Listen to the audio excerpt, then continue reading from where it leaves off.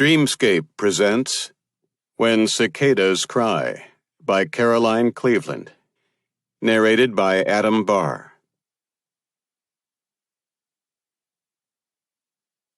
Summoned by some ancient call only they can hear, Cicadas, a genus of cicadas, appear only once every 17 years. The red-eyed creatures swarm like locusts, their incessant whir dominating the summer air for weeks before they disappear as mysteriously as they came. In dormant years, their larvae lie deep in the ground, but they are not hibernating.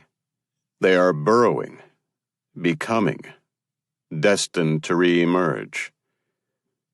They were last seen in South Carolina in 2017. That same year, a brutal murder took place in a rural church nestled deep in the brooding shadows of the South Carolina Lowcountry.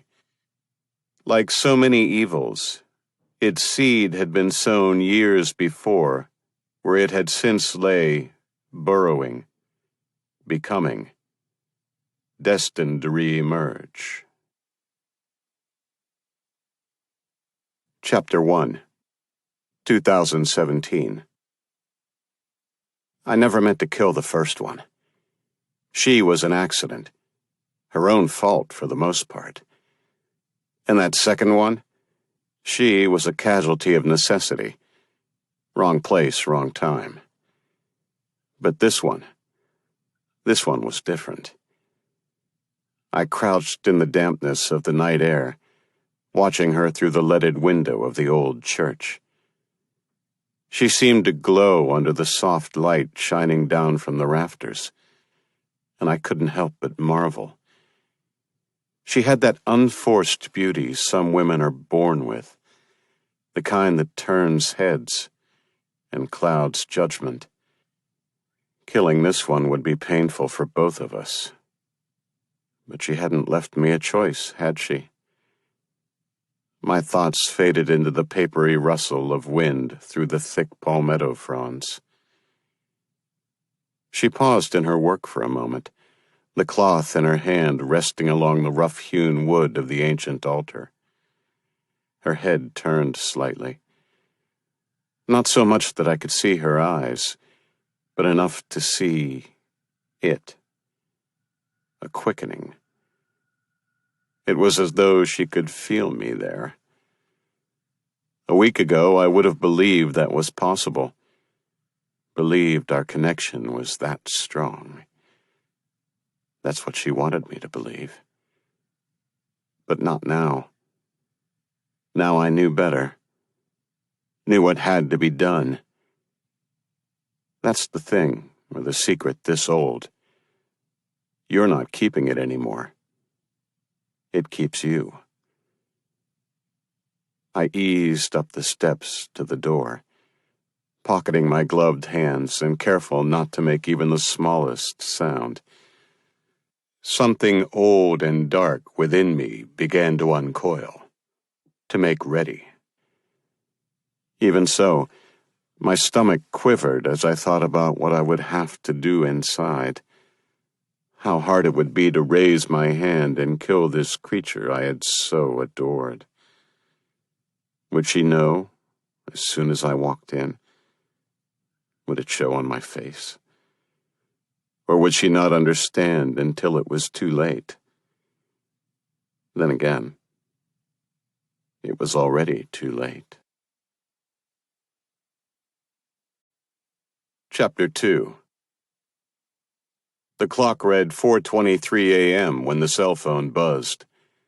Zach didn't recognize the number, but it was likely a client in some kind of trouble. Again. This better be bad, Zach warned the caller, shaking off sleep. We're way past bad. This Zach Stander? The deep voice was familiar, but Zach couldn't quite place it.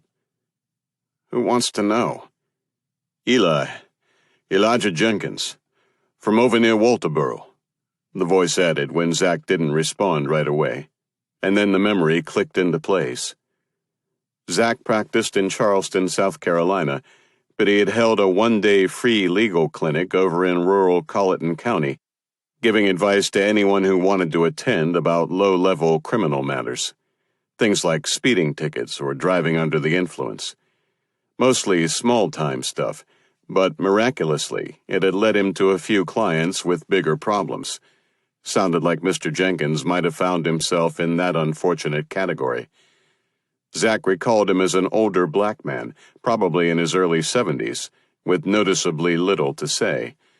Like maybe he had more than his share of stories to tell, but knew better. "You still there?" Mr. Jenkins asked.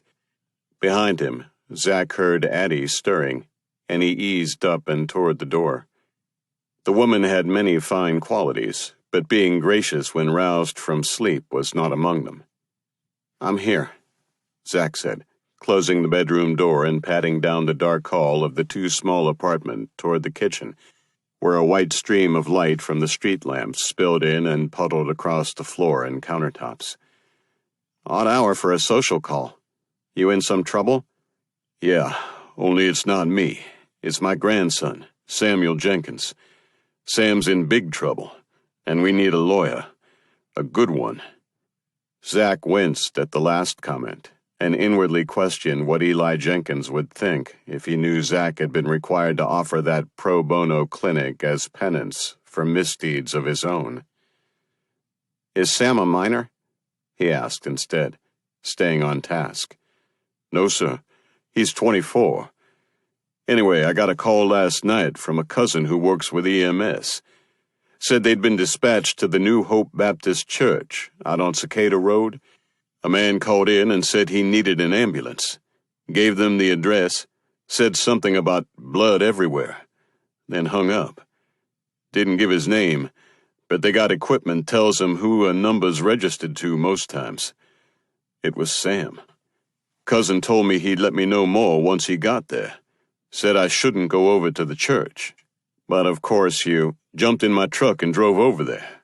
You gonna tell this or you want to listen up?" "I'm listening. You went to the church." Zach ran his free hand through his dark, sleep-tousled hair, then dropped it back to his hip. "Yeah, took me about 15 minutes from the farm." "And?" "Man, it looked like a war zone. Red lights, blue lights, yellow lights, headlights. I haven't seen so much chaos since Nam. I parked the truck out of the way and ran for the door, but a couple of cops, big fellows, stopped me and wouldn't let me near the place. Said it was a crime scene, but wouldn't say more. Couldn't get a soul to tell me what was going on. Seemed like days, but it probably wasn't more than an hour before they brought Sam out. His head was hung low, and he was walking all wrong, like his legs might give out. They'd parked some cruisers with the headlights pointed toward the door, so I could see him clear even from way back there. Could see it all over him." "See what?" "Blood." The old man's voice caught in his throat, and he paused like he might be choking back something too big to risk losing control of. "I broke free and ran toward the EMS truck to meet him there. Only they didn't take him to EMS. They walked him the other direction. That's when I noticed he was in cuffs. Next thing I knew, they were putting Sam in the back of a cruiser, hauling him to the sheriff's office. I called over there looking for him, but they said they'd done took him to the detention center." "That was fast. It probably means he wouldn't talk to them. That's good. Have they charged him?" Zach asked, afraid he already knew the answer. The vestiges of sleep were long gone now, and adrenaline coursed through his system like an electric current. "Murder, Mr. Stander." The older man's voice caught again. "I know in my bones he didn't do this. But I've been around long enough to know being guilty and being found guilty are two different things, especially for a young black man." "I take it they found a body in that church. Someone Sam knew?" "A white woman named Jessica Gadsden. Apparently went by Jessie. I didn't know her, and as far as I know, Sam didn't either. At least, he never mentioned it to me. I met her daddy a time or two over the years, Buford Gadsden. His family's been in these parts for generations. Not someone I'd expect Sam to have a lot in common with. Has a Confederate flag sticker on the bumper of his truck, and he hangs out at a hunting lodge with a tight-knit group. Zack leaned against the counter and let out a slow breath as it sunk in. The Low Country was already teeming with racial tension. 2 years ago, in 2015, a local cop, Michael Slager, had gone rogue during a routine stop for a missing taillight and shot Walter Scott, a black unarmed suspect, in the back 5 times. Months later, Dylan Roof, a young man from the upstate with stark white supremacist views, had ruthlessly massacred 9 black parishioners attending Bible study at Mother Emanuel African Methodist Episcopal AME Church, an historic church with ties to slavery abolitionists. Roof had been sentenced to death 6 months ago, in December 2016. That same month, Slager's first trial had ended with a hung jury, but the dauntless female solicitor had charged back for a second round, and that second trial was anticipated to take place later this year. Now, amid that mayhem and social unrest, Zack was being asked to represent a black man accused of murdering a white woman from a family with deep roots in the community, and in a church of all places.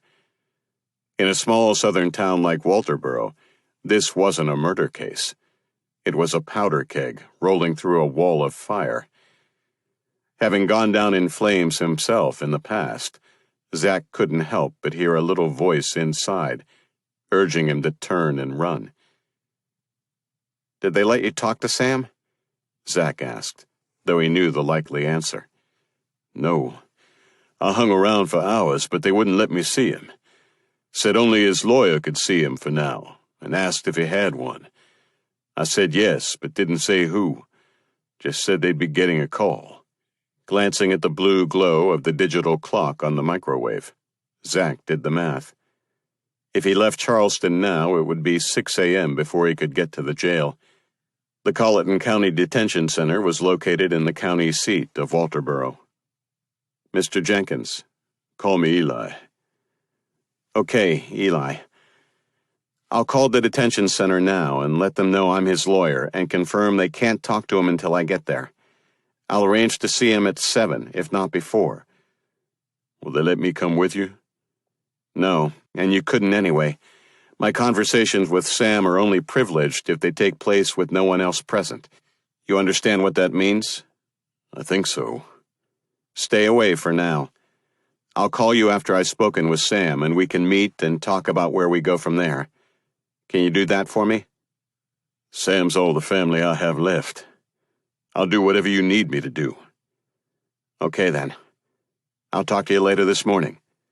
"Okay, then. And Mr. Stander?" "Call me Zack." "Zack?"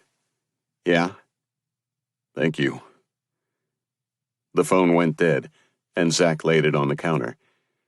He flipped on the small light over the sink and reached for the coffee maker. As he stood in the soft shadows of the room, listening to the hiss of the water heating, he replayed the conversation in his mind until it hit him. Unlike most callers in trouble, Elijah Jenkins hadn't bothered asking if everything would be all right. That old man knew better. Chapter 3. "I'd like to see my client, please," he said again, though he knew damn well the civilian at the front desk of the Colleton County Detention Center had heard him the first time. She tucked an imaginary strand of hair behind her ear and took her sweet time looking up. "Of course, Mr. Stander. Zack Stander." But she knew that. He busied his hands straightening his tie and fought to push the impatience out of his voice. "And which inmate is your client, Mr. Stander?" she asked, though she had, he was certain, heard that the first time, too. "Samuel Jenkins, same as 2 minutes ago." "Fella who killed Buford Gadsden's daughter?" Her eyes narrowed accusingly. "Allegedly." He was no longer trying to mask his irritation. "You made an appointment." 7 o'clock, he said, as her eyes followed his to the clock on the wall. 7:02. She shrugged and reached for the phone.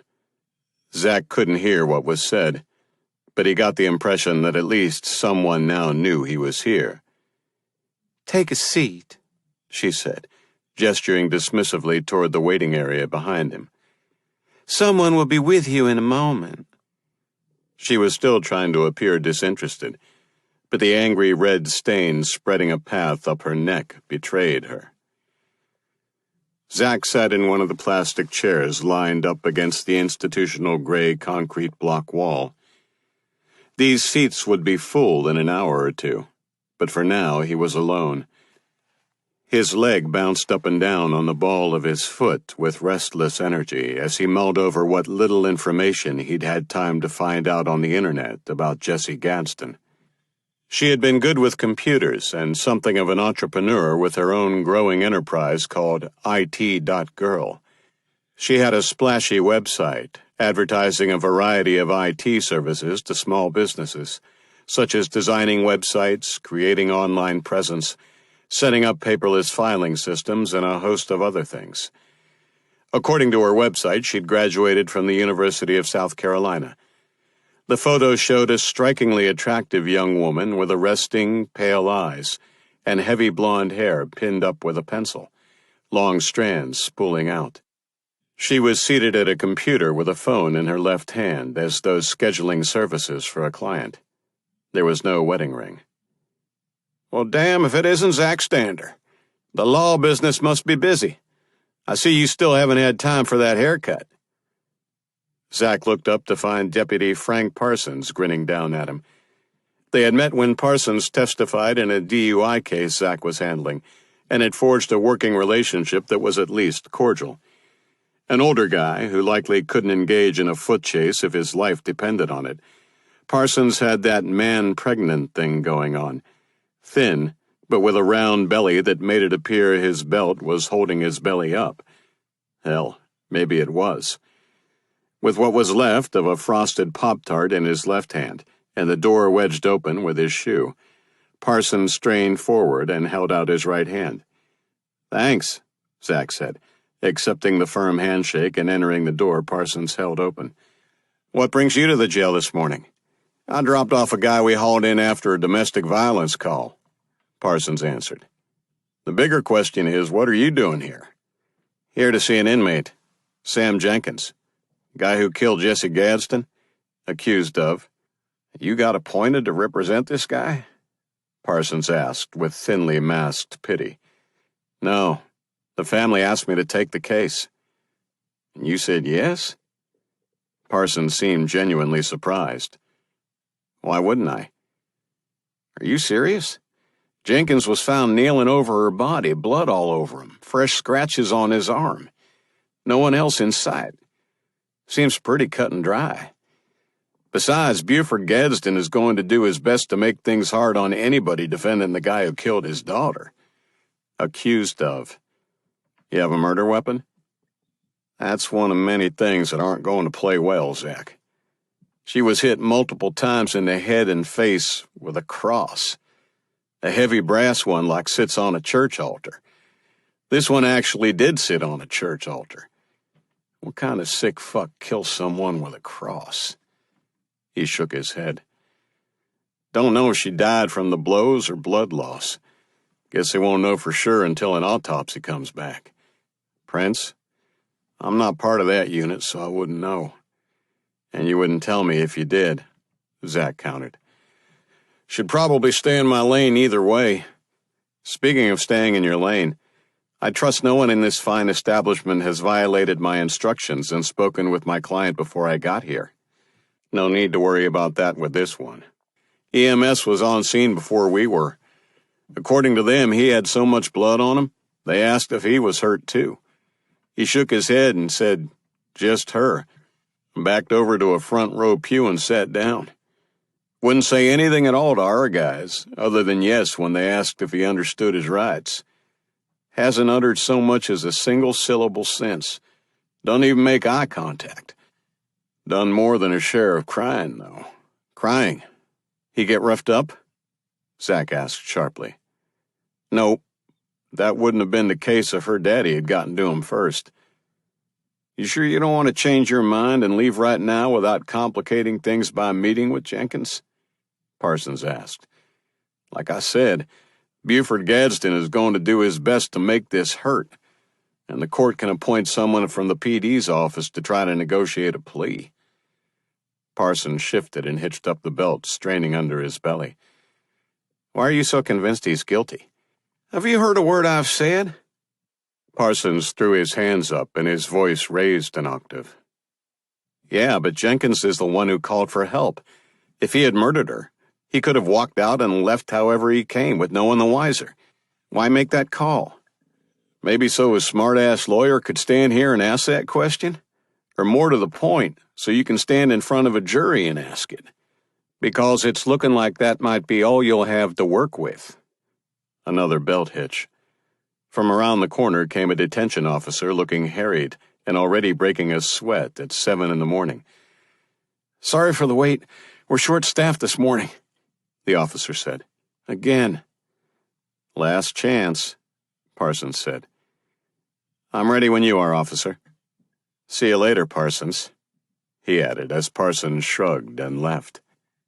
Zack followed the click-click of the officer's standard-issue shoes against the vinyl floor as he led him down a hallway and stopped in front of a meeting room.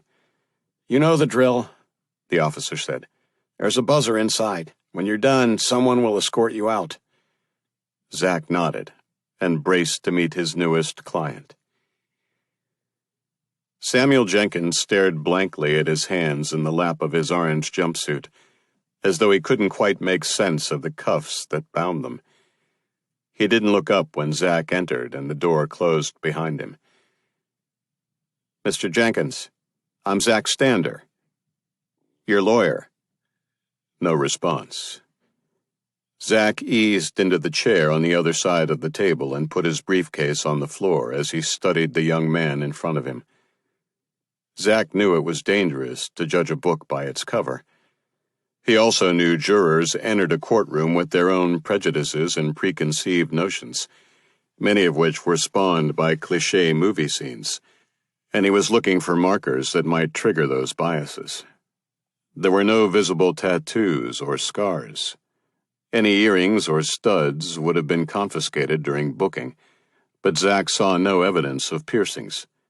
Jenkins's hair was cut short, and his face was clean-shaven, except for a slight shadow of new growth.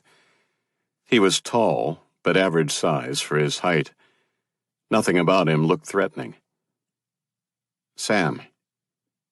Can I call you Sam? It's okay to talk with me. I'm your lawyer, and anything we say is privileged. Jenkins showed no sign of noticing anyone else was in the room, though it would have been impossible not to in those close quarters. Did they feed you anything? Zack asked, trying a new tactic. More silence. Zack huffed out an exaggerated sigh and settled back in the chair, resting his head on the wall behind it. He laced his fingers and tapped out the seconds with his thumbs, hoping Jenkins would come around if he gave him a little space.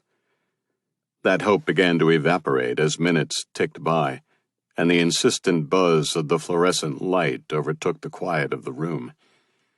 The longer this went on, the harder it would be to establish any kind of rapport. Fine, Zack said finally. It's your ass on the line, not mine.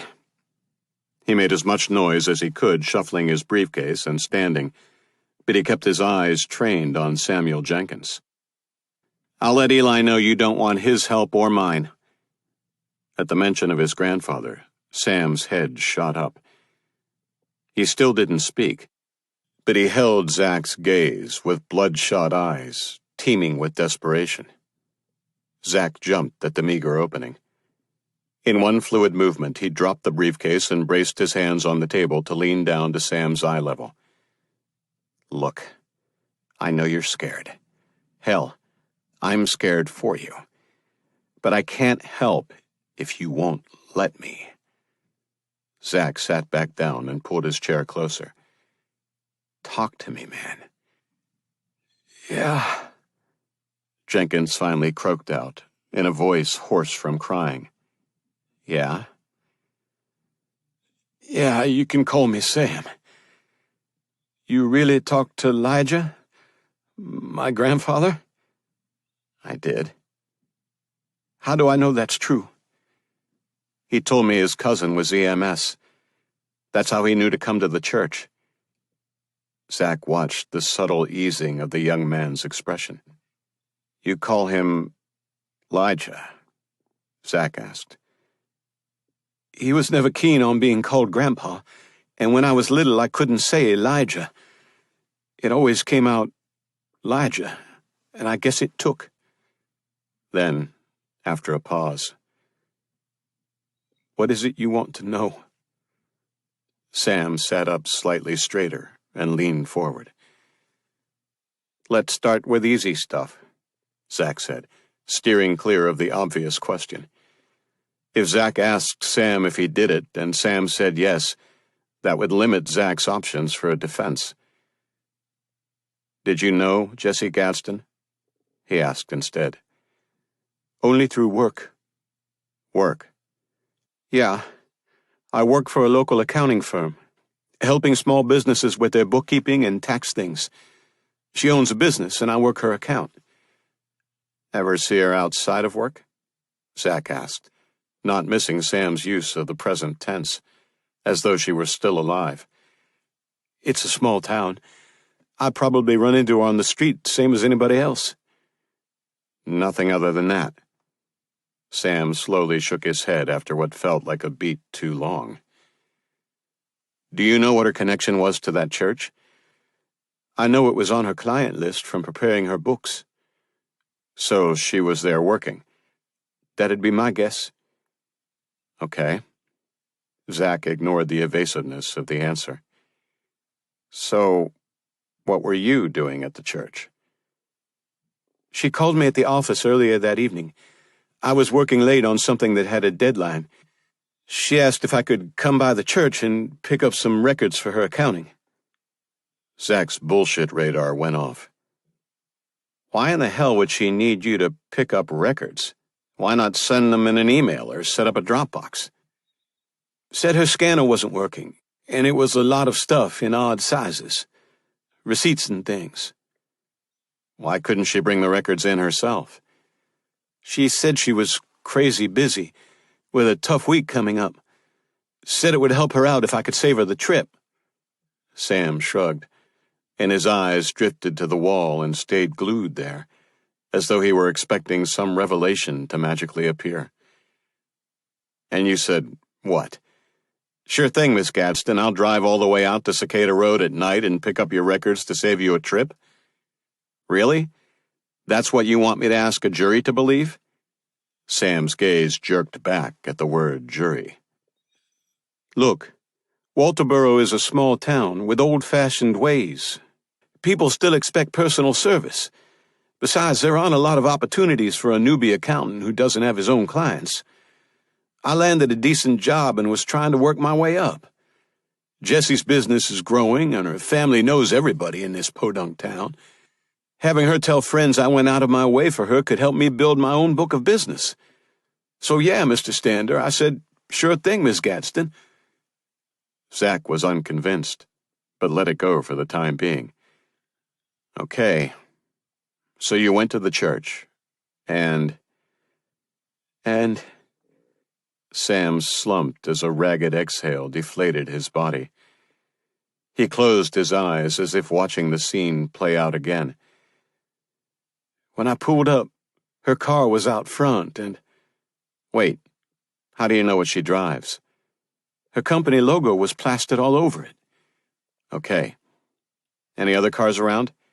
No, only hers. It looked empty, and lights were on inside the church. As I got closer, I noticed the door was cracked open, but not enough to see inside. I pushed it open and called out, but she didn't answer. I didn't see her at first. But then I looked down. His voice faltered, and tears began to course down his face. Zach waited without interrupting, not wanting to influence where Sam might go with this. First thing I saw was her feet, up near the altar. They were sticking out beyond the pews to my left, and one of her shoes was off. I called her name again, and started to walk toward the front of the church. He was sobbing openly now, and his breath was hitched. It's a small church, so it only took a few steps for me to see.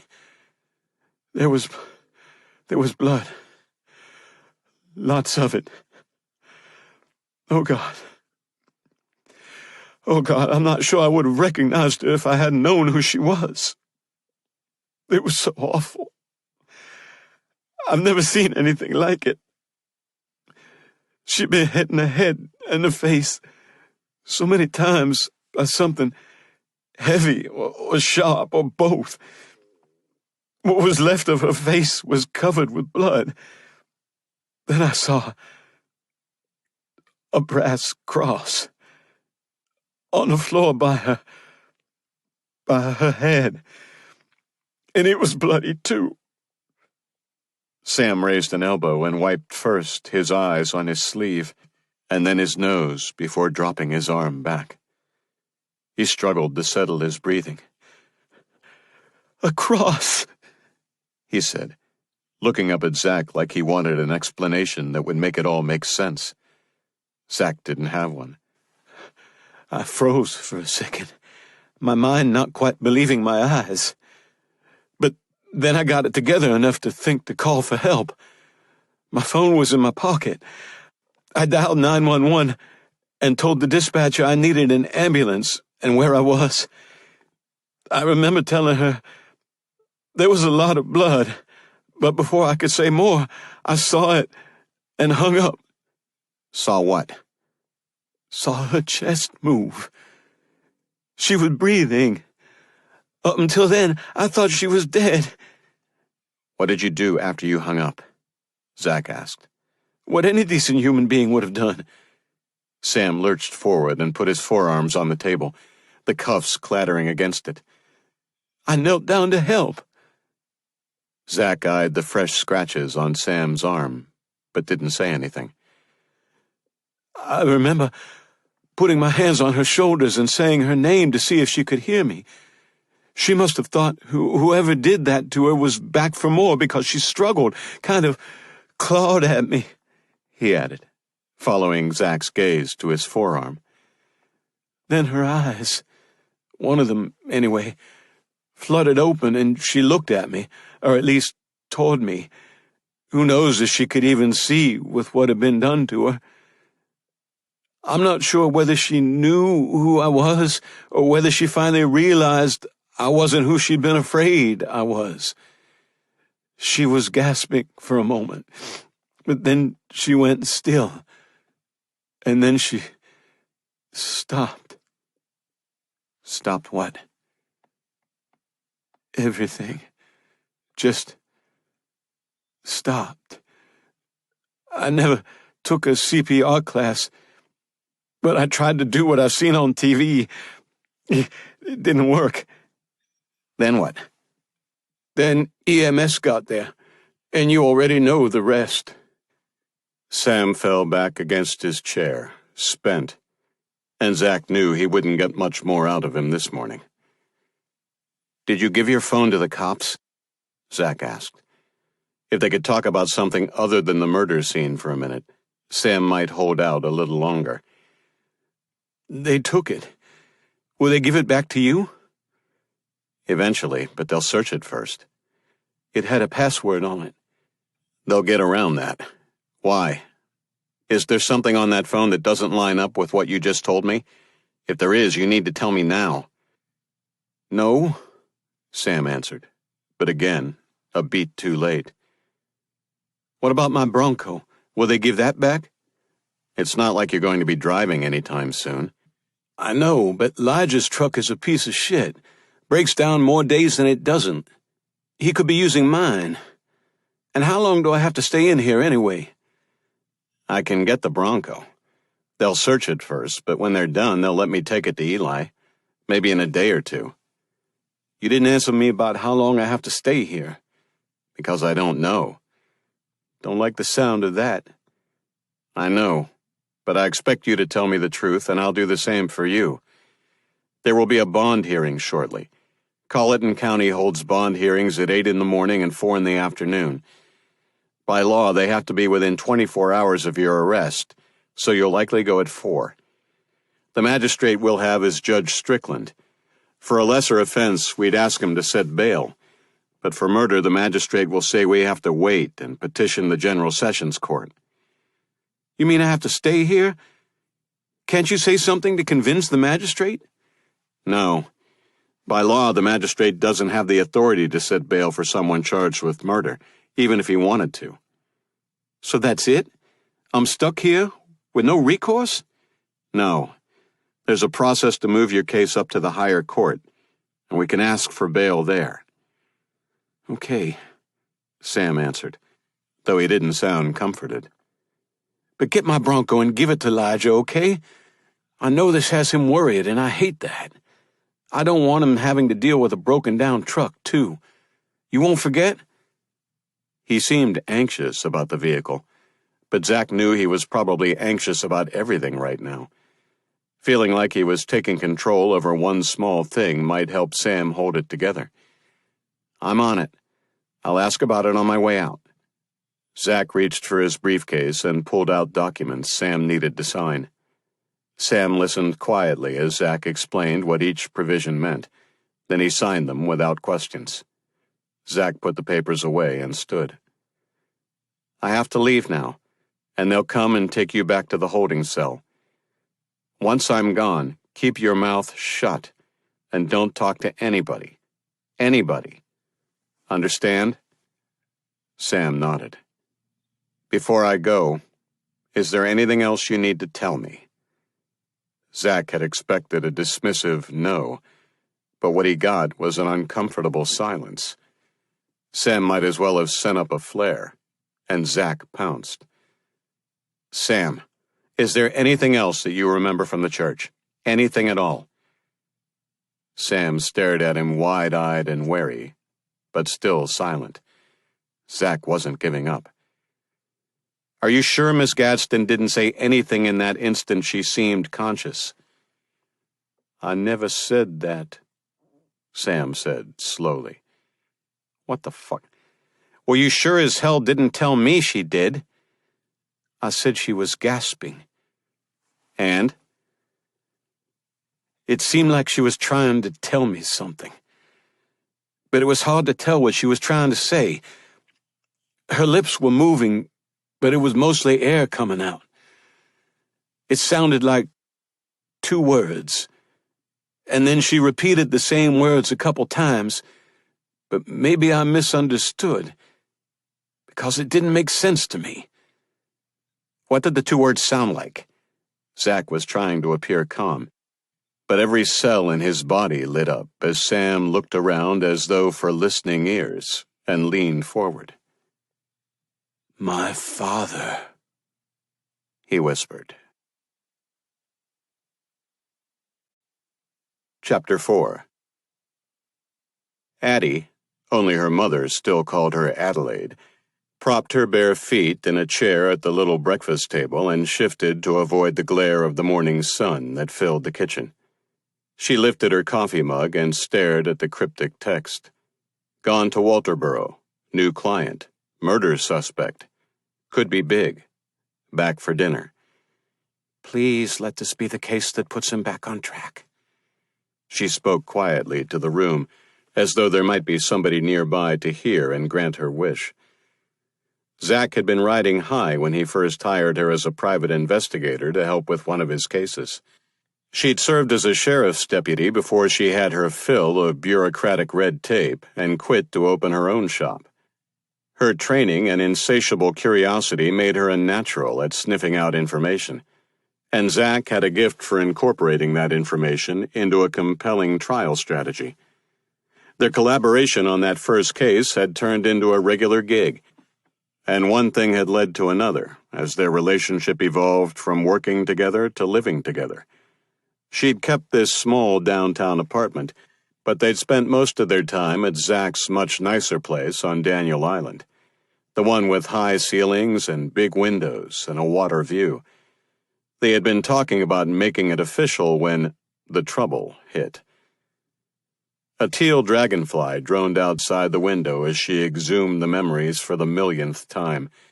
It had been easy for Zach to find clients who needed a lawyer. It took more traction and name recognition to attract clients who could pay a reasonable fee. Zach had finally made a splashy name for himself, and it paid off with a steady stream of paying clients. Clients like Robbie Gator Crosby. Paying fees had never been a problem for Gator. He was always in some kind of low-level trouble, smoking weed, DUI, and the like. But his brother over in Georgia owned a car wash with gaming booths you could play at while your truck was getting spruced up after a good go in the mud. Sold lottery tickets and beer, too. A cash cow. Gator was big and dumb, but likable, and the brother was always willing to pay legal fees or fines or bail, whatever. Gator became a frequent flyer with Zach, and he even referred friends. Gator would get busted for some small-time shit. Zach would clean it up, and brother would pay. What more could a lawyer want in a client? 2 years ago, Gator had been busted for pot. Simple possession, nothing alarming. That had quickly morphed into federal charges when a post-arrest search of Gator's apartment yielded cocaine and black market oxy in quantities that supported charges for intent to distribute. Gator swore he was being set up, and his brother put up a whopping retainer fee, in cash. These were serious charges, and the fee was big even for a thriving law practice. It was too good to resist, and Zach ignored the voice in his head warning him something was off. Nobody paid that kind of fee in cash. Turned out, the only thing real about Gator was his size. The dumb but lovable act was nothing more than a con. Gator operated on the fringes of a lucrative drug trafficking ring, and his brother's car wash was a thinly veiled money laundering scheme. By the time Zach admitted to himself what he'd suspected deep down all along, the feds were swarming all over him, too, making noise about his being an accomplice to the money laundering because of the source of the fees. Zach cooperated every way he could without breaching privilege and gave the feds access to his financial records. They identified and confiscated the funds in his account. Zach ended up broke and in trouble with the bar. A bit of luck had helped him avoid criminal charges, and the South Carolina Supreme Court stopped short of suspending Zach's license on the condition he provide some pro bono legal services, including offering free legal seminars to underserved rural areas. Addie knew Zach was lucky to keep his license and avoid criminal charges, but it had been a hard road after the dust settled. The name recognition he'd worked so hard to build had cut both ways, and he was big gossip all over the street. Who wants to hire a criminal defense lawyer who couldn't even keep himself out of trouble? He'd had to sell the nice house with the water view. He gave up the prestigious downtown office and settled for a dingy space in a dilapidated strip mall where careers go to die. Now he spent his days haggling over fees for traffic tickets and child support arrears. Addie wanted to help, but he was adamant about doing it himself, so all she could do was keep this apartment for them. Draining her coffee cup, Addie wondered about this new case. She'd found some posts about a murder in Walterboro, in a church of all places, but it had just happened, so there wasn't much detail. One of her 3 brothers was a local cop, but he would be falling into bed after the night shift right about now, so she knew better than to call him, and her best source at the Charleston County Sheriff's Office was in specialized training this morning. She would have to be patient for now. "I'm sick to death of being patient," she thought. She'd grown up locally in a big family with 3 brothers, 2 parents, a host of dogs and cats, and lots of love. She wanted to build a family like that with Zach. He claimed he wanted that too, but he was adamant that he needed his momentum back before they talked more about marriage. Addie understood that, or at least she was trying to, but she didn't believe his career was the only problem. She emptied the coffee pot down the sink and put her cup in the dishwasher before she went to get dressed. Pulling the soft summer blouse over her strawberry blonde hair, Addie thought again about the absentee father she suspected had something to do with Zach's hesitance to get married and start a family of his own. Zach didn't talk much about his father. All she knew was he had disappeared from Zach's life when he was a child. But she didn't need to know the details to know Zach dealt with the loss by closing off a part of his heart, and until he was ready to open that to her, it would stand in the way of their future. But when would he be ready? And how long was she willing to wait? Chapter 5. It was barely 10:30 a.m., but already the asphalt radiated heat, and Zach welcomed the cooler air as he stepped through the door and took in the room. The smells of bacon and country ham were as familiar as childhood. This was no gentrified retro diner with gleaming formica tables and trendy posters. This was the real deal, with a concrete floor and naugahyde-covered booths, worn thin and torn in places from decades of locals sliding in for a bellyful of the Low Country's famous comfort food and an earful of gossip. Second helpings were always available for both. It was late for breakfast and early for lunch, so the place was deserted. Eli was easy to spot. He would have been easy to spot anywhere. White hair gave away his age, but he was wiry and lean, and his leathered face hinted at a toughness forged by the weight of harsh years trailing behind him. But what stood out this morning was not his looks, so much as the air of anguish that hung like a shroud around him. His eyes locked on Zach instantly and held steady. The waitress made it to the table as quickly as Zach did, and was turning over the cup to pour coffee as he sat down. "Something to eat?" she asked, steam rising from the dark liquid. "No, thanks, coffee's good." Eli had a plate of eggs and grits that was untouched, though it had been there a while, judging by the congealed look of the grits. "How is he?" Eli asked after the waitress left the table. There was an edginess to his voice that warned how hard the older man had worked to hold it together while he waited for news. "Physically, he's okay, but he's scared shitless. That makes 2 of us." "What did he say? What the hell happened last night?"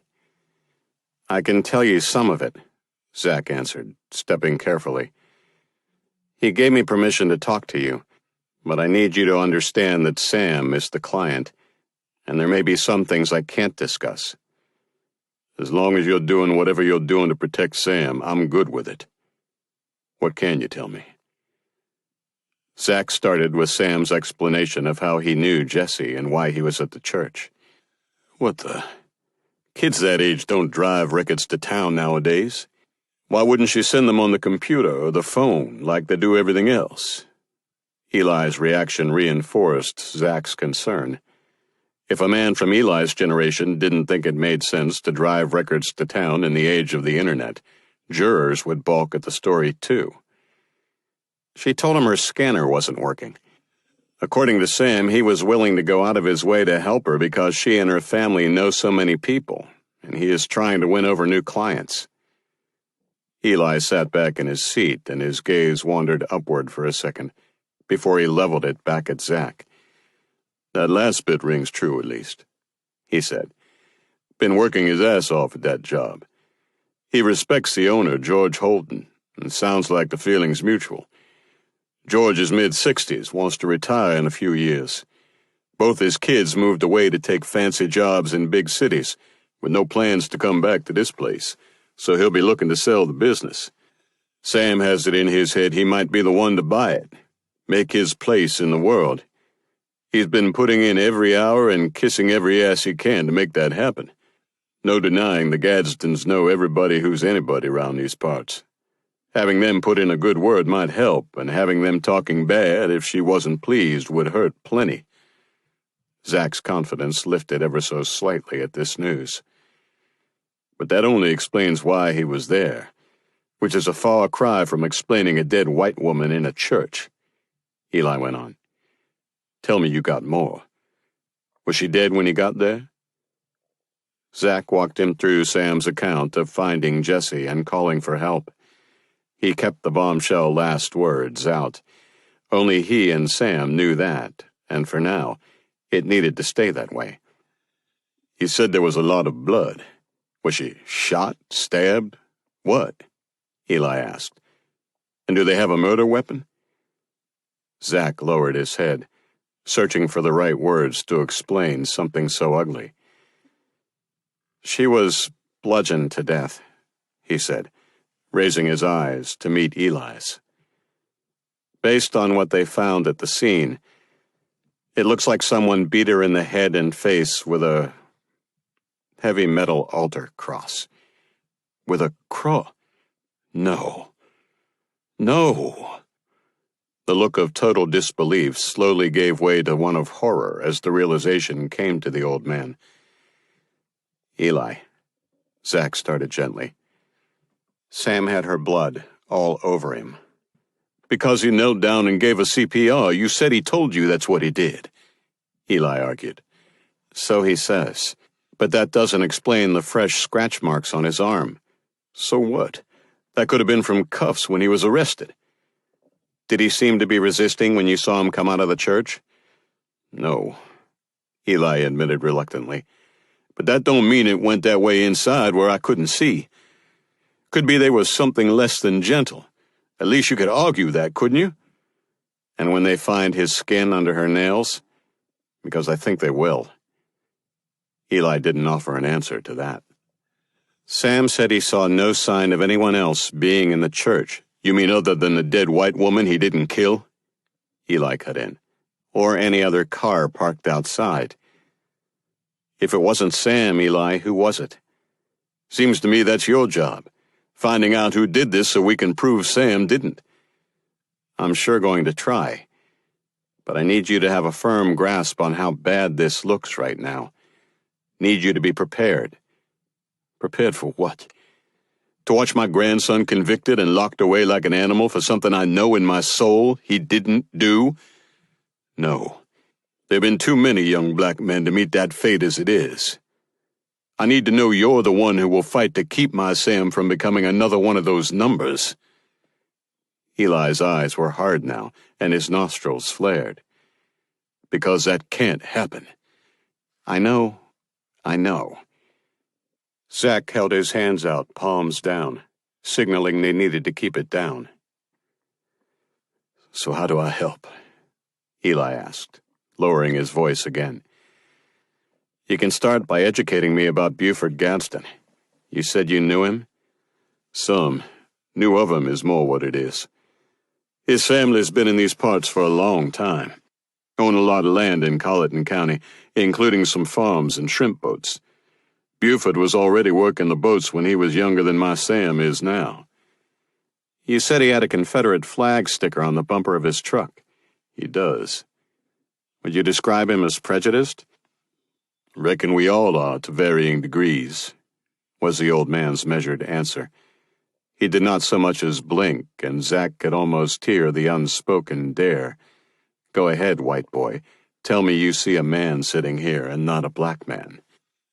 You're saying there's some racist in you? That you might see a person differently because of the color of his skin? Has it really not occurred to you yet that yours was the number I called in the dark of night because you are white? Get over yourself, Zach Stander. I know enough about you to know about the trouble you were in. And I know enough to know you had a lot more wins than losses before that. Sam needs a good lawyer, but not nearly so much as he needs a good white lawyer. So yeah, I guess you could say I see color too. Is being tuned into someone's color the same thing as being racist? Zack asked, feeling more stung by the old man's words than he hoped showed on his face. You tell me. So the Confederate flag on his bumper doesn't say anything to you. There's another bumper sticker on that same truck that says heritage, not hate. And you believe it. So far, Buford Gadsden hasn't given me a solid reason not to believe it. Let's just say there are other people who don't leave any room for doubt, like that buddy of his that goes by J.B. Those are the ones that give hate a bad name.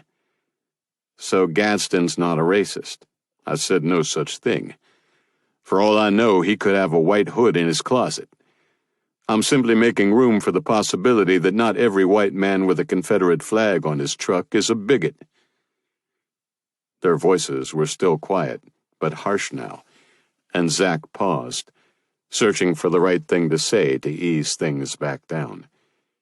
What? Eli taunted when Zack didn't respond. Does it upset your notion of who I'm supposed to be if I argue your side of it? How do you know who I think you're supposed to be? And why do we have to have presumed sides? And why do we have to argue about this now when we need to be working on Sam's case? Because this is what Sam's trial is going to be about. It won't be about an ambitious young professional wrongly accused of killing a woman he drove out of his way to help and called EMS for and tried to give CPR to. It will be about a black man found with a dead white woman. And I need to know you understand this is real, and that you can talk about and argue about this from both sides, and can find a way to reach the people on that jury who can't see past color. Because if you can't do that, you can't help me save Sam, white or not. The expression on the old man's face was open and raw, and Zack tried to imagine what it must have felt like growing up black in the rural South in the 1950s and 60s. It didn't take long to admit to himself he probably couldn't even imagine it. As though he could read Zack's thoughts, Eli answered them. I hear a lot of talk about how things have changed, and since I'm old enough to remember how it used to be, I can admit some of that's true. Sam's got a job I couldn't have hoped for in this part of the world at his age. He earned a business degree at Carolina, and he's got a future using his brain and not his back. At least he did until last night. But there are still things that haven't changed, and I'm not going to stand by and let his life be ripped away for something he did not do. Not if I can help it. Eli folded his arms and sat back with a clenched jaw that said he was done for now. Then help me, Zack said, trying to steer the conversation back to facts he might be able to use. It took a minute, but Eli relaxed and leaned forward, putting his forearms on the table between them and nodding consent. You said Buford worked on the shrimp boats when he was young. He did, Eli said, nodding again. Sounds like hard work. It is. Got himself in a bit of trouble back in the 80s for trying to make it pay better. Come again? He figured out the same boat that hauled shrimp to the dock could haul in bales of pot for a lot more money. Sold some weed to the wrong kid and got caught. Did a little time, but not long. Far as I know, he's been clear of trouble with the law since then. The 80s were a long time ago. How do you know all this? That might be a longer story than you want this morning. Give me the skinny version for now, Zack said, reaching for his coffee. Eli sighed as he looked out the window and feigned interest in a lizard on the outside sill, soaking up the sun. Well, the story starts long before the 80s. Not a lot of opportunity for any poor kid in the rural South when I was coming up. Even less for a poor black kid. Then came Vietnam.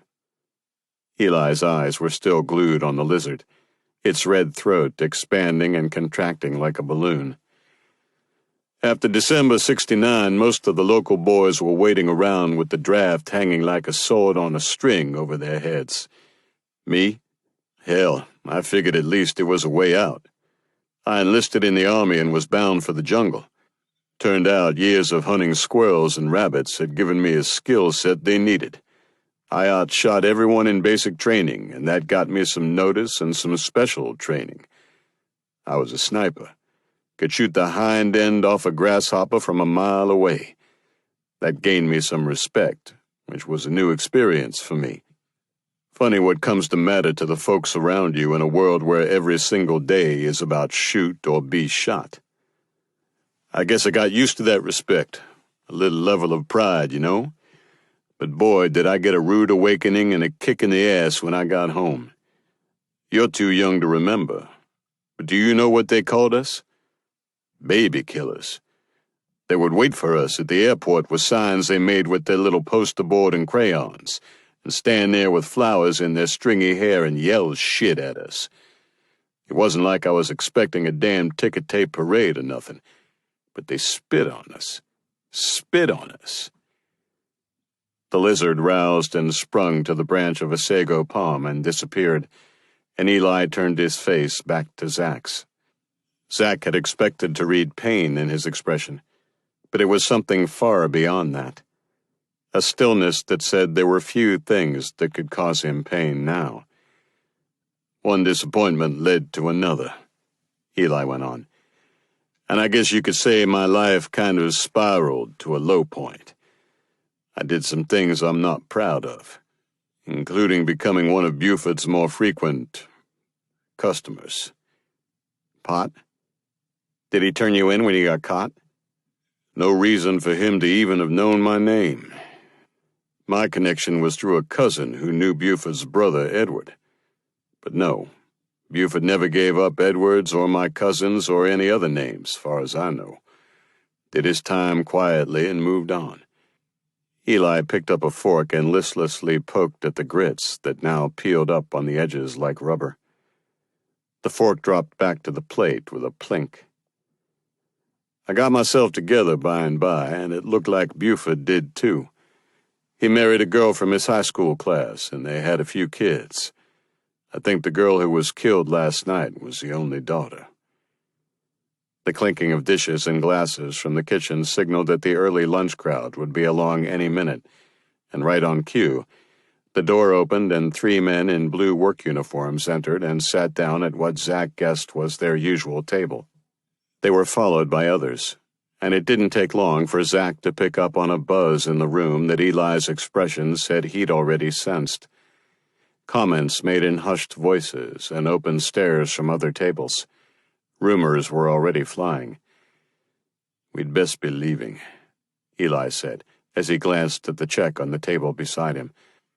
He slipped double the amount of the tab under the edge of his plate of untouched food and nodded to the waitress, who seemed relieved to watch them go as Zach followed Eli out to the parking lot. The 2 men paused behind Zach's car.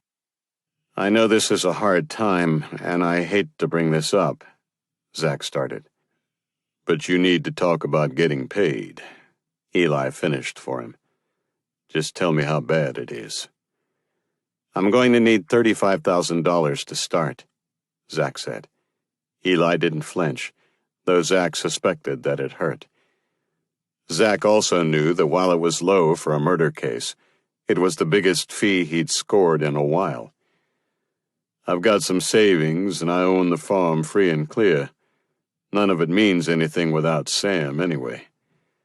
I'll need more if we have to go to trial, Zach added. I'll find a way to take care of it. You take care of Sam. How soon can he get bail? I see on all those lawyer commercials that he's supposed to get a hearing for bail within 24 hours. Is that true? Unfortunately, Eli, what you hear in commercials isn't quite accurate. Yes, you get a bond hearing within 24 hours. Sam's will be at 4 this afternoon. But that hearing is before a magistrate judge, Judge Strickland, and a magistrate can't set bail for murder charges. That has to be done by the circuit judge in General Sessions Court. So what good is requiring a bond hearing to be within 24 hours if it's impossible to get bail from the magistrate hearing it? How does that even make sense? I'm not sure I can make an argument for it making sense, but that's how it works. Sam will get a second hearing, though, in front of a General Sessions Court judge, and that judge can set bail. When will that be? That's harder to say. It depends on the timing and availability in the courts.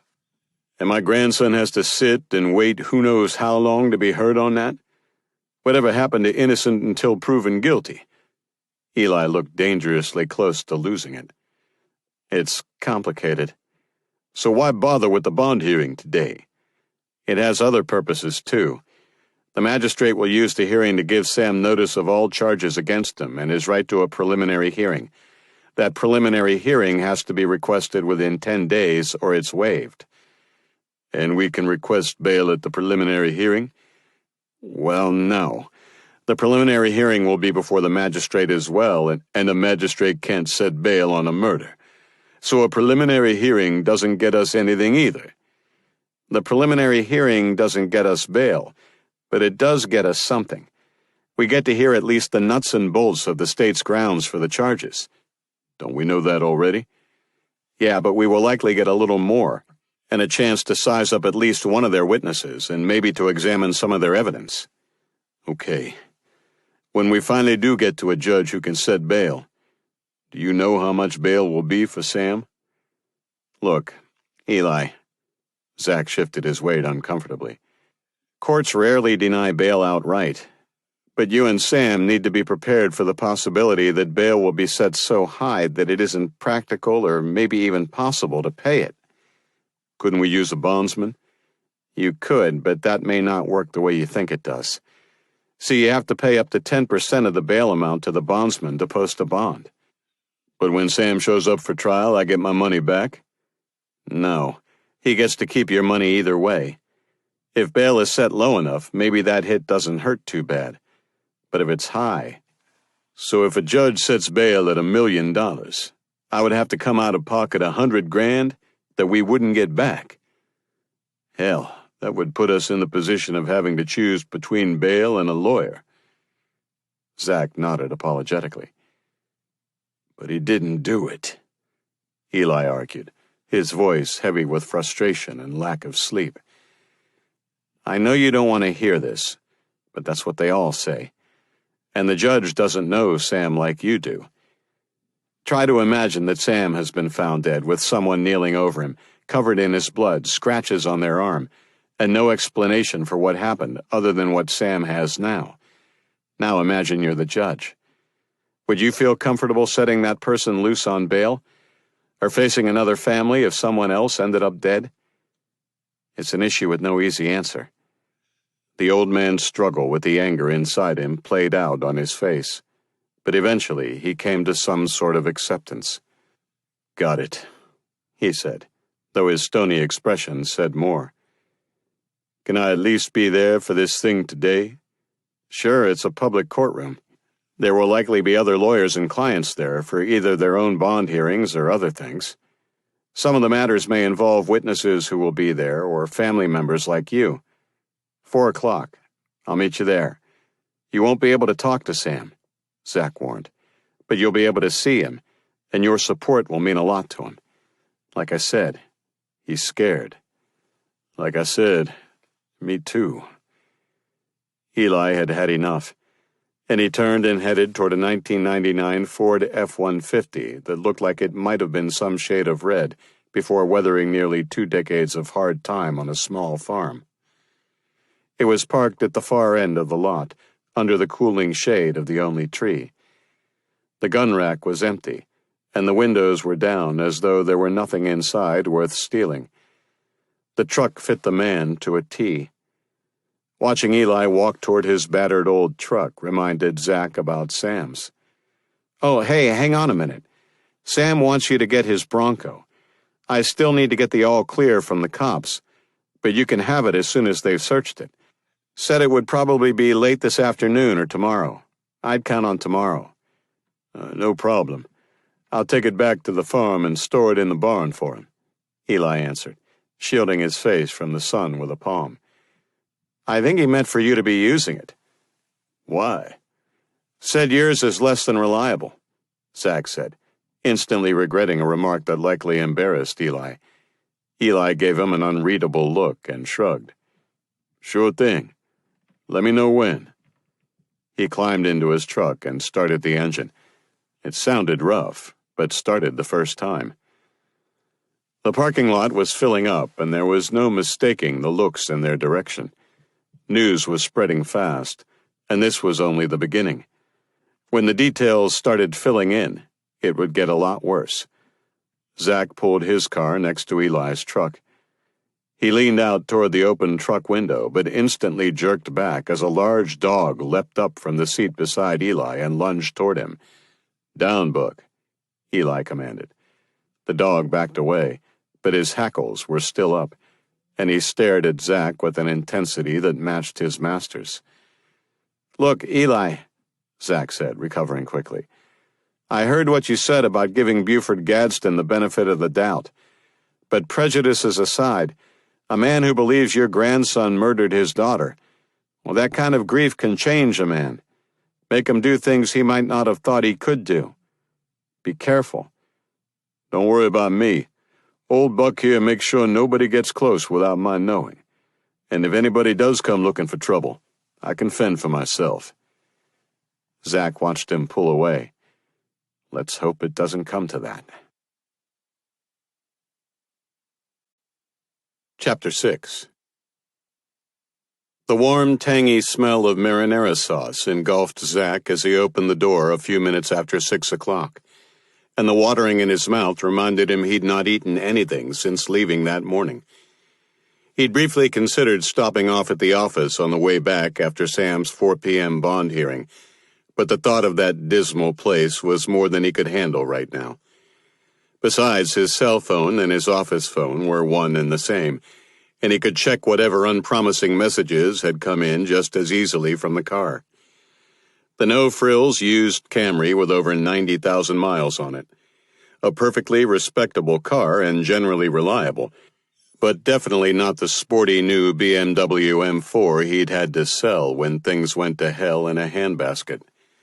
Now, closing the apartment door behind him, he was sure he'd made the right call by coming straight home. From the kitchen, he could hear Kid Rock's raspy voice singing All Summer Long, with Addie chiming in, slightly off-key, but right on target with the heart and soul. Leaning against the door, Zach paused, marveling again at the many facets of this crazy, beautiful, fierce, and scary smart woman. She was the one bright spot left in his wretched life. Addie could handle herself with the toughest of criminals, come home and cook a meal that would put those television chefs to shame, and then party as hard as she worked. Better yet, she seemed incapable of giving up on him. He couldn't wait to tell her about his day because he had come to feel like nothing ever really happened, good or bad, until they had shared it. Because she was employed by him to work on his cases, he could share privileged information with her. He already knew that by now she would have put her investigator's skills to work and would tell him things he did not yet know about his new case. But that was part of what made it all so amazing. "You going to drag your ass in here and eat this dinner, or what?" she called from the kitchen. "On my way." He smiled and tossed his briefcase on the floor beside the hall table. She had one hand on the knob of the cooktop, adjusting the flame, while the other stirred the thick sauce. She lifted her face for a kiss as he slipped one arm around her slender waist and gave it his best effort. "Nice," she said. "Now wash your hands and set out some plates. The stuff is ready." She gestured with her head toward the table, where salads and warm bread waited. "Yes, ma'am." Moments later, they had steaming plates in front of them. "So tell me already," she said, winding a fork through her pasta. "How did things go today? I'm assuming you had a 4 o'clock bond hearing, and the magistrate couldn't grant bail." "That's right. We'll ask for bail once we get to General Sessions Court, but I'm not optimistic about what the bond amount might be." Zach shrugged. "I've already filed a request for a preliminary hearing," he added, reaching for the bread. The worst of it, though, was Buford Gadsden and his wife showing up for the bond hearing. Buford is a big guy. His size alone is intimidating, but the look on his face was the thing. He didn't look angry or sad or any of the things I was expecting. It was like his face was made of stone, with no clue about the extent of the storm behind it. That was unnerving. Like being in the dark and hearing a noise. It's scarier when you can't see what's there. His eyes never left Sam, and I thought Sam would come unglued for sure. "What about the mother?" Addie asked. "Complete opposite. Petite and made of anything but stone. I don't think she stopped crying the whole time we were there. My job is to defend Sam, but her grieving was heartbreaking to watch. After the hearing, when I was walking to the car, I saw them getting in a truck to leave. Buford gave me that same stare he'd been giving Sam. If he meant it to shake me up, it had the intended effect." Zach took another bite of his pasta, and then went on to fill her in on his meetings with Sam and Eli. But he left out Jesse's last words. He wanted to hear Addie's first impression of the other facts before throwing that in. By the time he had finished, their meal was almost done. "That's some case you landed there," she said, pushing her plate away. "I know it's early yet, but I can tell your first impression is Sam didn't do it. What I can't tell is why. They have damning evidence against him, and that lame excuse about going to get business records from an old church in the dark of night screams I'm lying. I'll admit the call to EMS helps some, but he's an educated guy. He could have been thinking that when he made the call." "You're right. He's definitely hiding something, and that bothers me. A lot.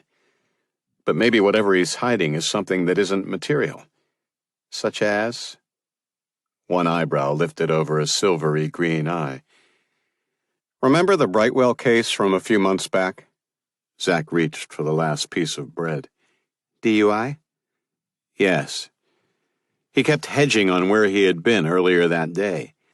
"What he was really hiding," he said, punctuating the really with a stab of the bread into the air, "was that he was gay, which had absolutely nothing to do with the charges against him.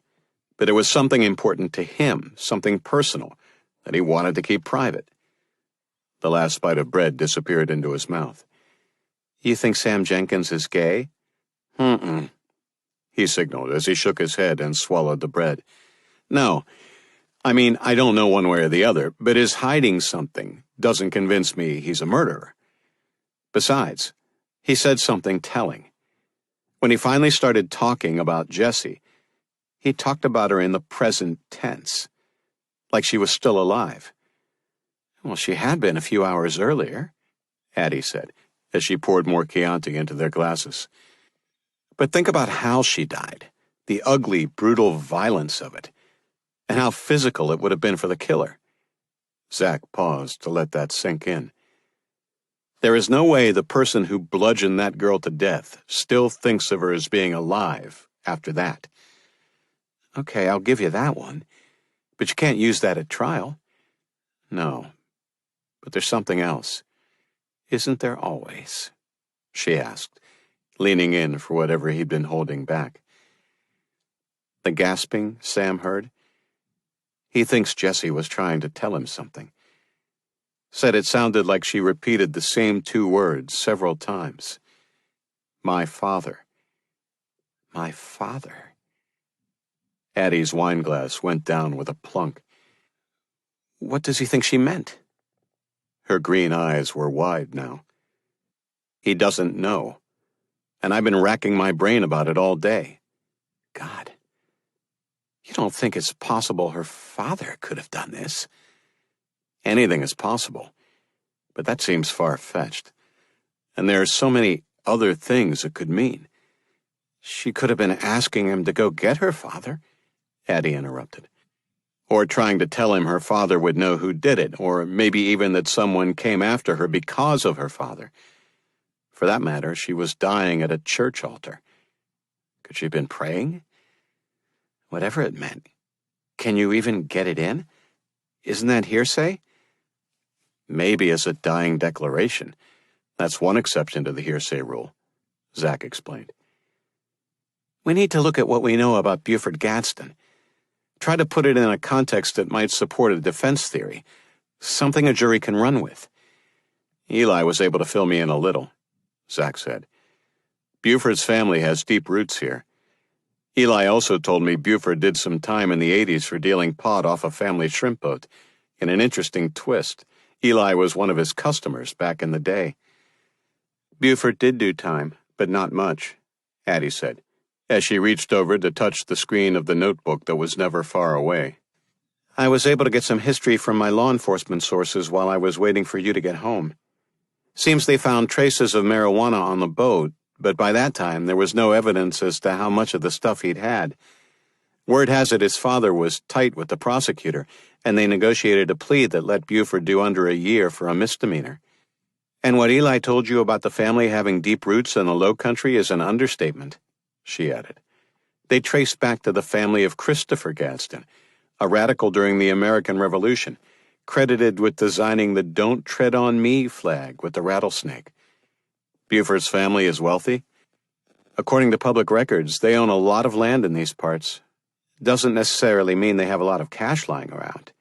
The house Buford and his wife live in looks modest, according to the photo on Zillow, and the vehicles registered to their names are decent, but nothing flashy.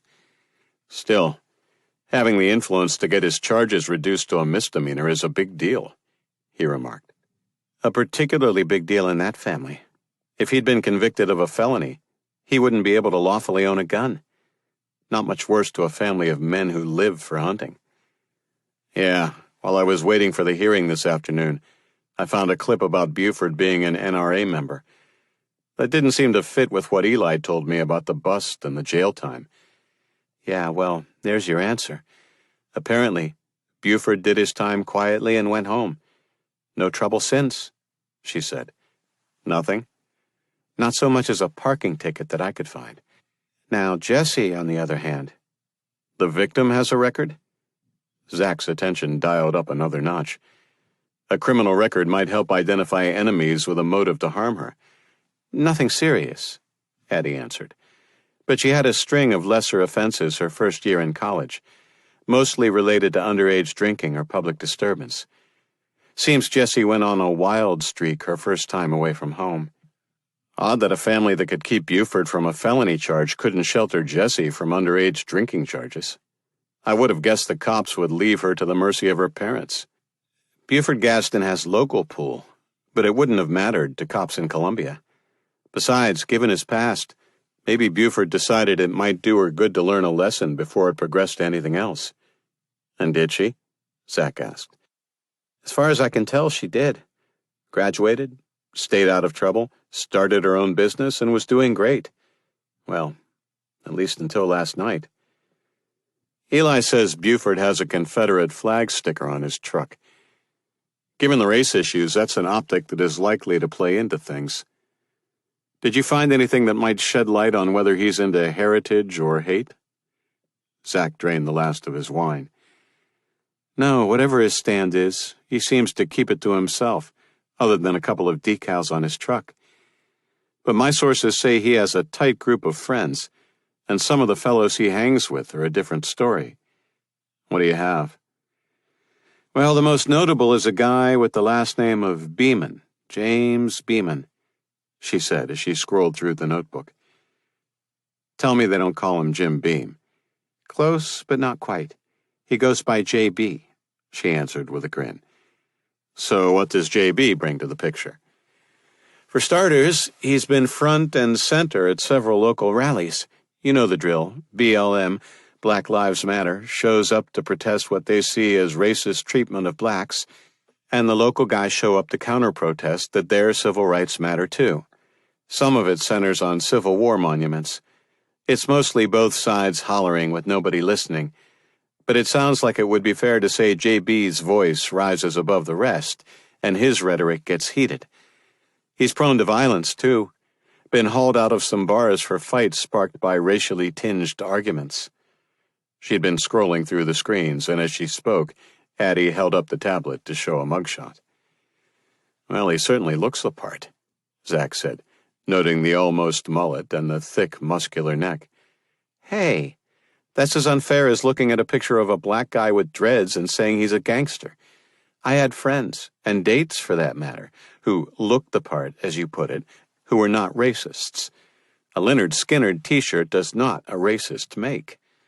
There was a little flash in her eyes now. While there's a strong percentage of openly racist guys sporting that look. Same could be said for a strong percentage of thugs wearing the waist of their pants down around their thighs and having a front grill of gold teeth. But a strong percentage is not exactly a definitive test.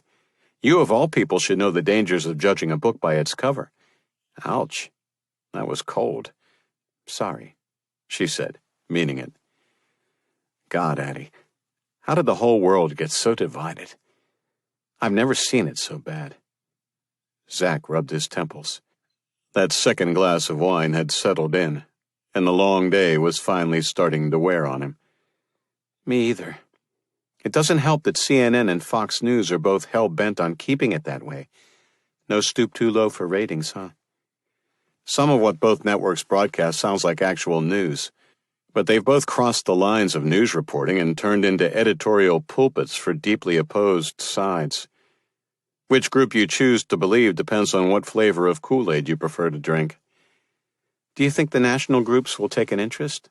She asked. You mean like BLM? I don't know. They've mostly focused on police and government behavior, like the Slager trial, and incidents like the one at Mother Emanuel with black victims, not black suspects. A lot of people think that last part shows that racists come in all colors. I can see both sides on that, Zach said. And there it is, she declared with a triumphant slap of her hand on the table. That's what I've been waiting for since this conversation started. She was smiling, that high-wattage smile he could never get enough of. There what is? You aren't just saying that. You do see both sides, Zach. You always have, she said, placing her palm against the side of his face. And that's what makes you perfect for this case. We're living in a world where everybody's talking about race and nobody's listening. And when people are talked at, they shut down. You see both sides because you are listening. And I believe that will give you a fighting chance to get through to a jury and make them see past color. It has to. Sam's case depends on it. He wrapped his fingers around her wrist and turned his face to kiss her palm. No, Ads, he said. Sam's life depends on it. What if I'm not up to it? You're not considering turning down this case, are you? Sam signed the contract, but I haven't accepted a fee yet. I could still back out. Why would you do that? Ads. The whole state, maybe the whole nation, will be watching this one. If it doesn't go well, even if it's not my fault, I'll crash and burn in front of a big audience. Baby, you already did a crash and burn in front of an audience. Do you want to spend the rest of your life scratching out a living with the small-time stuff because you're afraid to put yourself back out there? Wow, that was brutal, Zach said, recoiling and taking her hand from his face. No, baby, that was honest. And so is this. You have something special that lets you wade through the bullshit to get to the truth and convince the rest of us. That's what Samuel Jenkins needs right now. Like you said, his life depends on it. And maybe, just maybe, while you're saving his life, you can save your own. She paused a moment before going on. Tell me when you were working this case today that you didn't feel like you were finally doing something that mattered again. Tell me you don't believe your path has crossed Sam Jenkins's for a reason. Zach turned his head away, but she reached out and gently pulled it back so he had to meet her gaze. I believe in you. And it sounds like Eli and Sam believe in you. But that isn't going to fix you. And until you fix you, I don't know how we move forward with us. You're going to have to learn to believe in yourself again. And maybe that starts with this case. And if I fail, the only way you fail is by not trying. What did I ever do to deserve you? Who the hell said you deserve me? Chapter 7. I went to the magistrate's bond hearing at 4 o'clock this afternoon. Walked right in and sat down, and no one gave it a second thought. And why would they? Hiding in plain sight, I believe, is the worn-out expression. After the hearing, I drove out here, and I've been sitting under this oak tree ever since, replaying it over and over in my head. Not sure exactly how long I've been here, but I know it's been hours. When I first sat down, the cicadas were whirring themselves into a frenzy, and then winding down like old clocks. But they quieted around dusk. After that, the darkening sky began to fill with the urgent trilling of needful, hungry night things. And still I sat here. There were only 2 inmates on the roster. The first was a young woman who made the regrettable decision to drive home shit-faced. Luckily, the only casualty was the front end of her car when she hit a utility pole. The magistrate read her charges, explained her rights, and released her with a Form 1 on her own recognizance. Then came the main attraction, Samuel Jenkins. He was the reason something as routine as a bond hearing had suddenly become a hotbed of prurient interest. Family members were usually at these hearings, of course, but today the room also held a host of the curious, including most of the criminal bar, all of whom likely had been speculating about who might be defending Jenkins before they finished their first cup of coffee this morning. There were a few media members, but they hadn't gone full scale yet. That would change by the time of the preliminary hearing. All eyes were glued on Jenkins, and everyone in the room was wondering whether and how he could have done what he was accused of. Well, all but 2 of us. 2 people in that courtroom knew for sure Samuel Jenkins hadn't killed Jesse Gadsden, but only one of us knew who had. Zach Stander from Charleston was there as Jenkins's attorney. Interesting choice. He'd had a thriving practice at one time, but I'd heard he'd fallen on hard times after he got in that bit of trouble. The magistrate, Judge Strickland, read the charges and asked if Jenkins understood what he was being charged with. Sam responded with a yes. But I wondered how much he really understood at that moment about how his life was about to change.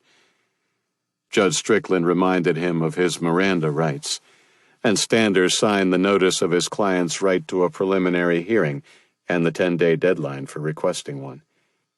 I watched Samuel Jenkins's head drop as Strickland explained that he wasn't authorized to set bail, and Jenkins would have to wait in jail until the General Sessions Court could hear the issue.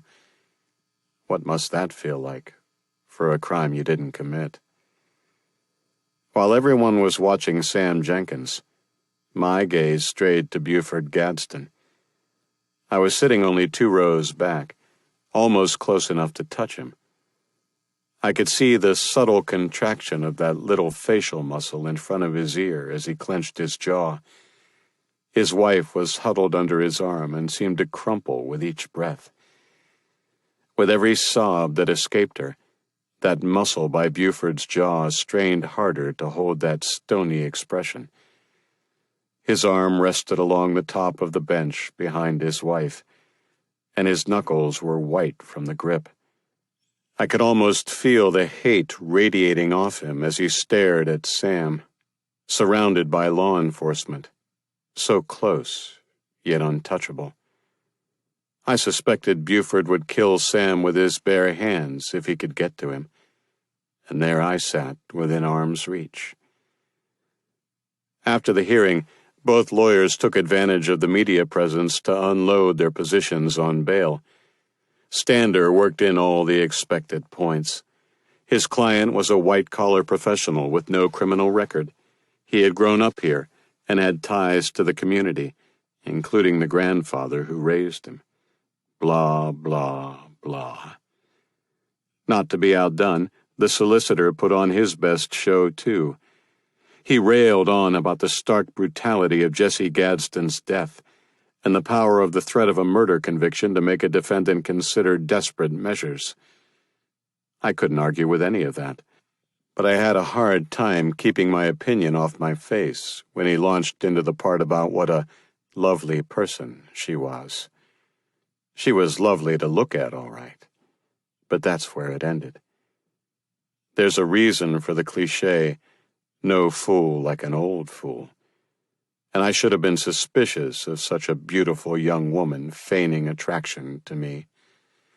Jessie was not what she had seemed to be. Unfortunately for her, neither was I. She should never have played me for a fool. No one had any reason to suspect me. But would that last? And how could I keep tabs on things so I would know for sure? It would be easy enough to blend in at public hearings, but that wouldn't tell me much about what was going on behind the scenes. I needed a way to get inside information on an ongoing basis. That was going to take some doing, but I had some ideas. Chapter 8. Titus Strickland had been a county magistrate for 20 years, and in 5 months, on his 65th birthday, he would qualify for full retirement benefits. He stopped pacing long enough to look out his office window at the lawn. The reporters and lawyers who'd been blustering out there after the 4 o'clock bond hearing were gone now, but they would be back. His face was pinched with a mixture of disgust and aggravation. Strickland was coasting these last months with no intention of suddenly developing a work ethic, and he was none too pleased with the idea of living under the microscope that was applied to a high-profile case. There was no scenario under which any magistrate could be a hero for anything relating to this case, and plenty of chances to screw something up or be made a scapegoat if someone else did. He wanted the Jenkins case and the unwelcome attention that came with it out of the magistrate's court, and bound up to general sessions sooner rather than later. Let the circuit court judges worry about it. Sitting down at his computer, he scrolled through the court's schedule and found what he was looking for, an empty time slot. He picked up the phone. "Mary, I need you to schedule a preliminary hearing for me in the Jenkins case," he said, and waited while she pulled up the calendar screen before telling her the date he wanted. "Yes, I do know that's only 5 days from now. I can count, thank you. Please put it on the schedule and let Jake Barton and Zach Stander know immediately." He listened to her blather on for another minute before he thanked her and ended the call. 5 days was fast for a prelim, but no one would be complaining. Strickland already knew through back channels what the evidence was, and it was far more than enough for the meager showing needed for a probable cause, so the solicitor would be fine with it. As for Stander, he'd be thrilled to get in so quickly. All Strickland had to do was get through the hearing, and in 5 days, this mess would be somebody else's problem. He powered down his computer, done for the day. Before leaving, he took a red pen and put another X on the little calendar he kept in his top drawer. 142 days to go. Chapter 9. To Zach's astonishment, Sam's preliminary hearing was set for 5 days later. Zach could have waived the hearing. There was no question what Sam was being accused of and why, but he didn't want to miss his chance to get a first glimpse at the arresting officers and hear how their testimony lined up with what Sam and Eli told him about that night. Zach had left Charleston 2 hours before the hearing, and it was a good thing he had. He'd gotten stuck behind a slow-moving tractor-trailer on the long portion of the Jacksonboro Highway, where it was hard to pass. By the time he got to Walterboro, there was already a crowd at the courthouse. Sitting for a moment in the quiet of his car, he took it all in. Local CBS Live 5, NBC's Channel 2, and ABC's Channel 4 were on the scene. The national stations didn't have trucks on site that he could see, but there were a few reporters holding equipment with their logos. He recognized Haley Walker, a reporter from Charleston's Post and Courier, and there would no doubt be someone from the local weekly, the Press and Standard, as well. Police incident reports were public information, but this was the first opportunity to hear live testimony from the arresting officers. The media had played up the grisly story the last few days. No specific mention of race, but they couldn't resist plastering photos of the attractive, fair-skinned blonde on the screen beside Sam's mugshot. Nothing more needed to be said. Watching the commotion, Zach made the mistake of imagining the same crowd turning on him if this went badly, and for a moment, his confidence wavered again. But after a lot of soul-searching and a hefty push from Addie, he was committed to fighting for Samuel Jenkins. Whether Sam walked free or went down in flames, taking Zach with him, there would be no turning back and no regrets. Inside, the solicitor, Jake Barton, was already at his table, wearing a custom-tailored suit and a starched white shirt that seemed impervious to humidity. Zach paused to shake his hand and offer a perfunctory hello. Then he made his way to the defense table, though he continued to watch Barton from the corner of his eye. Barton's family was affluent, with strong ties to the community, including politicians and successful lawyers in the civil and criminal bar. Love him or hate him, there was no getting around the fact that Barton had a lot of social pull and political power backing him, and that was bound to influence jurors.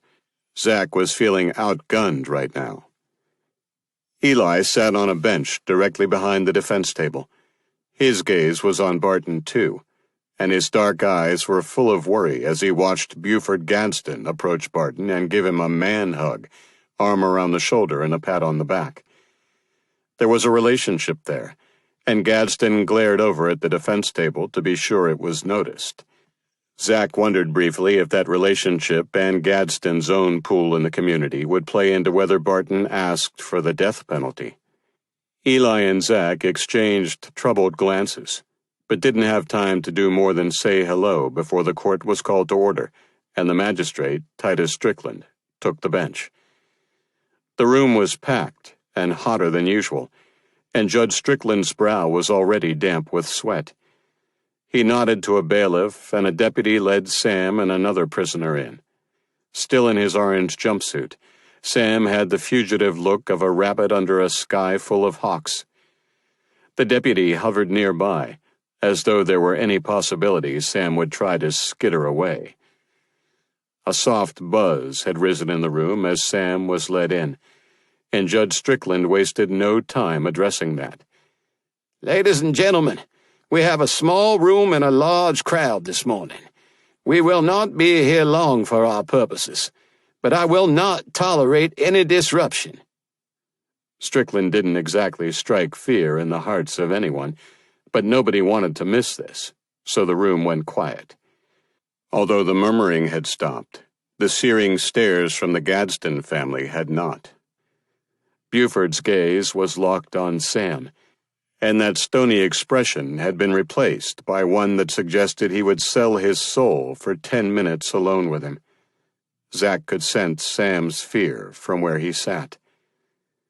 Judge Strickland acknowledged both lawyers, and Zach stood and waved reading of charges. "Very well, Mr. Stander, thank you," Judge Strickland said. "We'll turn to the matter of probable cause, then," he added as he turned to the solicitor.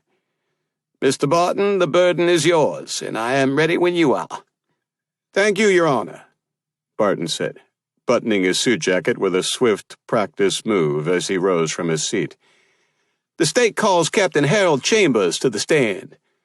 Chambers was barrel-chested with a full head of prematurely gray hair. He swore his oath with a clear, calm voice. Zach noted his solid demeanor and air of credibility. Chambers would present well at trial. Captain Chambers, how long have you been in law enforcement? Barton asked. 24 years. All of them here? No, sir. The first 2 were with a federal DEA unit. The rest have been here. And were you on duty the night of July 11th, 2017? I was not scheduled, but I was called in. And did you respond to a scene at New Hope Baptist Church on Cicada Road? I did, along with other officers. Do you recall the time? According to the dispatch recordings, I reported arriving on scene at 23:03. Were you the first law enforcement officer on scene? No, but I was the senior officer once I arrived. The first officers arrived at 22:53. We were asked to wait outside briefly and secure the building while EMS attempted to render aid to a victim on scene. And were you then the first officer to enter the church? I was. Can you please describe for the court what you witnessed? Yes, sir, Chambers answered, turning toward the magistrate. The victim was on the floor with trauma wounds to the head and face. There were no vital signs, and EMS had been unsuccessful in attempts to resuscitate. That victim was Jessica Gadsden?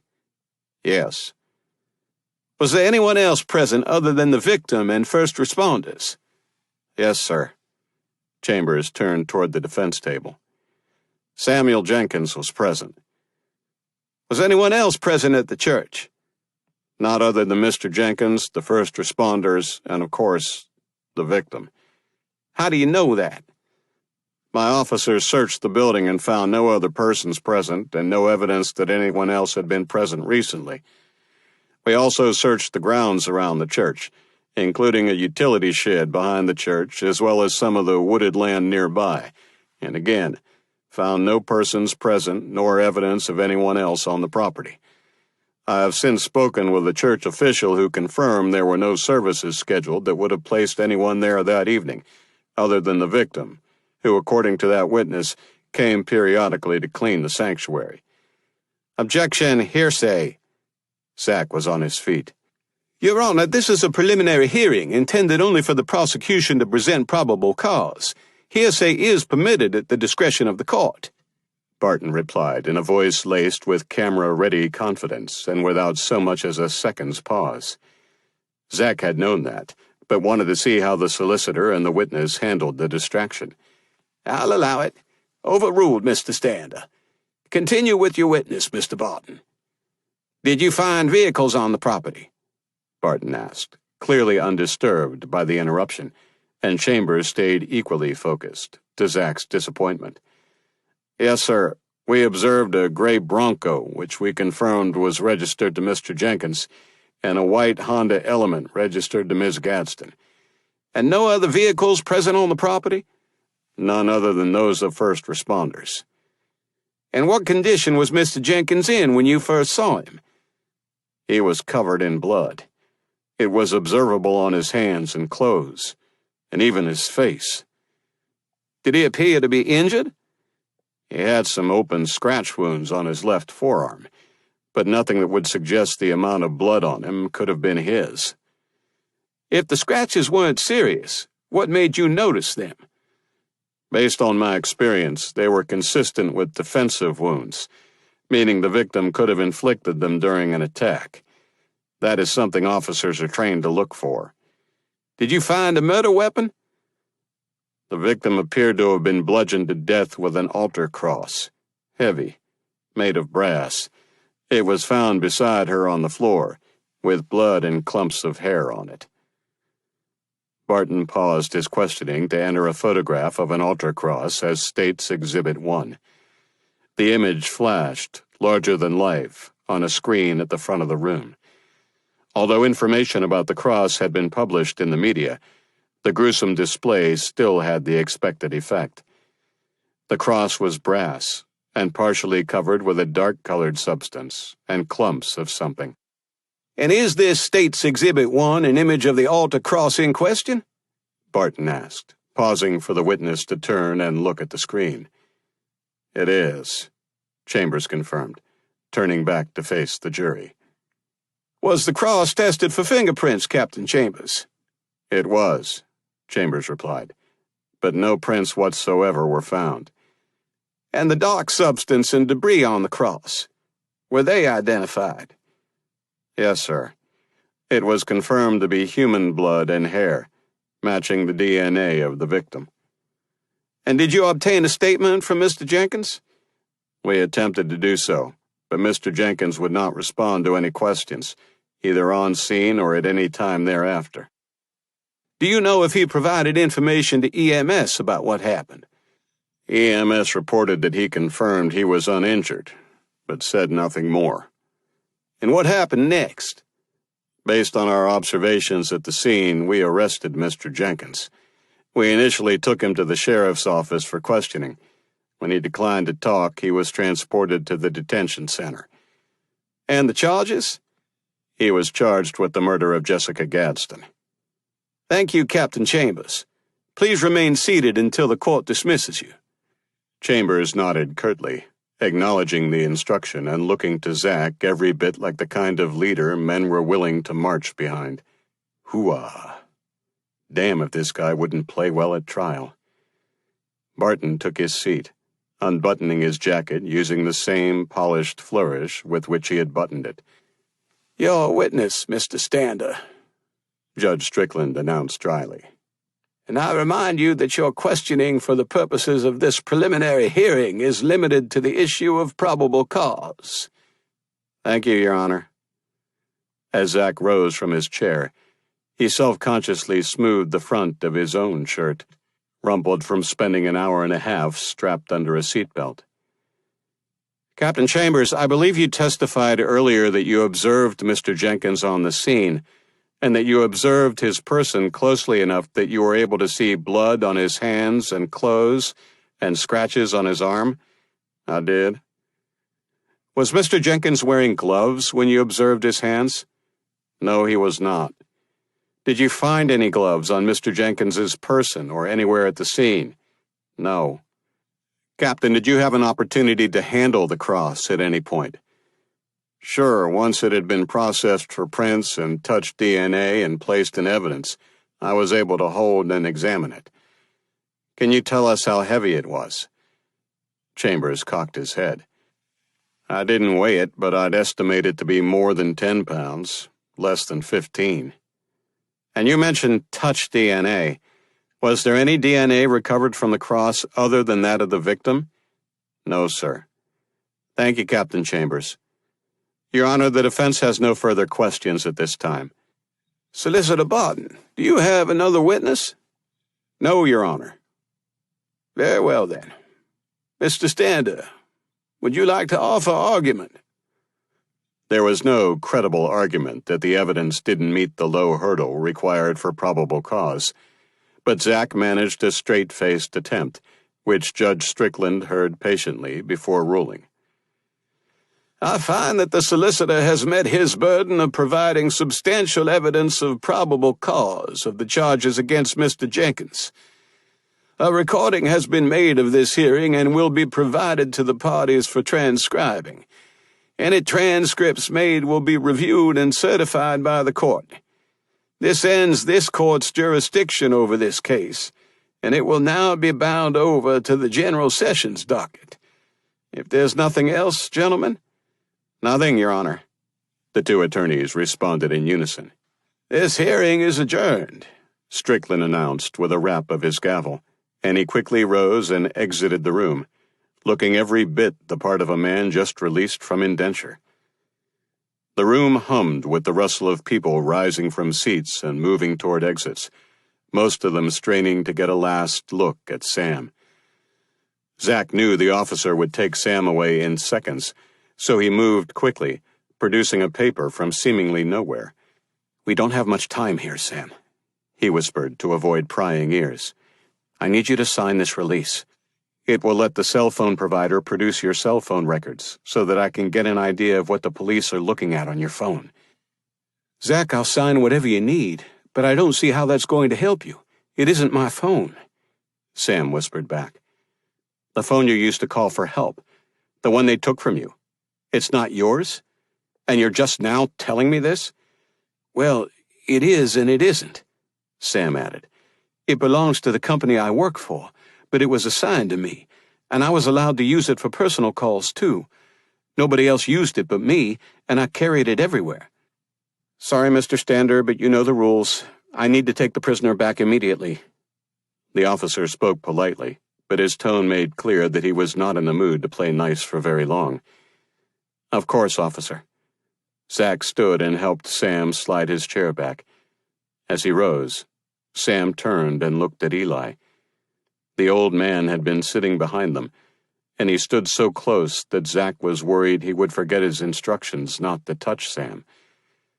Elijah, I'm so sorry, Sam said with tears in his eyes. You've got nothing to be sorry for, son. You keep your head about you, and me and Mr. Stander will find a way to fix this, Eli answered. Before either of them could say more, the officer led Sam from the courtroom. We will find a way, won't we, Zack? The old man asked as the door closed behind Sam. I'm trying, Eli. And maybe I can help with that, a booming voice interrupted, and Zack turned to find a bear of a man with an outstretched paw. Colleton Burns, he said, as Zack took the offered handshake, and Zack recognized the name immediately. Burns had been a successful and respected criminal lawyer back in the day, and his family was as prominent in this and the surrounding counties as the solicitors. Everyone knew he'd been out of the criminal law game for many years now, but murder was an old sin, and Zack suspected he still knew a lot of people and a few tricks that might come in handy. I'd like to hear more about exactly what it is you're offering, Zack said. And I'd like to tell you, but this is not the place, Colleton answered with a knowing look, alluding to the curious stares they were already getting from the crowd filing out of the room, especially Buford Gadsden, who was watching their exchange with narrowed eyes. How about y'all come back to my place for some lunch, and we'll talk more? Sounds like a plan. What's the address? Afraid a GPS isn't going to get you there, buddy. You better follow me, or you can follow Eli. He knows where it is, Colleton said with a wink and a nod to Eli before making for the door. So, you going to tell me where it is we're headed? Zack asked Eli as he closed his briefcase and joined him in following Colleton out of the room. What would be the fun in that? Eli chuckled lightly, and Zack realized that was the first time he'd seen him smile. Chapter 10. They had been driving for over 20 minutes out into the country before Colleton's black Tahoe turned onto a ragged dirt road, followed by yet another, and finally a third that was barely more than a path, before the Tahoe stopped and Colleton climbed out, opened a padlocked gate, and waved them through. The trail made a hard turn to the left, and Zack found himself staring down a grand avenue of massive live oaks, trailing dusty veils of Spanish moss, like one might expect to see leading up to an old home. Only there was no home at the end, and what was there had Zack shaking his head in astonishment as he got out of the car and tossed his jacket onto the car seat, where it joined the tie he'd already escaped. On the left side of the avenue, what looked to be a 90s-era Airstream Safari was nestled under the shade of one of the large live oaks, the gleam of its iconic silver-colored metal surface defying its age. Across the lane, under the opposing trees, stood a primitive wooden structure with raisable shuttered sides, currently raised to expose what was left of an old formal dining table and a host of mismatched chairs. Beyond that was a brick barbecue pit with an open flame grill, and scattered about were more mismatched chairs with overturned wooden crates and buckets as side tables. It was one massive man cave, or man camp, as it were, and Zack was beyond impressed. As he walked past Eli's truck while admiring the setup, the truck door opened and Eli climbed down. Eli, why the hell are you driving that old bucket of bolts? Didn't you get Sam's Bronco? Zack asked as he rolled up his sleeves. I did. So why aren't you driving it? Old Buck says he don't care much for that new car smell. Says it messes with his mojo. As soon as Buck heard his name, the dog came bounding out and barreled toward Zack, who, quite sensibly, froze in his tracks. "Buck!"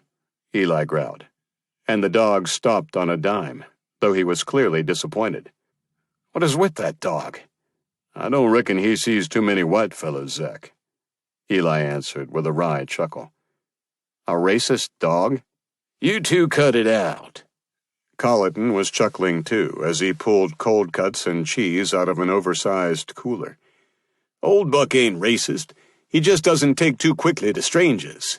Here, Buck," he called, tossing out a scrap of meat the dog caught and devoured in a single snap, before settling into the bare dirt under the shade of a tree.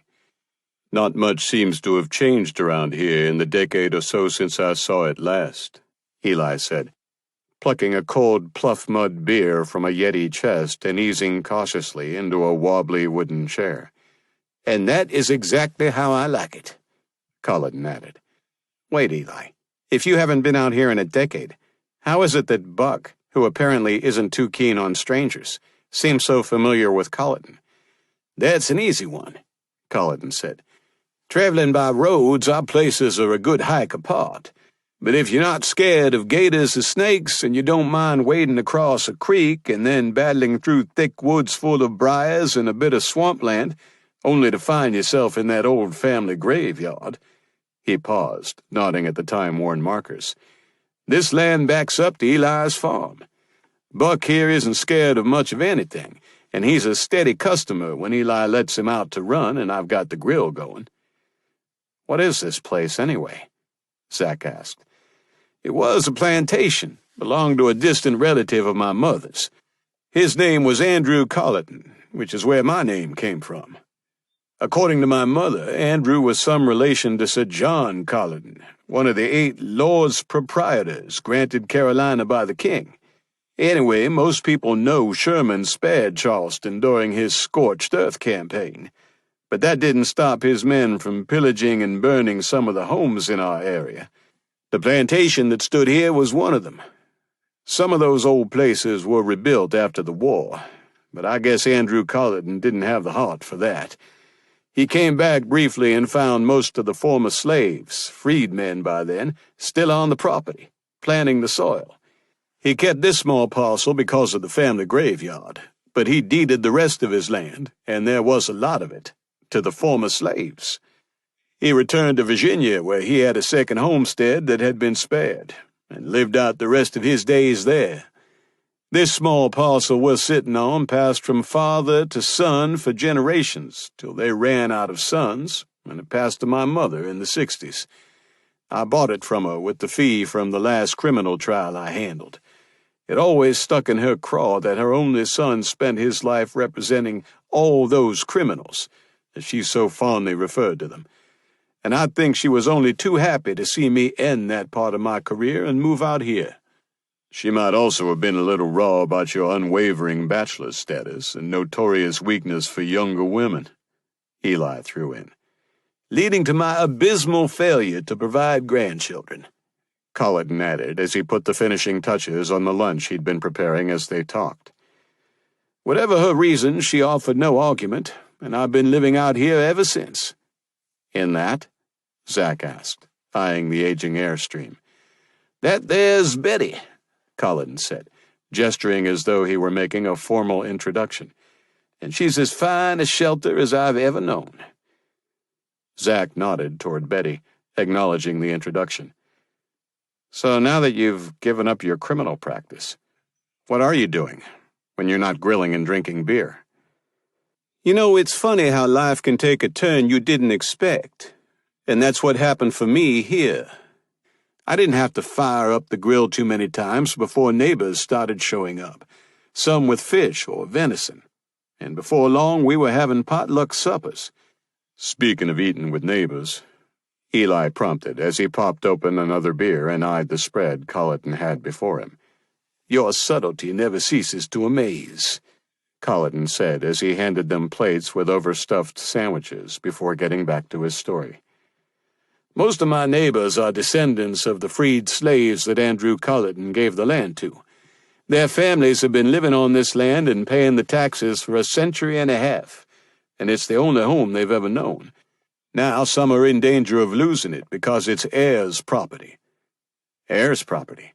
Never heard of it. You're not alone, Zach, but it's a big problem in the South, especially in the black community, where for reasons relating to our harsh history, there is still a lot of mistrust in the legal system. That leads to people not leaving wills or wills not being probated. When land is left in intestacy, it's not always clear whose it is. Families living on the land for generations can suddenly find their ownership in question. This can make it impossible to get loans to improve the property, or worse yet, they can lose their homes. With Charleston and the beaches getting more and more crowded, developers started moving outward. It didn't take long for someone to set their sights on the land out here and position themselves to take advantage of the title weaknesses. A couple of locals showed up on my doorstep one day, asking if I could help. The more I learned, the madder I got. It's bad for the whole area, not only the black community, because it pushes segments out and erases the cultural aspects that made this part of the South and our quieter way of life special. Once we got past the deal that was threatening, we started the process of protecting the other properties.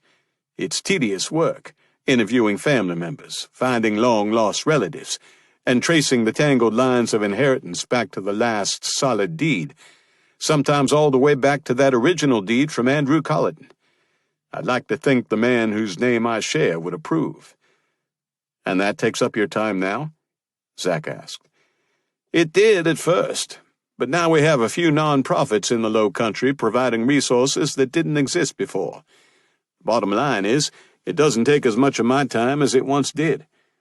Here, lately, in the quiet of the evenings, when there's just me and those infernal no-see-ums, I found myself hankering for a new project to sink my old teeth in.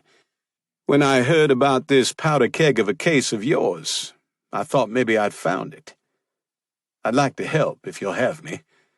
You'd be first chair, of course, Zach. I'm only here to help. We sure could use some help, Zach started. But, hey, look, I know I'm not the young buck I used to be, and my courtroom chops may be a little rusty. But I know a lot of people in the criminal court system, not to mention the local law enforcement, and a few of them still owe me a favor or two. Plus, my roots are strong in this community, and my familiar mug sitting at counsel table could help Sam with a jury. It's not your age, and heaven knows you'd be an asset to us. But Zach exchanged an uncomfortable look with Eli. What Zach's trying to get to, Eli interrupted, putting his empty beer can down and leaning forward with his elbows on his knees, is what's this going to cost me?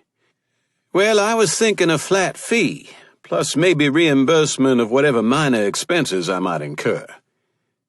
What kind of flat fee we talking about, Colleton? Eli asked. I was figuring on $1. $1? A startled Zach clawed at the air in a futile attempt to catch his plate before it was knocked from his lap to the ground. Fortunately, it was empty. That's a generous offer, Colleton. Are you sure? Oh, I'm sure, all right. I know the optics were bad for Sam on that scene, but I, of all people, should know he didn't do it. And why is that? Zach asked. Because of my work with Eli. His farm was one I helped clear the title on, Colleton answered after a moment, an uncomfortable look crossing his face as he realized he'd said something he shouldn't have.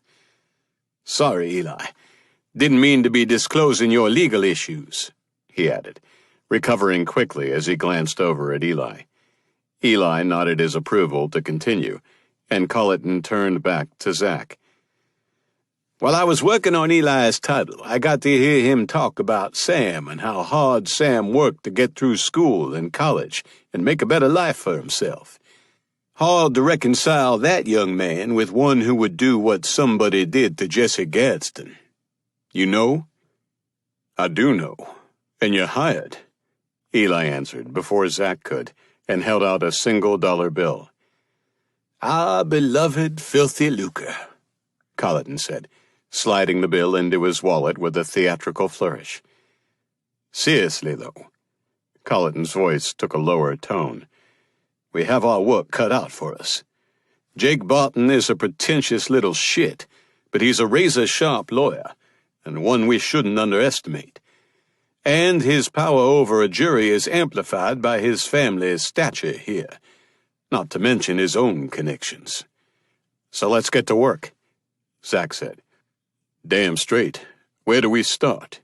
Eli asked, scarfing down most of what was left of his sandwich and handing the last morsel to Buck, who had been at his feet, eyeing the plate from the moment Colleton had handed it to him. "We start with Zack here getting me up to speed on all the facts. I know what's on the street and what I heard in that hearing, but I need to know what things look like from the inside. Then we need to brainstorm about what a trial strategy might look like." "Sounds like you're up, Zack." Eli pushed to the edge of his seat, eager to get started. This time it was Zack and Colleton who exchanged uneasy glances. "Eli, Colleton and I can have privileged conversations now that he's co-counsel, but—" "Not that privileged shit again. Damn it. Sam means more to me than anything in this world, and I fucking hate that I can't help. Other than to pay you two to take care of a grandson I should be able to take care of myself." Eli was up and pacing now. "There will be plenty of chances for you to help," Colleton said. "Oh, yeah? When does that start?" "How about now?" Zack asked. "I thought you said I can't stay for this conversation." "You can't, but there's something else that needs to be done, and you may be the only one who can do it. I don't need you to pacify me with busy work." "I swear I'm not. At the hearing, when I asked Sam about his cell phone records, he said the phone doesn't belong to him. It belongs to his employer." "That's true. If I'd known that was important, I could have told you. Why does it matter?" "The police took the phone, which means the solicitor will soon have it, if he doesn't already. They'll be able to see his calls and texts immediately, and we won't." "Don't they have to share what they find?" Eli asked. "Yes, some of it, but sometimes they get a little busy and it gets put off for a while, if you catch my drift," Colleton interjected. "Who do you think you're talking to?" Eli reminded him before turning back to Zack. "Can't you send a subpoena or something? Seems like that's what they do in the movies." "Yes, I could send a subpoena to the cellular service, but that takes time. Time Sam can't afford," Zack said. "That's why I wanted Sam to sign a release. If the phone's owner requests it, the phone provider will hand over records immediately.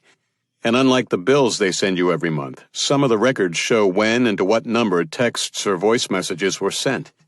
Won't give you the content of the texts, but at least you can see who he was texting with, and see it now. Only it turns out Sam's not the owner."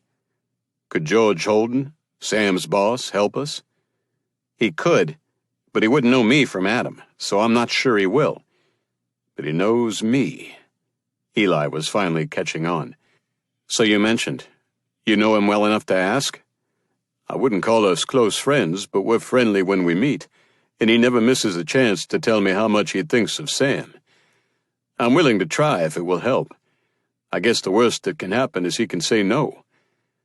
"Well, don't just stand there, you old mule," Colleton said. "Get your ass moving." "I'm on it, but I still fucking hate how that privilege shit applies to me, too. And I'm taking this for the road," he added, grabbing another beer can from the cooler as he turned and marched back to the truck, with Buck close on his heels. "This ain't no convenience store," Colleton yelled after him. "I'm adding that beer to my list of expenses." Eli didn't bother to turn around, just raised his hand high above his head and gave a one-fingered salute as he followed Buck into the battered old truck. "He might regret that bird if his rattletrap doesn't start and he has to ask for a ride home," Colleton said. Eli's truck started the first time, and he eased it down the long dirt drive with Buck hanging out the passenger side and an ominous mix of dust and exhaust trailing behind. "What kind of dog is Buck?" Zack asked, watching them roll away.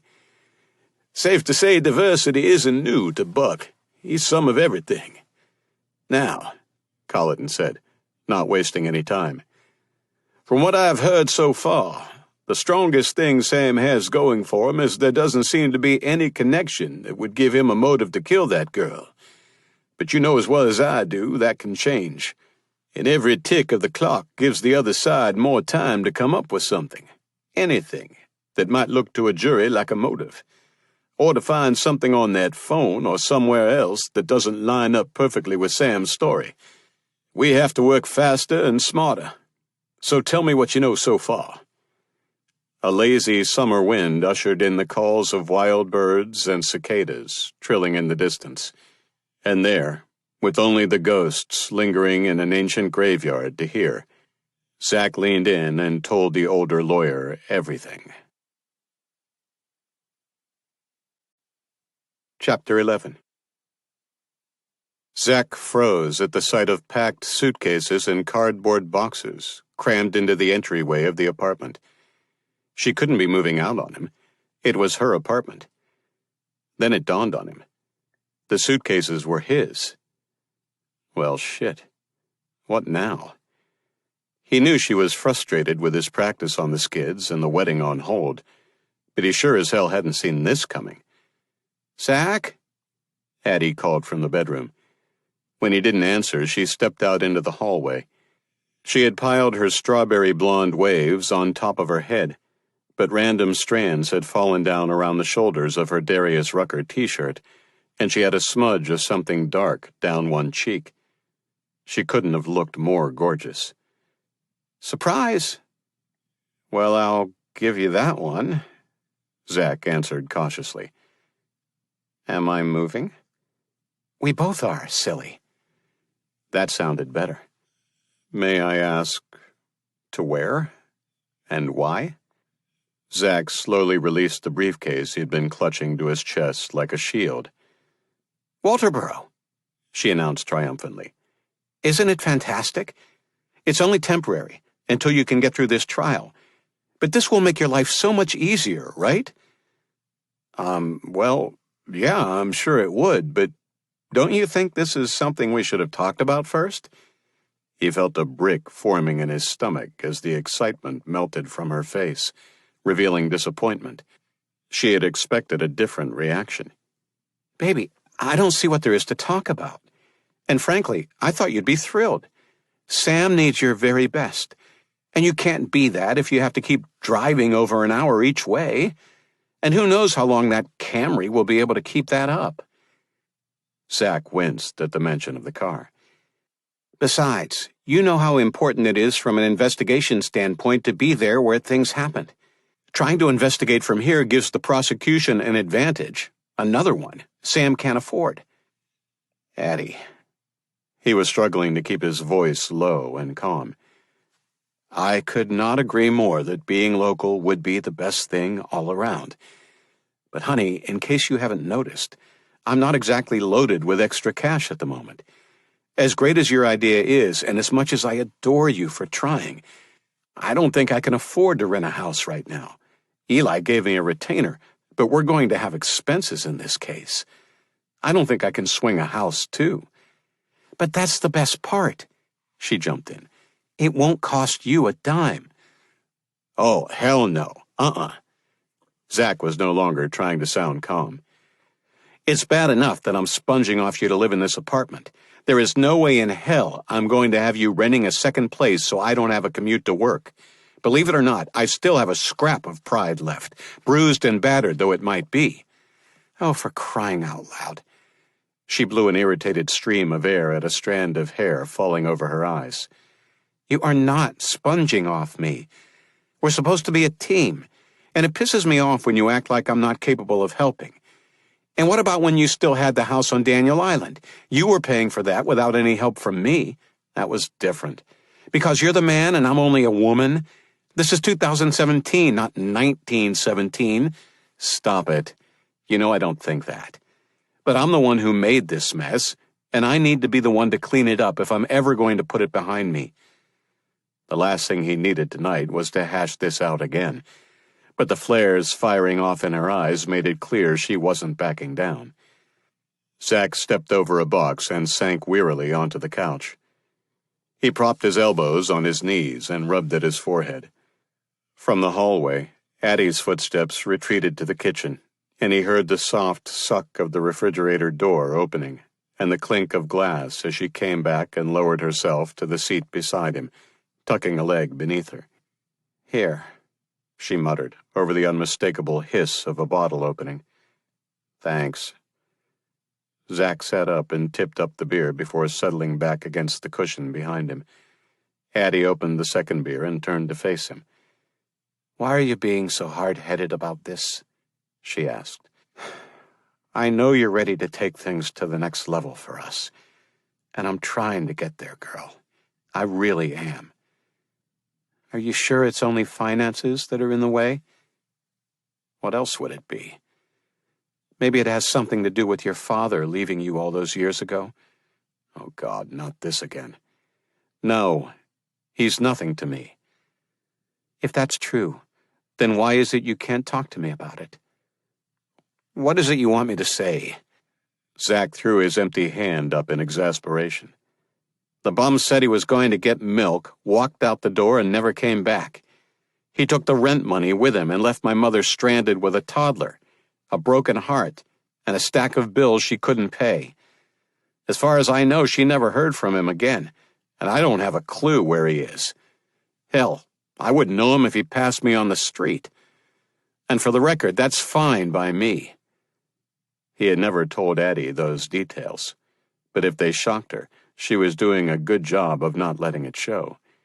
Her eyes never left his, and Zack went on.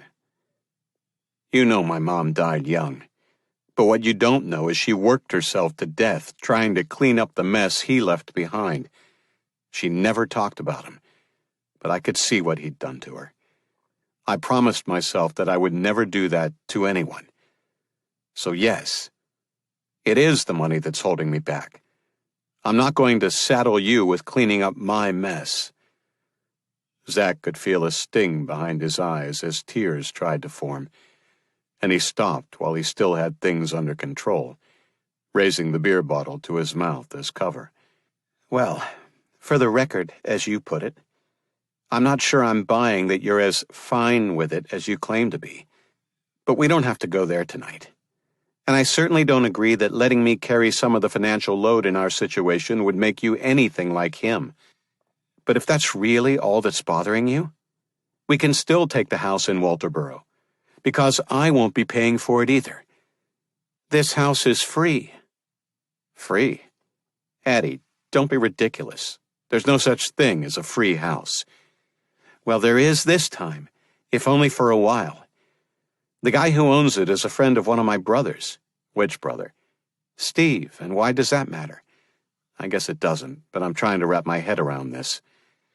"Well, if you had let me finish earlier instead of jumping all over me, I could have explained.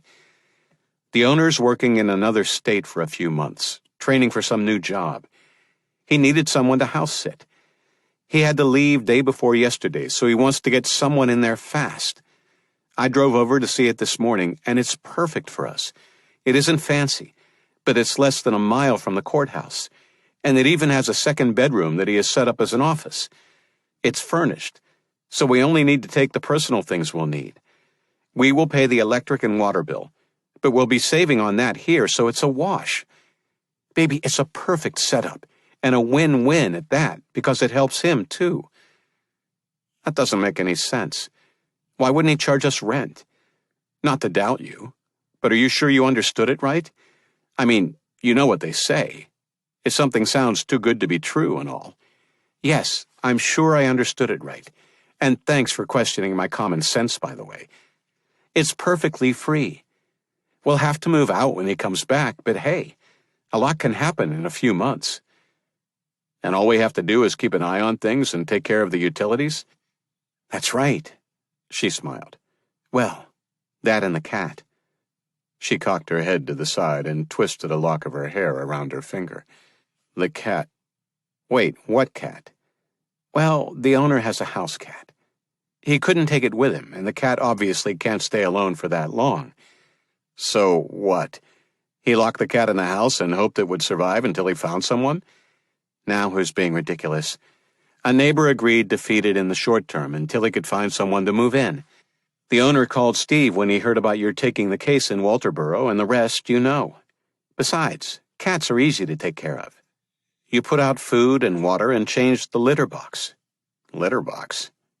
Zack wrinkled his nose. Relax. I'll take care of that. It's not a big deal.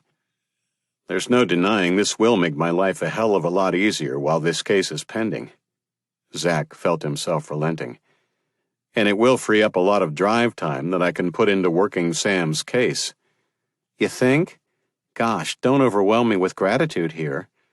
Her eyes were sparkling again. Sorry, he said.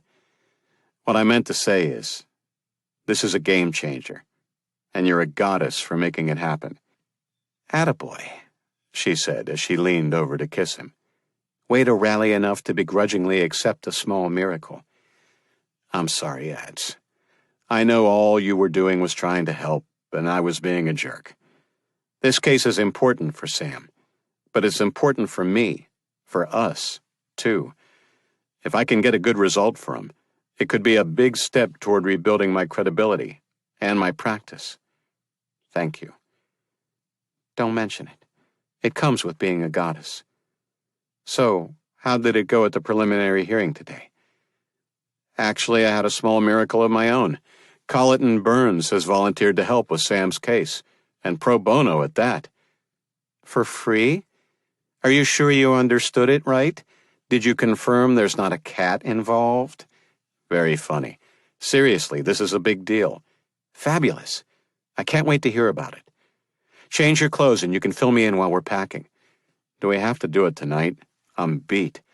Sorry. I promised the neighbor we'd be moving in tomorrow, she said as she headed back into the bedroom. Of course you did, Zack said to himself with a grin. Chapter 12. The house in Walterboro was considerably quieter than the apartment in downtown Charleston, and Zack had slept later than usual. In the few days they'd been here, they had come to feel at home. Zack loved Charleston, but he had to admit the charm of small-town life had its own appeal. The day they moved in, Karen, the neighbor from next door, had walked over with a casserole to welcome them, although Zack suspected that might have been motivated less by neighborly love and more by her relief at no longer being responsible for the cat.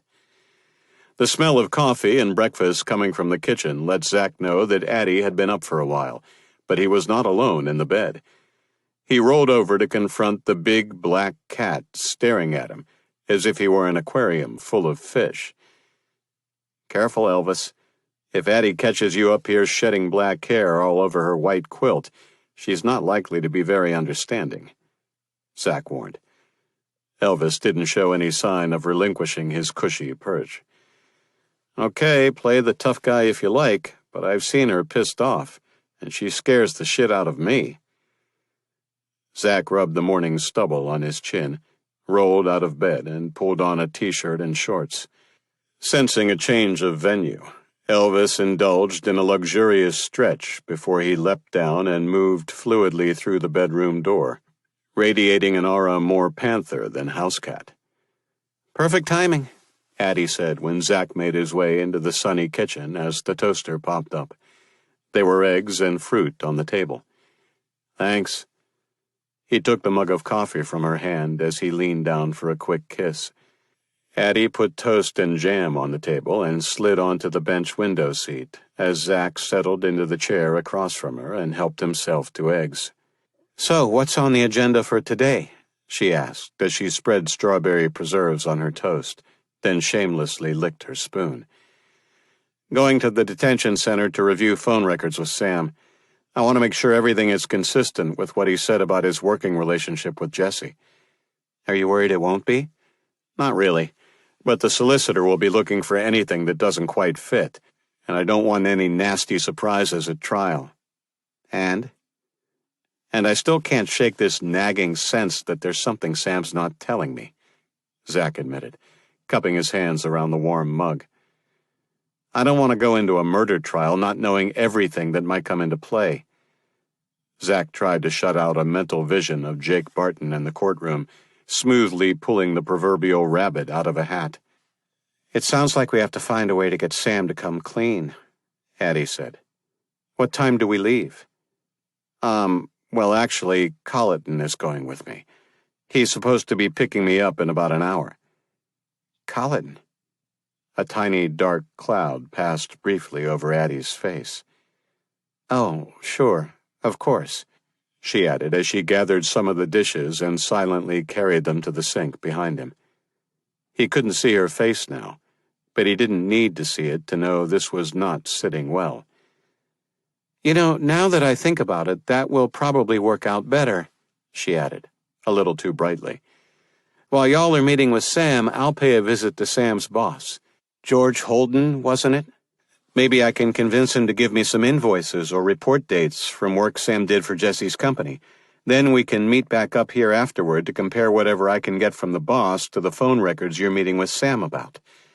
If we can show that the dates of the work Sam did for Jesse correlate to the dates of any calls between them, that would help support Sam's testimony that their only interaction was about work, right? Yeah, well, I guess great minds think alike. You were thinking the same thing then? Great, it's a plan. Her voice was taking a slightly warmer tone. No, well, yes. What I meant was, Colleton paid George a visit yesterday afternoon, and he's bringing all of that with him, so we can compare notes with Sam today when we see him. Oh, I see. She was quiet for a moment. Well, that Colleton is worth his weight in gold, isn't he?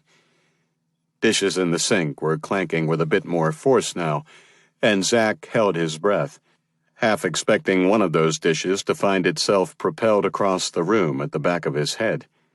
From the corner of his eye, he saw Elvis slink out from under the table and dart out of the room. Coward. Here, let me help, he offered weakly as he pushed back his chair and reached for his plate. Leave it. I'll take care of it. I can help. No, I said I've got it. You're sure? He slipped up behind her and leaned in for a kiss. She leaned away. He got the message. Of course I'm sure. Go shave and change so you're ready when Colleton gets here. Wouldn't want him to have to wait. If you really don't mind, go. Seizing the opportunity, Zack cut and ran. Closing the bedroom door behind him, he spotted Elvis hunkered beneath a chair. I see you're not on the bed now, tough guy. I told you she was scary. The cat's luminous gold eyes blinked as if to say, I have no idea what you're talking about. I'm gone, Addie, Zack called in the general direction of the running shower as he bolted for the door at the first sign of Colleton's Tahoe. Hit it, Zack urged as he jumped in, slamming the door behind him. Colleton responded immediately and without question, like a man accustomed to hasty getaways, and the Tahoe lurched onto Richmond Street, upsetting the gravel beneath them. In a little hot water with the missus, are we? Colleton glanced at the rear-view mirror as though someone might be giving chase. His expression was nonchalant, but there was more than a hint of amusement in his tone. You don't want to know, Zack answered. Wait, the detention center is that way, he added as Colleton turned left on Jeffries Boulevard. I know where the detention center is, thank you, Mr. Stander. But now that I've been made an accomplice in your cowardly escape, you aren't getting out of this truck until I hear the sordid details of your transgressions. Truck? Does an SUV count as a truck? It's more like an overgrown station wagon. This coming from the guy in the Camry. Now give it up. Wait, you're riding around with an empty beer can from last night?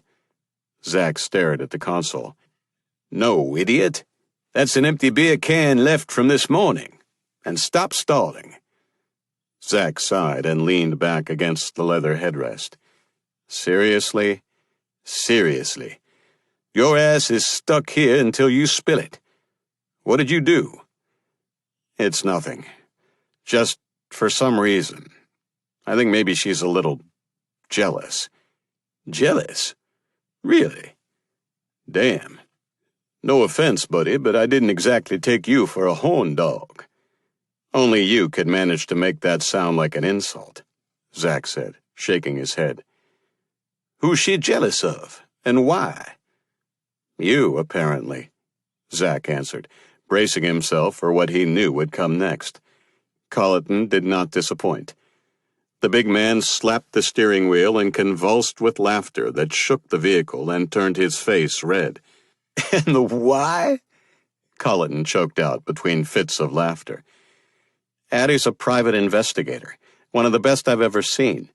That's how we met, and we've been a team ever since. She's smart and tenacious and has a knack for finding information. She works with me on all my cases, not that there have been very many lately. I think she thought she'd be the one coming along this morning." "Oh, for the love of God, Zack.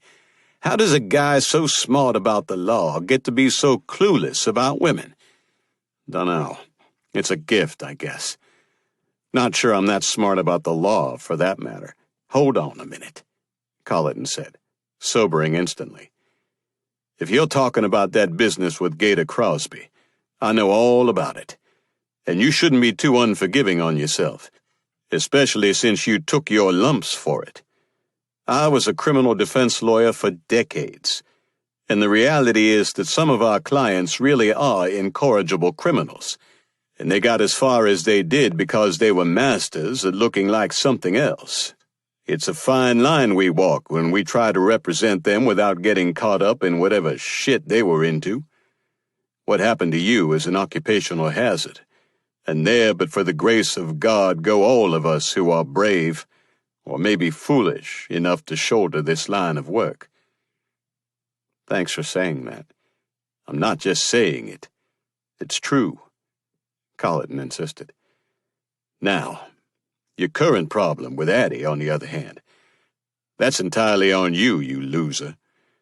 The laughing returned, though now Zack found himself joining in. "You've got the solution, do you, Mr. Burns?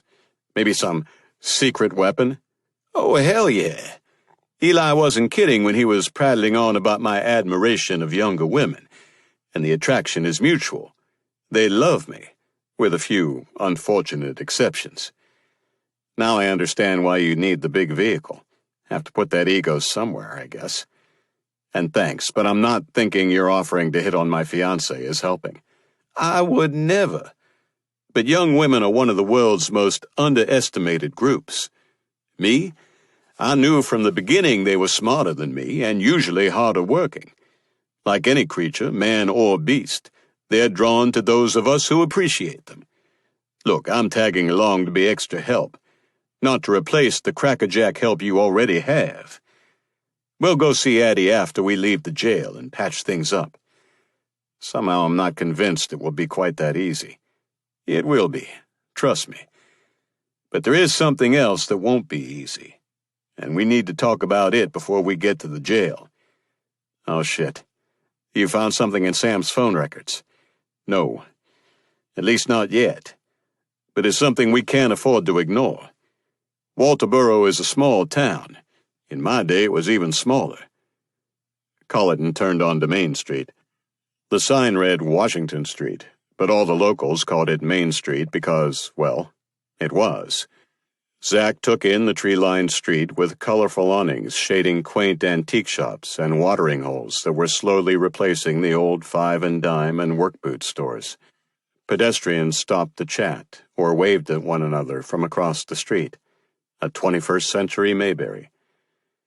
"Some folks have this fantasy that small-town life is somehow idyllic, a throwback to simpler, easier times," Colleton went on. "And to be fair, in many ways it is. I grew up in a world where my friends and I could ride our bikes everywhere, and the biggest threat to our safety was that someone who knew our moms would see us and rat us out for whatever we were up to. I can't imagine a different kind of childhood. Everybody here knows everybody else, and sometimes that familiarity can be reassuring. Feels safe." Colleton turned right and stopped 1 block later at the intersection with Hampton Street, where the Methodist and Baptist churches loomed on opposite corners, entrenched in a perpetual contest for salvation of the most lost souls. But on the other hand, in this microcosm of society, sometimes prejudices and stereotypes can be magnified. You're talking about the race issue, with a black defendant and a white victim. Of course I am.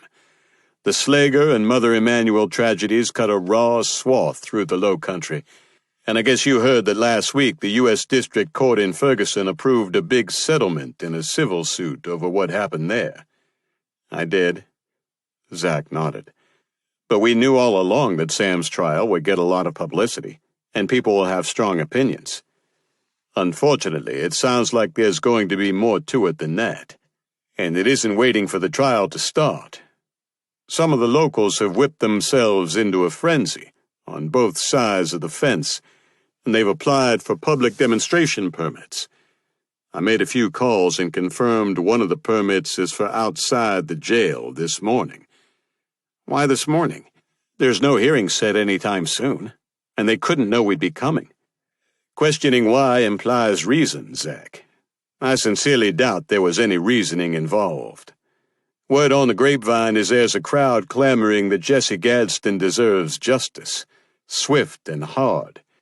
The crowd on the other side insists that version of swift justice is shorthand for railroading a black man without a solid investigation or a fair trial. Both sides seem convinced they're on the right side of the angels. That's likely to get painful for anyone caught between the two. Do you think Sam is in danger inside? He's probably safer in there than out here, but I'm not sure how much that's saying. And Eli? Do you think they'll go after him because Sam is his grandson? Eli's a tough old bird and far from defenseless, but one man is no match for a mob. You can't possibly think there's an actual mob at the jail this morning. Today? Nah. Probably not more than a handful of scraggly rabble-rousers. But give 'em time and they'll gain steam. Same way a small storm system can turn into a hurricane. A small group of folks hell-bent on hate can turn into a rabid mob without a lot of warning.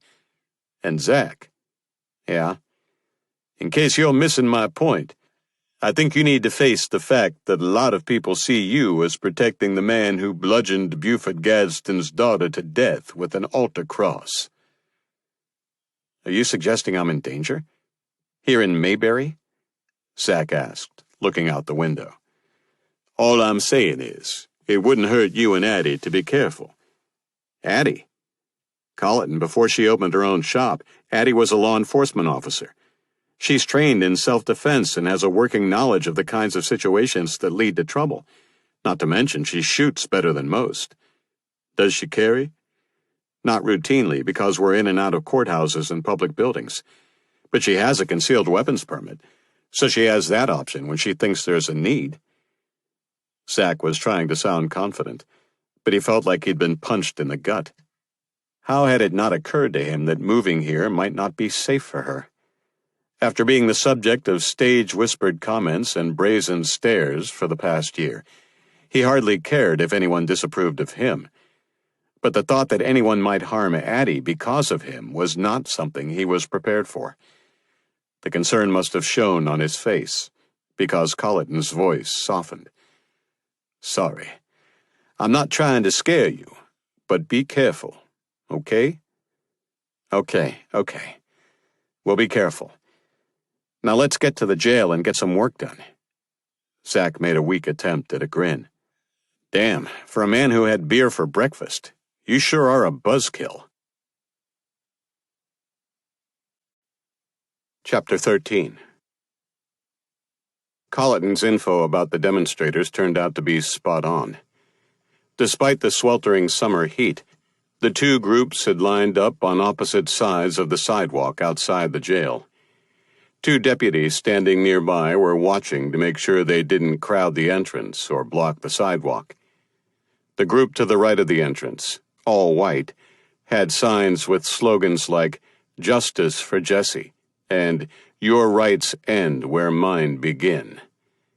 Someone had made T-shirts with photos of a brightly smiling Jesse on the front, but Zach saw a few shirts bearing Confederate battle flags, too.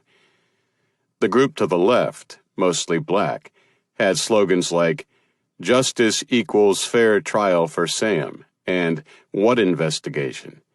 One had a drawing of a train headed for a stick figure, with the word "railroaded" at the bottom.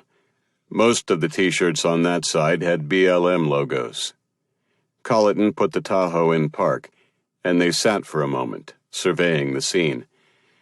There weren't more than 8 or 10 people on either side, but even that was troubling for a day with no court appearance this early in the game. "That's Buford Gadsden," Zach said, spotting the big man towering over most of the others. "Mm-hmm. The younger guy behind him is one of Jesse's brothers. Don't recall his name. I don't see Jesse's mother, though. From what I'm hearing on the street, she hasn't left the house since the funeral." "Say, is that J.B. Beeman?" Zach pointed to a scowling man sporting what roughly resembled a mullet and brandishing a "Justice for Jesse" sign with a little more zeal than most. "It is, unfortunately. That one is nothing but trouble. How did you know about J.B.?"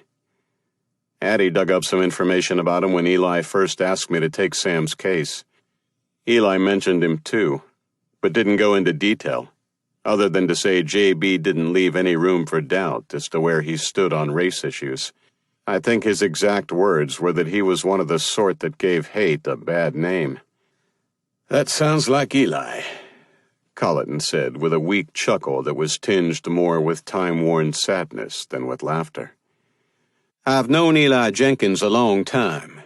He came up hard and got knocked back down almost every time he tried to make his place in life better. He has more reason than most to be bitter, yet he's one of the most fair-minded people I've ever met. He's not wearing any rose-colored glasses, mind you, but somehow he's willing to give the benefit of the doubt to whoever leaves a little room for it. Like he said, though, J.B. doesn't leave any room for doubt. Make no mistake, he's one of those I was warning you about."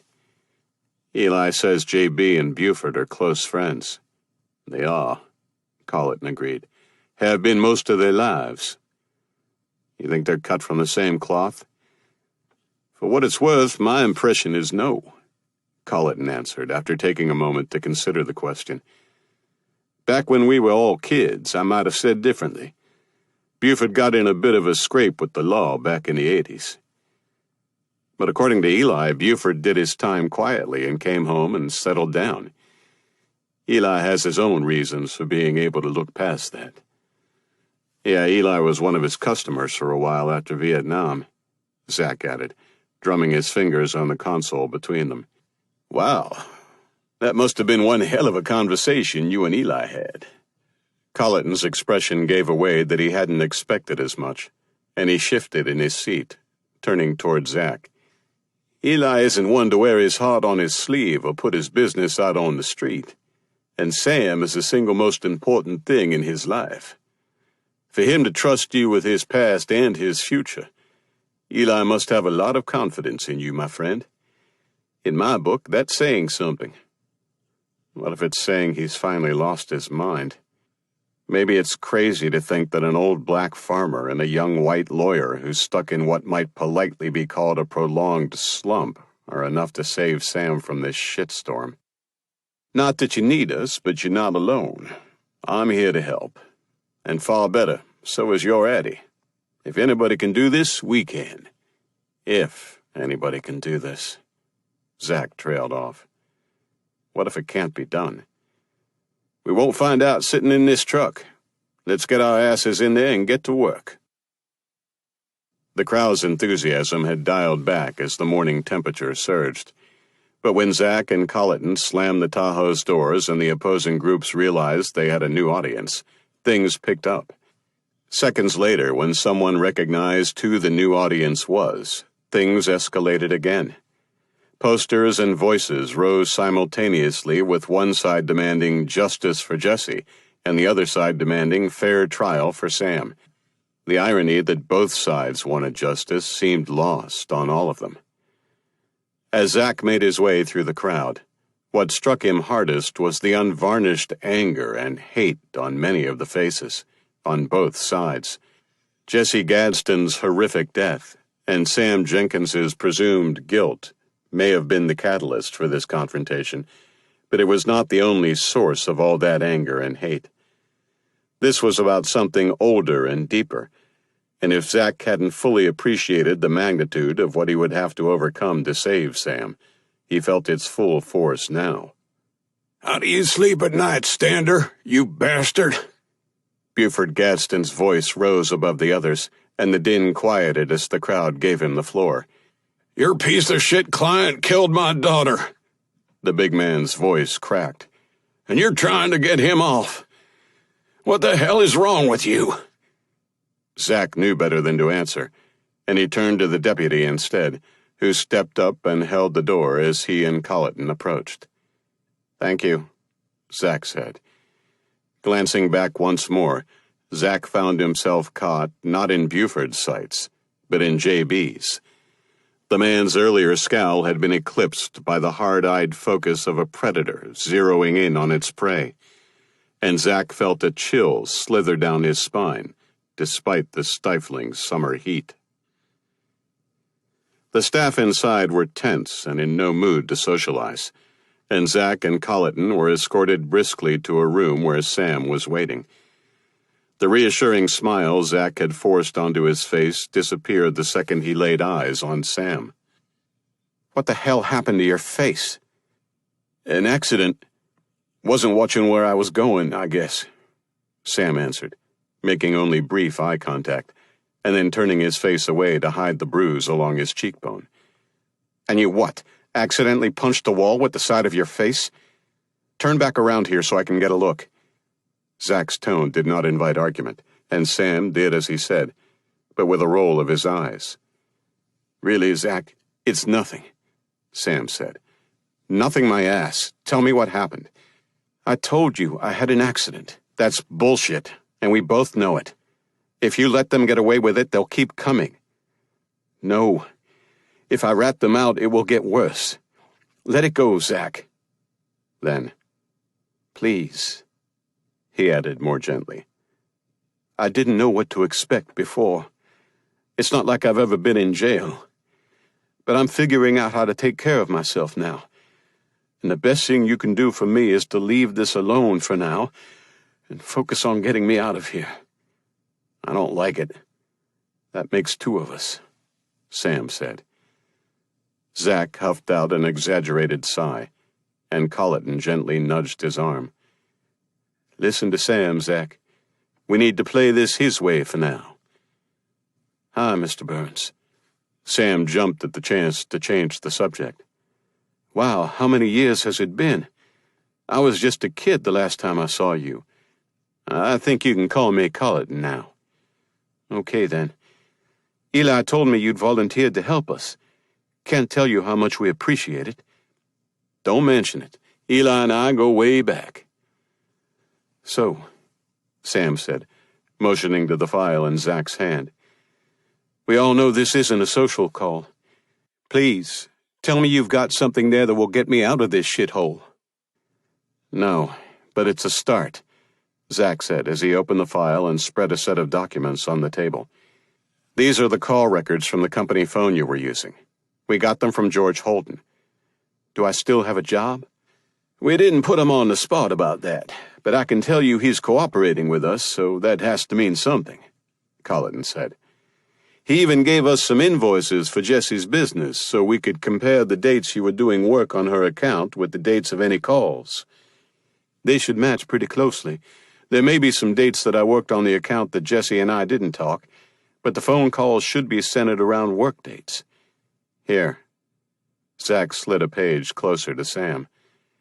"I've highlighted the calls between your phone and the phone number Jessie had on her company webpage. Do you know if she had any other numbers?" "If she did, I don't know anything about them. The number from the company was a cell phone she carried. It's the only one I would have called." "What about calls from her? Any of them from another number?" "I don't think so, but I'm not sure I would have noticed," Sam answered. "Does that matter?" "Right now, we have to assume everything matters. Zach, I still don't understand how the phone records can prove I'm innocent. They don't. But the manner in which she was killed indicates the killer had deep-seated feelings about her. You say you barely knew her, and any evidence we can offer to show you're telling the truth has the potential to create reasonable doubt for the jury. That doesn't sound like much. Here, let's just see what we have, Colleton said, adding the invoices to the documents on the table. The three began to compare them to the phone records, working their way forward from the oldest records to the most recent. There were only a handful of calls, and all the call dates correlated to invoices for work on Jesse's account. Sam turned over the last page and traced his finger down to the only highlighted call. This is it. There was a tremor in his voice. This is her calling me, asking me to come that night. Hang on, Zach said, turning the page around so that he could look more closely. This call was received at 8:38 that night. Yeah, so? You told me earlier that you found her as soon as you walked in the church, and the first thing you did was call for help. That's true. Sam's eyes were wet now. So the next call on this list from that night was you making that 911 call. At 10:41. How the hell do you explain that it took you over 2 hours to get there? I told you that first day. I was working late on something that had to be electronically filed that day. I told Jessie that when she called. Told her it might be a couple hours. She said no problem. Claimed she was just then pulling up at the church and it would take her at least that long to finish. Then she said something like, just get here when you can. I don't get it, Zach said. Why not go pick up her documents before it got late, and then come back and finish what you were doing? The tremble began with the young man's mouth and spread across his face before it flooded the rest of him in a storm of silent heaving. God help me. I ask myself that same question every day. Maybe if I had done that one simple thing, she'd still be alive. And I would still have my life, too. Sam buried his face in his hands. Watching Sam battle with his choices, Zach could relate. How many times had he thought that he could have avoided the mess with Gator if he'd listened to the warning voice in his head instead of the siren song of all that cash? He would still be living his old life instead of scratching and clawing to get it back. Zach could not have been more grateful when Colleton interrupted his thoughts. Sam, we can't change what happened that night. All we can do is focus on getting you out of here. But we need to cover as much ground now as we can. Can you hold it together a while longer so we can go over a few more things? The more you tell us, the more we have to work with. Sam slowly slid his hands from his face and wiped them on the legs of his jumpsuit. What else do you want to know? He took a deep, ragged breath. Well, one thing that's had me puzzled is the state's witness, Captain Chambers, testified at the preliminary hearing that Jessie was there cleaning the church. Her business specialized in IT work, not cleaning work. That didn't make sense to me. Why would she be there cleaning? Colleton asked. I asked her the same thing when I took over her account, Sam responded, thinking I might get a few points if I gave her some business advice to improve revenues. It probably won't surprise you to know a country church like that isn't exactly rolling in money. They couldn't afford to pay someone to work full-time doing administrative things, so they hired Jessie to scan and computerize some of their records. That way, members could volunteer to do those things from home. She also helped them set up a basic social media presence, a way to spread information about events and communicate with members who were homebound. While Jessie was working on those things, the lady who'd been cleaning the church quit. Given she was almost 90, nobody was surprised. But for what she was charging, they didn't think they'd be able to find anyone to replace her. Nothing about Jessie Gadsden struck me as a bleeding heart, but something about that old church got to her, touched her. When I asked her why she was spending her time cleaning there instead of taking on more lucrative jobs, She said it was a special place, and being there made her feel peaceful and safe. Based on her accounting records, she went every few weeks. Sort of adds to the ugliness of it all that it happened in a place so special to her. I guess that makes sense, Colleton said. What else do you need to know? Sam asked.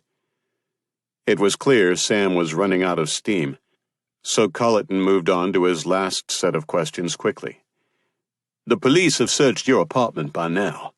A warrant allows them to go in and take anything they find that's covered by the warrant, but they have to leave us a list of everything they take. The list will be somewhere like on a counter or right inside the door, but we need to get in to find out what they took. No problem. Eli has a key. It would help us if we knew what they might find. I'm guessing you have a computer or laptop there? I do. Or I did, anyway. I guess it may be gone now. Count on that. Will they find anything on it we should know about? No, I'm a pretty boring guy. Searching my browser history won't give them more than some sports stats and a few accounting newsletter services. Some solitaire and maybe checking tides or weather or something like that. Photos? A few. Any that could hurt us at trial.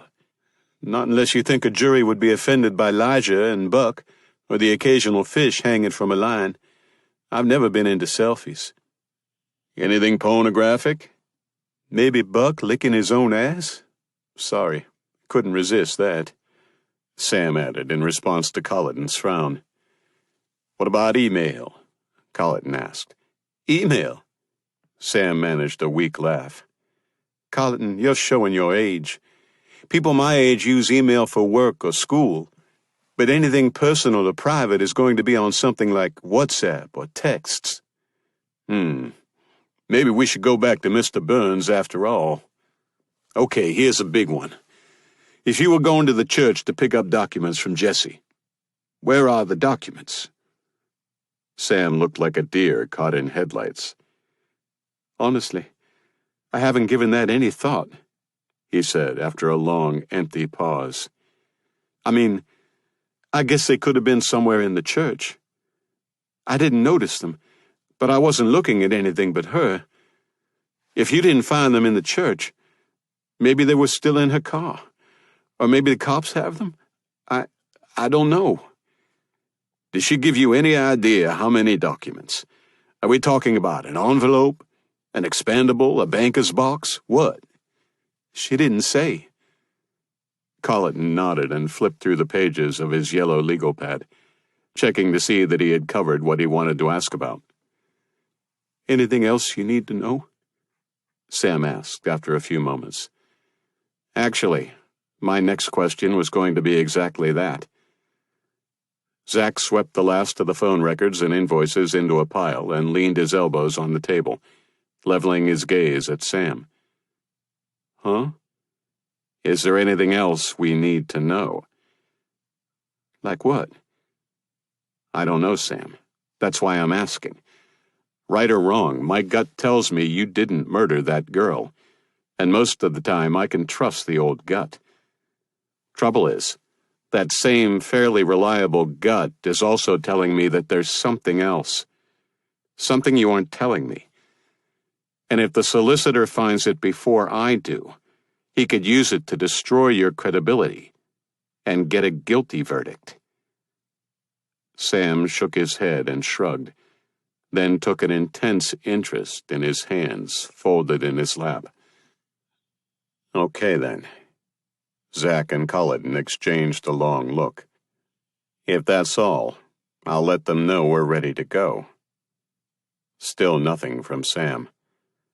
Zach hit the buzzer, and a detention officer came and unlocked the door. Ready then? She asked. All three men nodded. See you next time, I guess, Sam said, rising. Sure. And try not to punch any more walls with your face, would you? Zach said, taking more than a little satisfaction in the discomfort that flashed across the officer's face. I'll be back to escort you two out in a minute, the officer said as she led Sam out. Hiding something?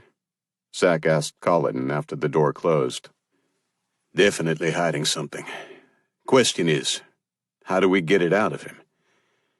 That, my friend, is only one of way too many questions that I don't have the answers to. Chapter 14. The noon sun had driven the demonstrators away for the day, and only the heat roiling up from the pavement greeted Zack and Colleton as they left the jail.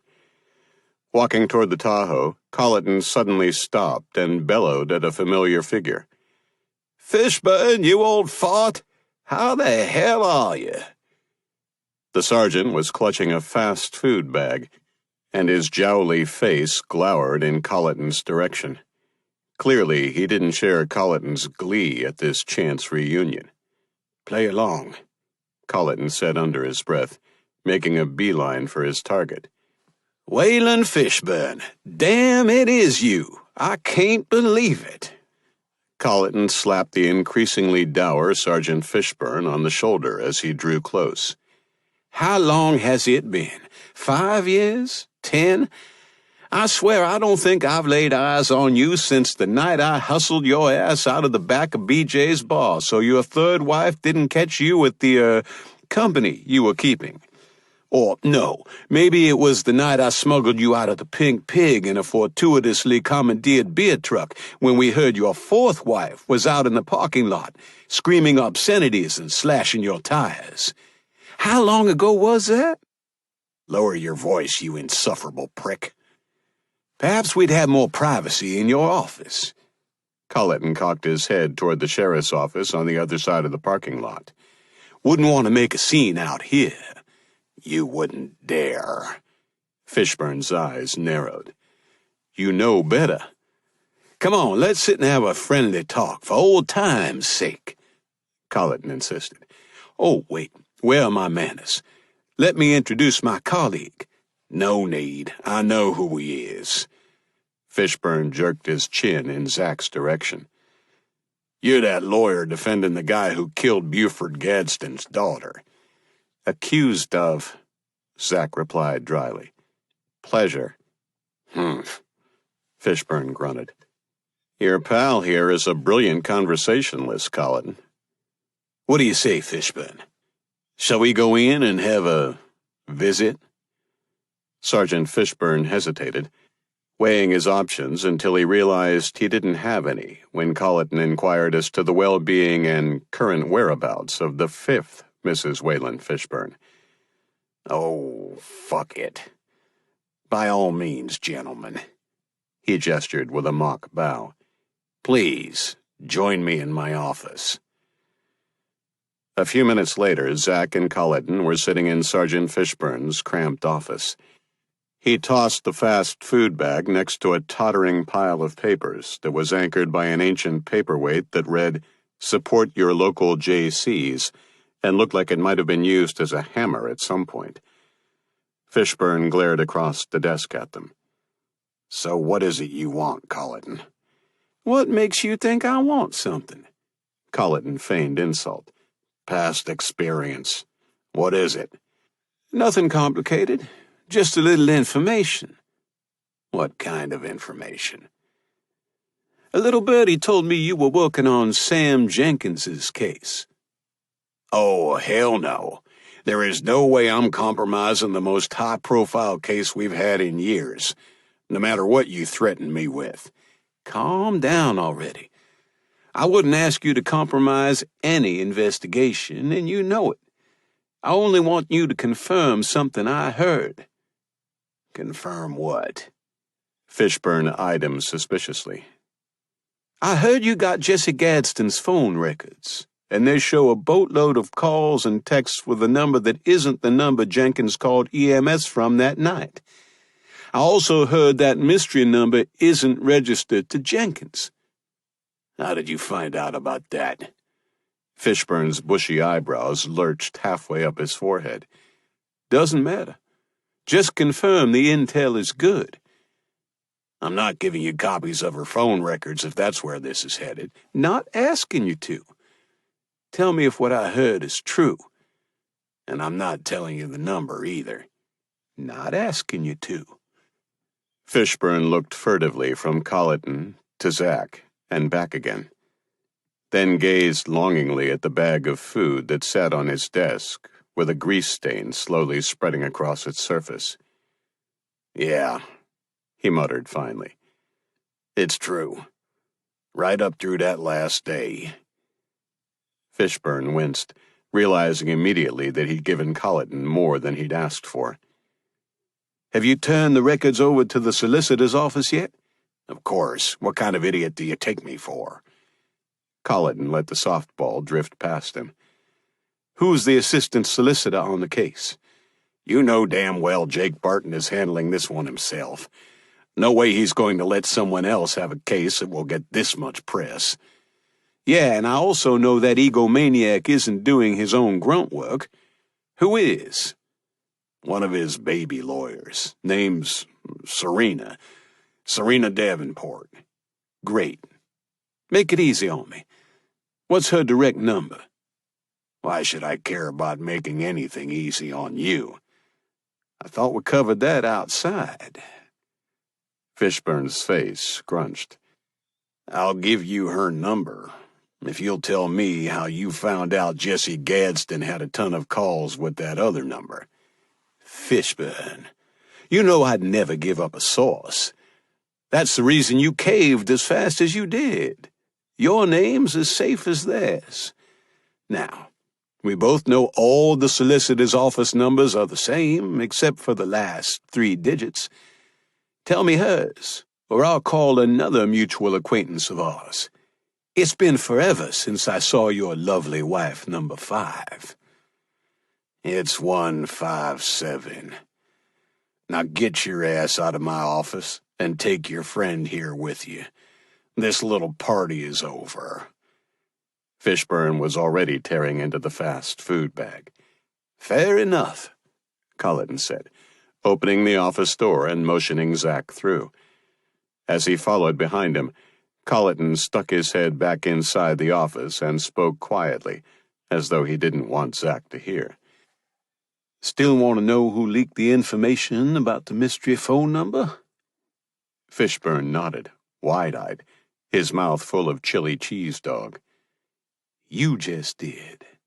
Colleton managed to slam the door shut seconds before he heard the thud of the paperweight against it, followed closely by the crash of papers to the floor, and Fishburne's miserable howl. As Colleton jacked up the Tahoe's air conditioner to full throttle, Zack was punching Serena Davenport's number into a cell phone. "That was masterful," he whispered to Colleton as it rang. "Serena Davenport," she answered. Zack could hear the tapping of a keyboard in the background. Apparently she was a multitasker. "Good afternoon, Miss Davenport. My name is Zack Stander. I know who you are." The tapping stopped.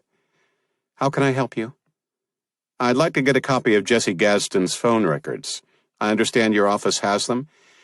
"Well, Mr. Stander, assuming your understanding is correct, I don't recall receiving any discovery requests from you. Did I miss something?" "No, ma'am, though I'm sure we'll be sending those over shortly." "Wonderful, then," she said.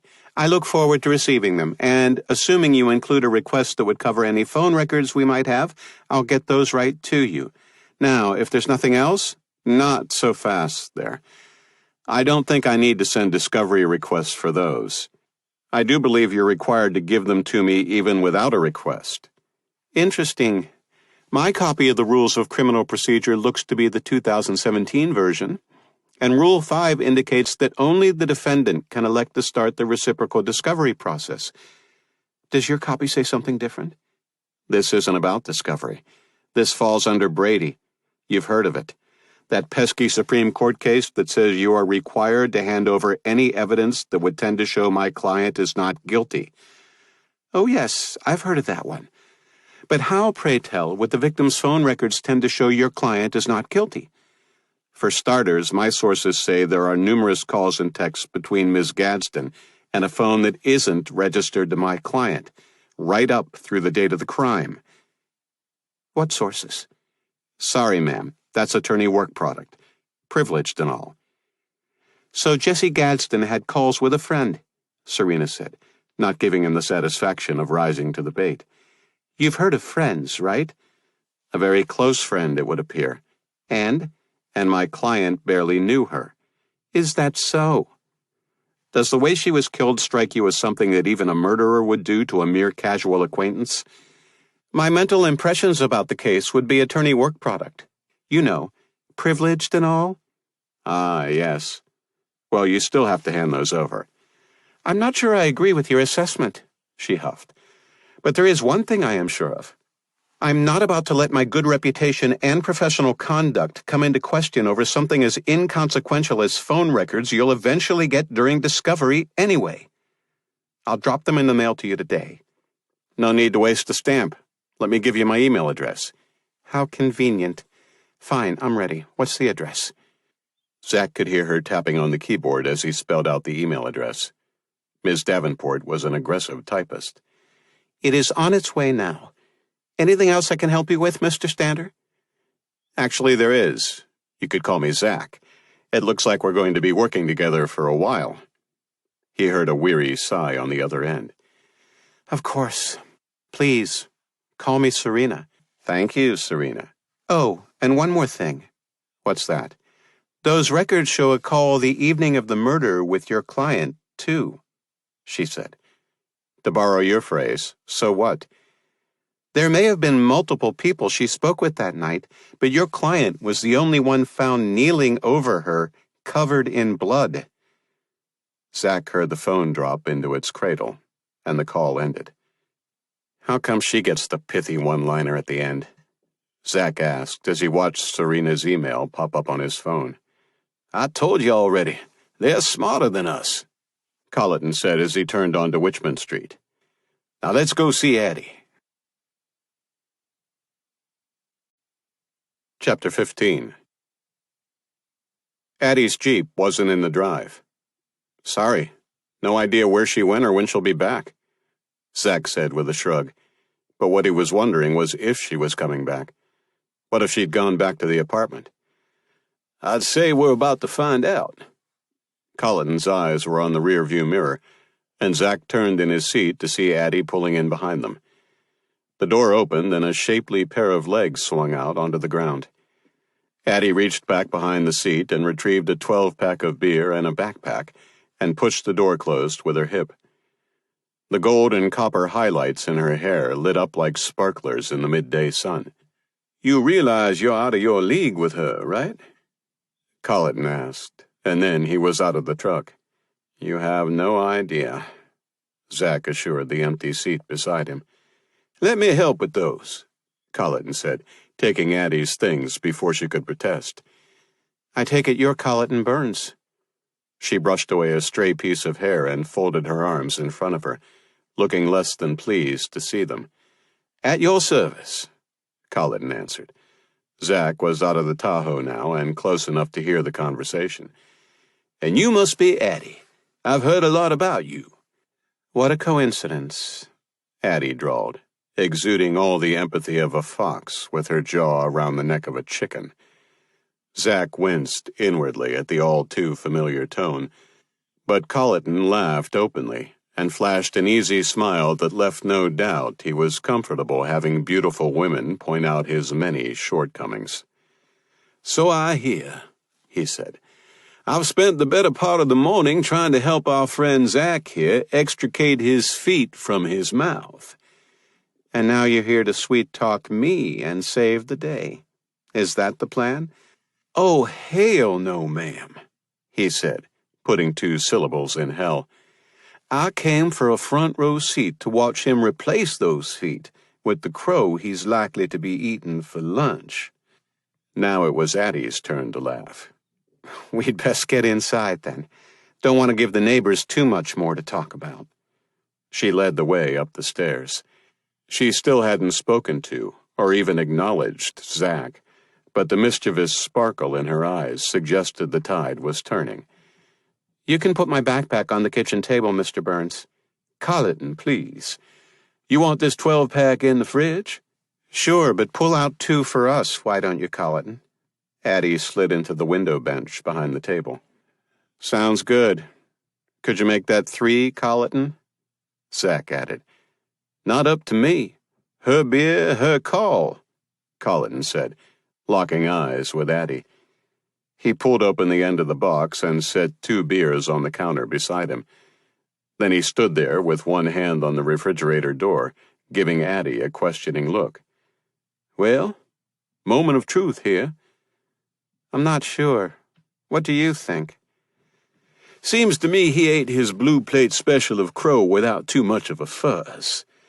Perhaps you could show a little mercy and give him something to wash that shit down with.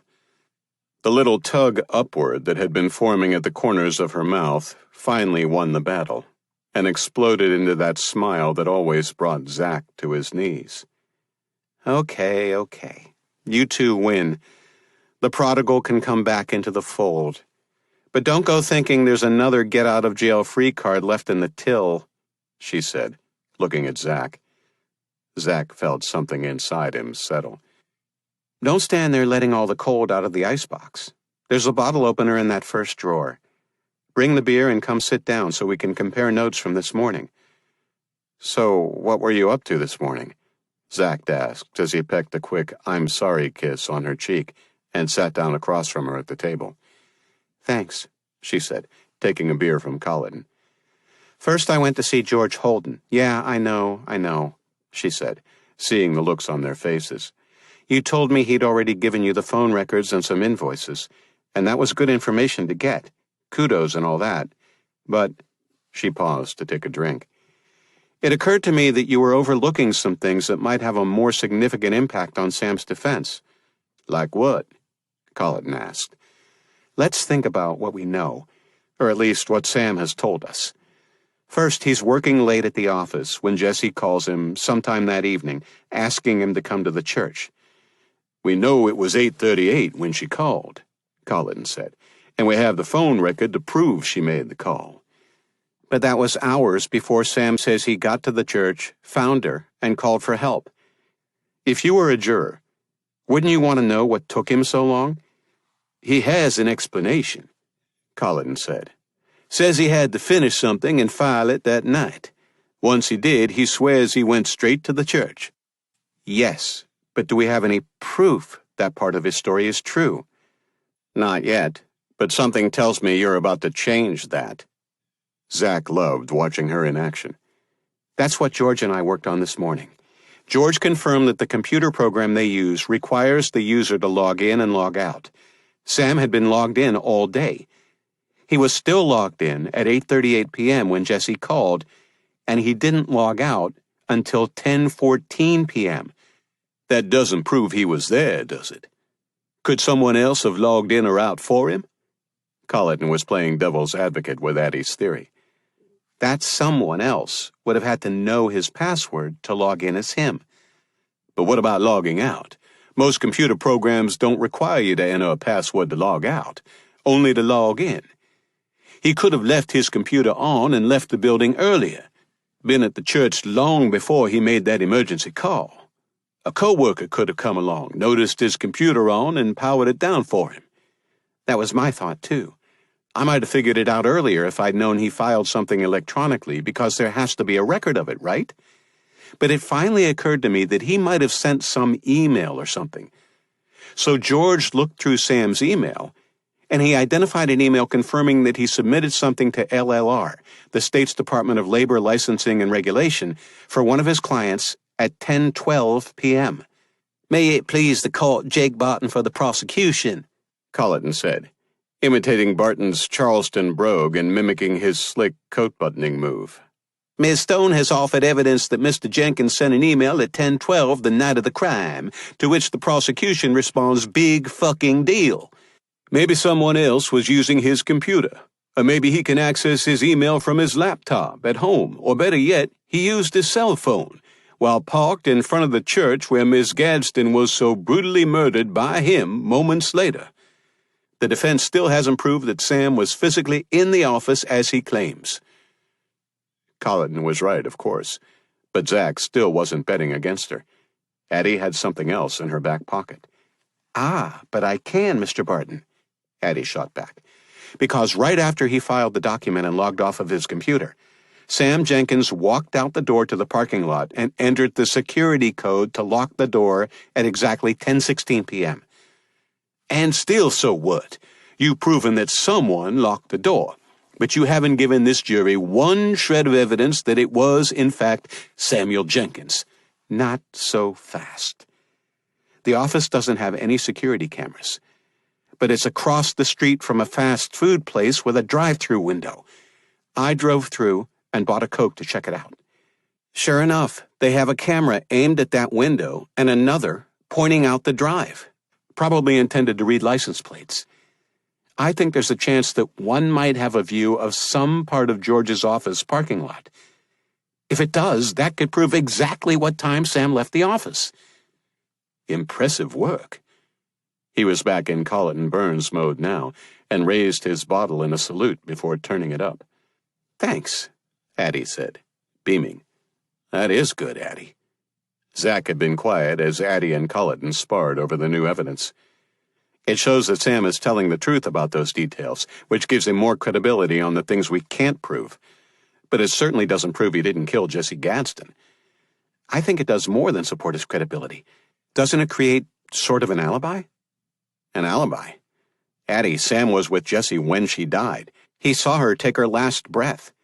There's zero argument that he was somewhere else. Sam admits he was in the church at the time of death. That doesn't mean he was there when she was attacked. But we don't know what time that happened. Hear me out, she said. The phone records show Jesse made a call to Sam at 8:38 p.m., and she was fine then. We know that Sam was at the church and called EMS asking for help at 10:41 p.m., and Jesse had already been attacked by that time. We also know Sam was at the office between 8:38 p.m. and 10:16 p.m. when he left. Yeah, but there are 25 minutes that are unaccounted for between 10:16 when he punched the security code and 10:41 when he called EMS. A lot could happen in 25 minutes. That's the thing. There aren't 25 unaccounted for minutes. The church is all the way out on Cicada Road. How long would it take Sam to drive there? And would that give him enough time to be the attacker? I'm guessing it would be more than 20 minutes, even at that time of day. Think about what someone did to that poor girl. There's no way that happened in an instant, like a gunshot could. Granted, it's far from an airtight alibi, but it does create a real question as to whether it was physically possible for Sam to get to the church in time to attack her like that before making the call to EMS at 10:41. All I need to do is find out who's in charge at the fast food place and convince them to let me look at the footage. Hold that thought. Colleton was already punching numbers on his cell phone. Bobby, Colleton boomed. No, he laughed. I'm not calling about that money you owe me, even if I did win that bet fair and square. It sounded as though there was some trash talk coming from the other end. Tell you what, Colleton said. I need a favor, and then we'll call it even. I'm working with Zach Stander on the Sam Jenkins trial. There was a pause. Yes, of course you already heard that on the street. Colleton rolled his eyes. Look, I can't go into details, but we're thinking it's possible that some of your security cam footage caught something that night that we're trying to track down. Would you mind letting us take a look? Another pause. That's great, yeah. I'm not sure we can get there today, but can you download everything for a 24-hour period going back from midnight, the night it happened, July 11th? Perfect. Yeah, thanks, buddy. Downloading to a thumb drive would be excellent. I'll pick it up sometime in the next day or so. And could you keep this between us for now? Great. Thanks again, man. Mission accomplished. Colleton hung up and put his phone away. Good job, Addie said, brushing aside the bruised feeling that she'd been upstaged again by Colleton and all his connections. If we can prove it was Sam who set that alarm at 10:16, we can create a question as to whether it would even be possible for him to have killed that girl. A question, maybe. Zach nodded. But what it keeps coming back to is that Sam was there, without any evidence of anyone else around. I'm not sure Sam's credibility on where he was earlier or the travel time thing is enough to persuade a jury to make that big of a leap. Yeah, well, there is that. Addie let out a huff of exasperation as she leaned her head back and closed her eyes. The room went silent as they contemplated the realities of Sam's plight. Zack drummed his fingers on the table, looking glumly out the window behind her. The sunny afternoon sky had seamlessly shifted to dark and heavy. Looks like we're going to get the usual low-country afternoon thunderstorm. Mm-hmm, Colleton nodded. He was meticulously peeling up the edges of the label on the beer bottle in front of him when he broke the reverie.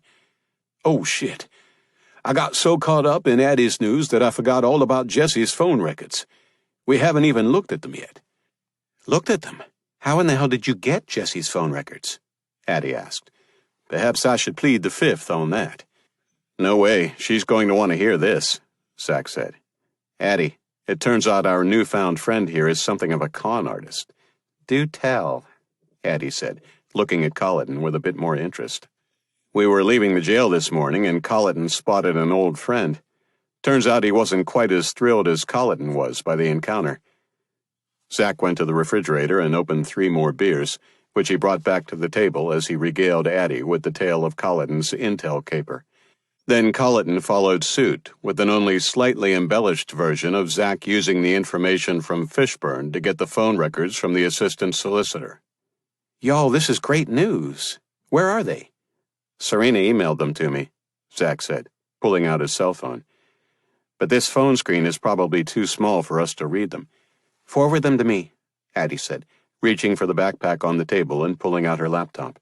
As the laptop came to life, they heard the small ping of Zack's email coming through, and Addie clicked to open it, and then turned the screen so that they could all see. It looks like the bills go from the most recent to the oldest, she said, scrolling quickly. The first one includes the night of the murder. Do we know what mystery number we're looking for? No, Zack said, looking at the screen. And the process of elimination may take longer than I was hoping. Looks like this girl spent a lot of time on the phone. Some of those are landlines, Colleton said. The 843 area code numbers that start with 538 and 549 for sure. They'll be easy to identify. But I don't know how to identify the cell numbers unless we can find them in her contacts list.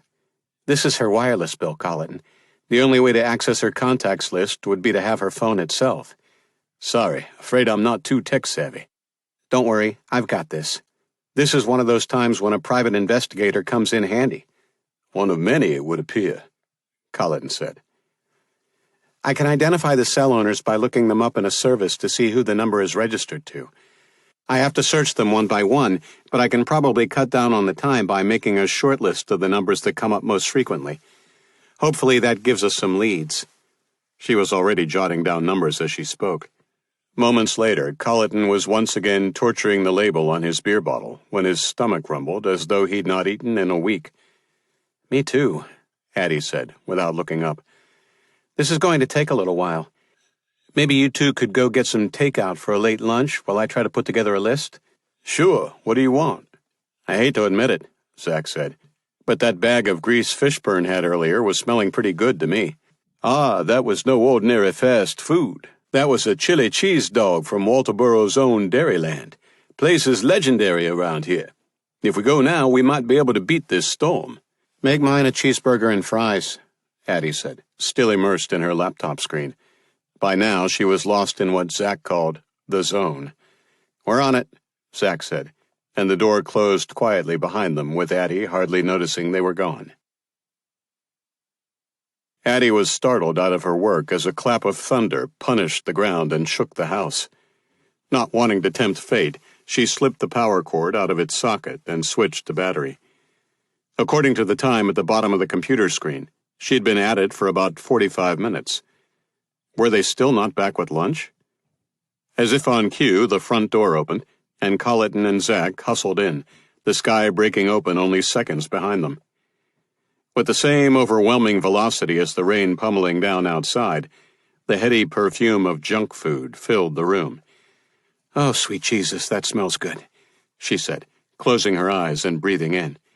She pushed the laptop aside to make room, and Zack replaced it with the coveted white sack as he and Colleton took their seats and paper bags were unceremoniously ripped open to claim the prizes inside.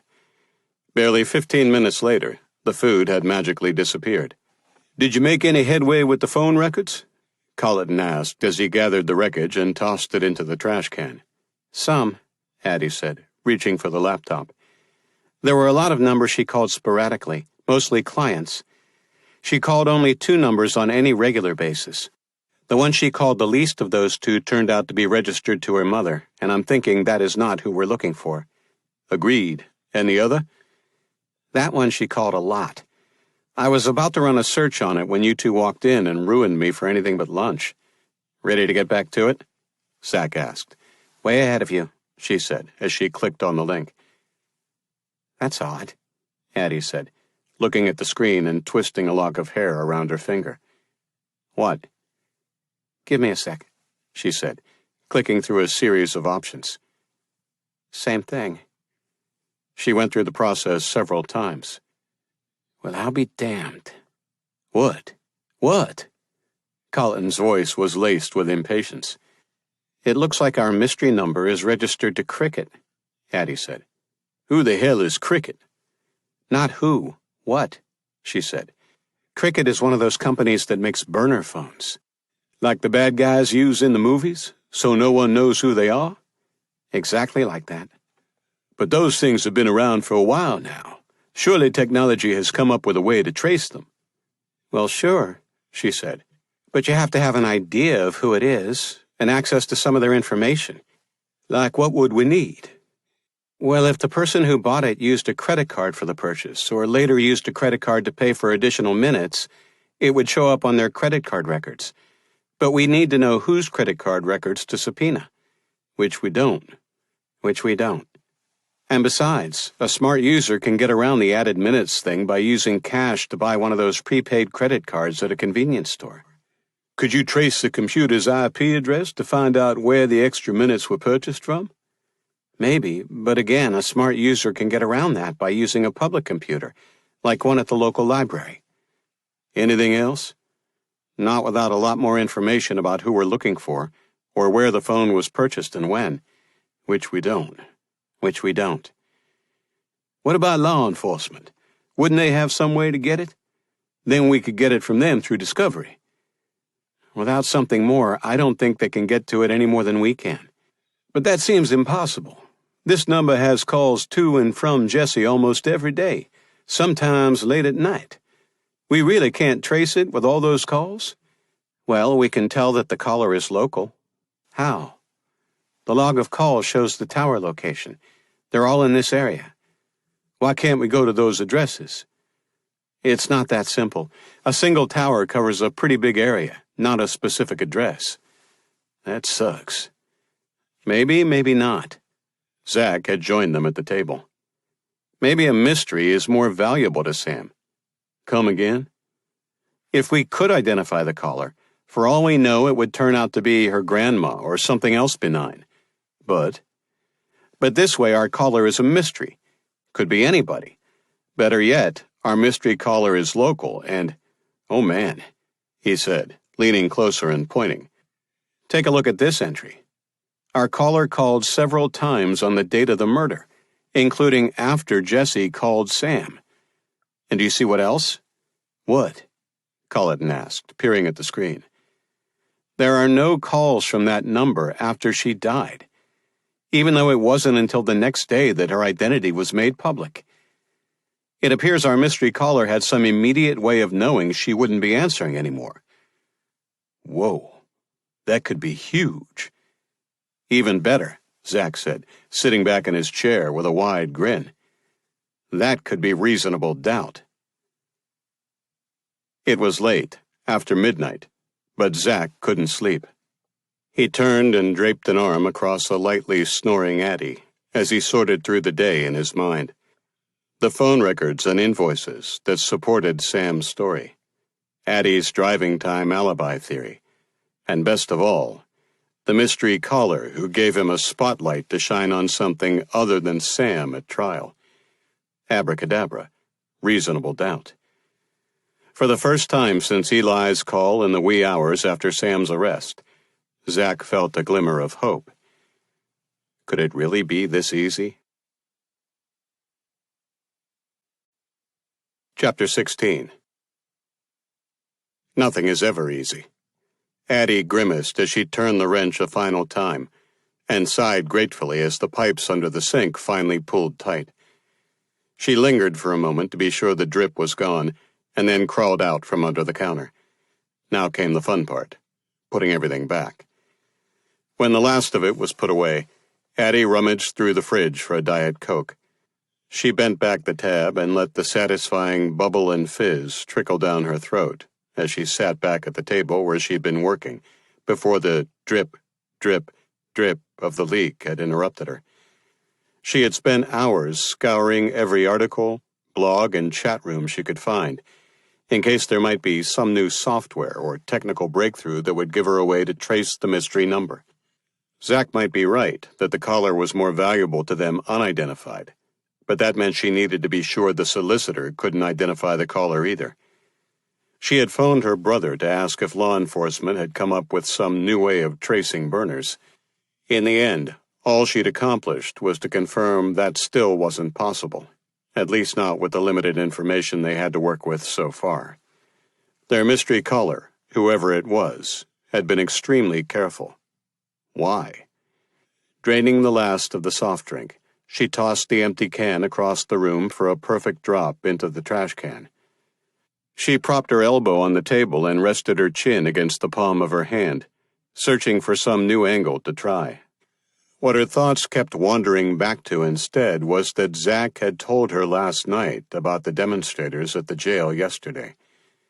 They had known this case would get a lot of unwanted attention, especially from the media hounds they knew would materialize for all the public hearings. Still, neither of them had anticipated demonstrators showing up at the jail on random days this early in the case. Zach had tried not to let it show, but she could tell he was shaken by Colleton's sense that they might be in harm's way. Curious, she trolled through social media pages, looking for photos of the crowd from the jail. Sure enough, someone had posted them. Several were of Buford Gadsden. Only now, the stony expression Zach had described from the bond hearing had been replaced by one that suggested a strong desire to hit something, or someone. Addie clicked on another photo that had captured J.B. She dragged the edges of the image with her thumb and forefinger to enlarge it. She could only see the side of his face from this angle, but there was enough detail for her to translate the unveiled threat. Somehow, J.B. looked like more of a danger than even Jesse's father. Colleton might be overreacting a little, but she had seen enough now to convince her there was no harm in being a bit more careful. Brain-dead from sitting in front of the computer most of the day, Addie yawned and stretched before she leaned her head back against the cushion behind her. She could hear the faint murmur of Zach's voice on the telephone, probably with Colleton, in the little office down the hall, and the steady tick of the vintage Coca-Cola wall clock. She let her mind drift. Addie? She opened her eyes to find Zach standing in front of her. You okay? Sure. Tired is all. It's Colleton, Zach said, gesturing at the phone. He wants to know if we want to go to the camp for a cookout this evening. Eli will be there too. Feel like going? Sure, sounds great, she said, suddenly wide awake. Colleton? Zach raised the phone. Count us in. What time? He paused, listening. Okay, see you in a bit. He turned his attention back to Addie. You sure you feel like going out, Ads? If you're too tired, I can call him back.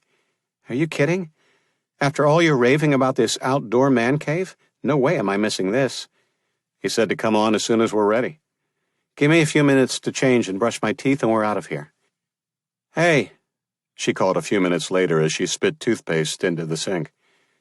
Didn't you tell me the roads to Colleton's place are dirt? Yeah, the worst. Potholes the size of a VW Beetle. Want to take the Jeep? She asked. With all the rain we had yesterday, it might be messy, and the Jeep has a higher clearance. Yeah, that would be great if you don't mind, Zach answered from the living room. Addie pulled on a pair of jeans and an Aerosmith t-shirt with her favorite knock-around boots and walked out of the bedroom. Jesus, you're beautiful. Flattery will get you anywhere with me. Counting on it. Zach turned to pull the door behind them. Hang on a sec. What's wrong? Nothing, she said, as she reached back in and flipped the switch to leave the porch light on. Can't be too careful, she added. Colleton would be so proud. Here, Addie said, tossing him the keys. I don't know where we're going. You're going to let me drive your Jeep? Yeah, but don't ride the clutch like you usually do. I get no respect. The evening had been the stuff the Low Country is legendary for. Colleton had conjured a pot of Frogmore stew, full of sausage, sweet corn on the cob, shrimp, potatoes, and a combination of secret spices he refused to reveal despite intensive questioning. Perched near the edge of the grill, cooking slow, was a cast-iron pan of cornbread. After dinner, they had lingered to talk about the mystery caller, and Eli seemed comforted a bit by this latest news. Buck, who had been off romping through the woods, came back tired, wet, and wagging. He scarfed down the scraps Colleton had saved him and was soon snoring at Eli's feet. There had been just enough afternoon cloud cover to keep the heat down and make for a spectacular sunset as the afternoon sounds of songbirds and cicadas gave way to the low "ooh" cooing of mourning doves. By the time they'd said their good nights and promised again to be careful, the stars were out, and a full moon hung low and heavy beyond the trees. "Watch out for deer. They're everywhere this time of year," Colleton had warned, and Addie had to stop the Jeep twice as whitetails sprinted across the dirt roads. Back at home, Addie turned into the drive and killed the engine. "Glove compartment," she said, handing him the key. "We need to take the Beretta inside. Careful, safety's on, but it's loaded." "Anything else I can do for you, ma'am?" Zach asked, handing her the gun and closing the compartment door. "There might be. Want to come in for a nightcap?" She smiled provocatively. "I was hoping you'd ask." Zach leaned over for a long, wet kiss. On the porch, Addie held the screen door while Zach fumbled for the house key. "What's wrong with this picture?" she asked. "Absolutely nothing as far as I'm concerned," Zach said. Then he followed her gaze to the porch light. "Odd. I could have sworn you turned that on before we left." "I did." Addie reached up and gave the light bulb a quick twist to the right, and a bright light shone across the porch and out into the yard. "That bulb didn't unscrew itself," she whispered as she instinctively removed the safety on the gun in her hand. Her thoughts jumped to JB's threatening scowl and Colleton's warning. "How do you want to play this?" Zach asked. "We can leave now and go ask for some help." "And tell them what? Our porch light was out? Don't be lame. But if there's anybody hanging around, they know we're here, and we don't know where they are. Let's get our asses inside." Zach opened the door and bolted it closed behind them once they were in. Addie switched on a table lamp and sighed as light flooded the empty room. The house was quiet, and nothing looked out of place. She put the gun on the coffee table. "Maybe we're a little on edge from listening to Colleton harp about danger. It looks like everything is fine," Zach said. "Yeah, I'm sure that's all it is." The crash from the direction of the kitchen shut them both up. It was followed by a muffled bumping sound. "Does it sound to you like someone is trying to get in the back door?" Zach picked up the Beretta and questioned her with his eyes. She nodded and followed him toward the kitchen. The bumping noise again, but it was nowhere near the door. The window over the sink, maybe. Addie moved closer to the noise and peered out the window. "Nothing out there." Another bump. "It sounds like it's right here." She opened a cabinet and let out a startled scream as something shot past her, barely missing her face. They both turned to see Elvis tear a stunning black streak out of the kitchen. Addie dropped to the kitchen floor, laughing uncontrollably. "There you have it, Clue fans. It was Professor Elvis in the kitchen with the wrench. How would he even get in there? I guess he crawled in after I finished fixing that leak under the sink. She closed her eyes, feeling the cool of the floor against her back. How about that nightcap you were teasing me with earlier? Zack sat beside her, admiring the way her hair spilled all around her on the floor. He held out one of the 2 bottles he'd taken from the refrigerator. Join me? Don't mind if I do. She propped up on one forearm, took a long pull, and let out the first easy breath she'd had since they'd first noticed the porch light. The porch light, Zack said, remembering it at the same time. Elvis couldn't have done that. You're right about that. Maybe we scared off whoever it was with the headlights, or when you tightened the bulb and flooded the yard with light. For that matter, it could have been some neighborhood kids playing a prank. Whoever it was, there doesn't seem to be anybody around now. No, thank goodness. We've certainly had enough excitement for one night. I'm not so sure about that. Zack eased down beside her and nuzzled her neck, his lips moving to her mouth. Addie slid her arms around his neck and returned his kiss. At first soft, then hungry. Zack's weight shifted as he gently moved on top of her, and her body melded into his as his hand slipped underneath the hem of her shirt and moved upward. All was right with the world. Right up until the brick shattered the window, raining shards of glass all around them. Chapter 17. Zack swept the last of the glass shards into the trash as the morning sun filtered through the window panes, at least the ones that weren't covered with plastic and duct tape. The officers had been nearby and were there within seconds after the call last night.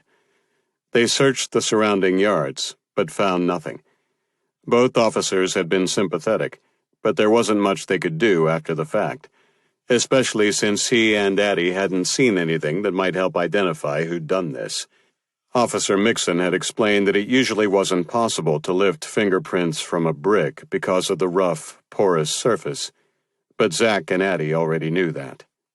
Some of the blood-red paint that had been used to scrawl N-Lover along one side of the brick had smudges, but they didn't look like prints. Unless they identified a suspect who happened to have the same red paint in his garage, Officer Mixon said that wasn't likely to be helpful either.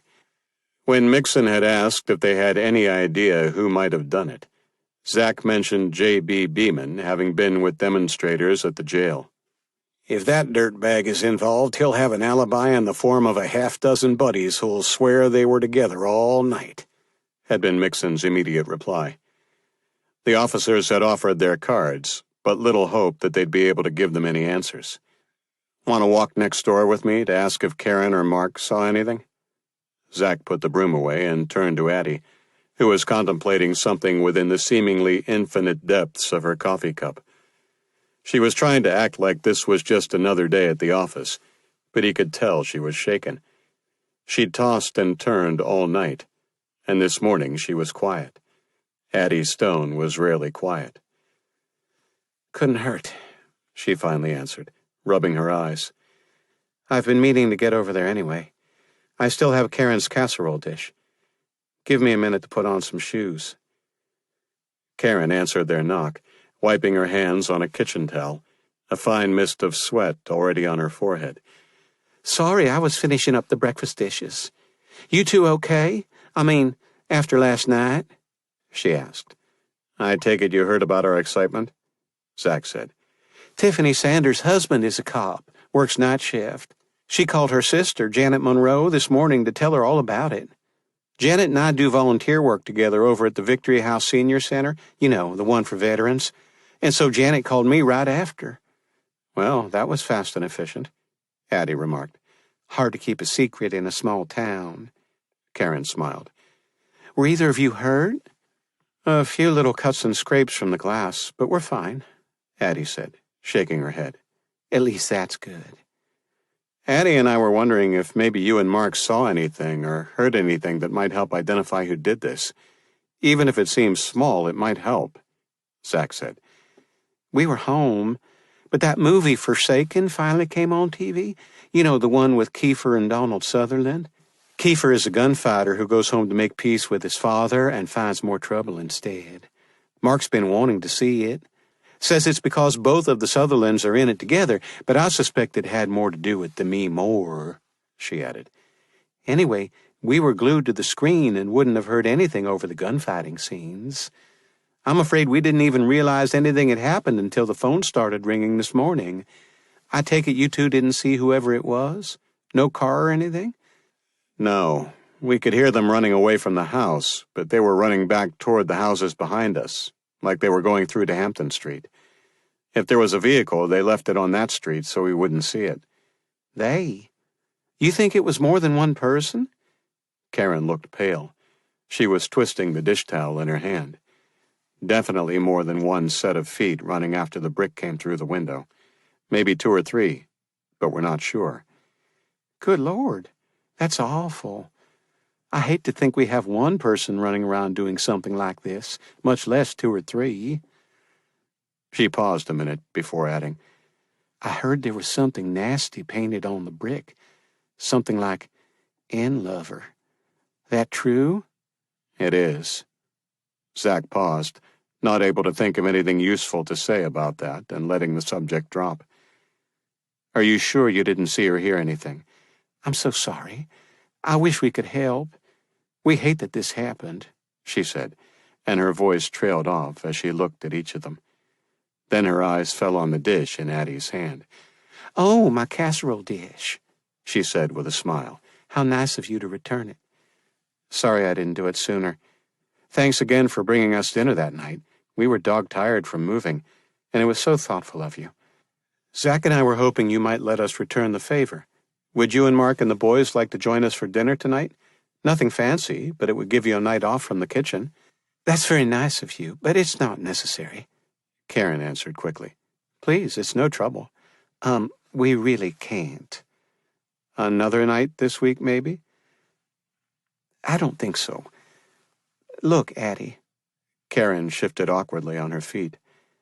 I don't know how to say this without sounding like a terrible person, but... She paused and looked around as though she were worried someone might be watching them. You and Zach are only here for a while.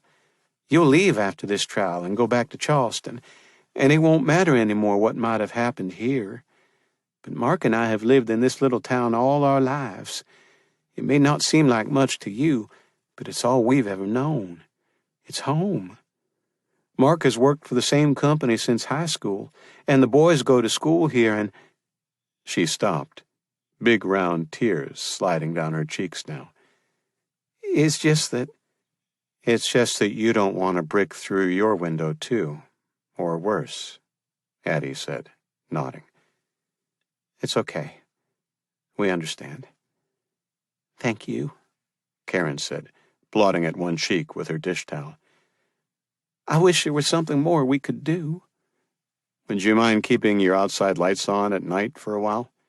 Zach asked, trying to steer things to something less upsetting for Karen. That we can absolutely do.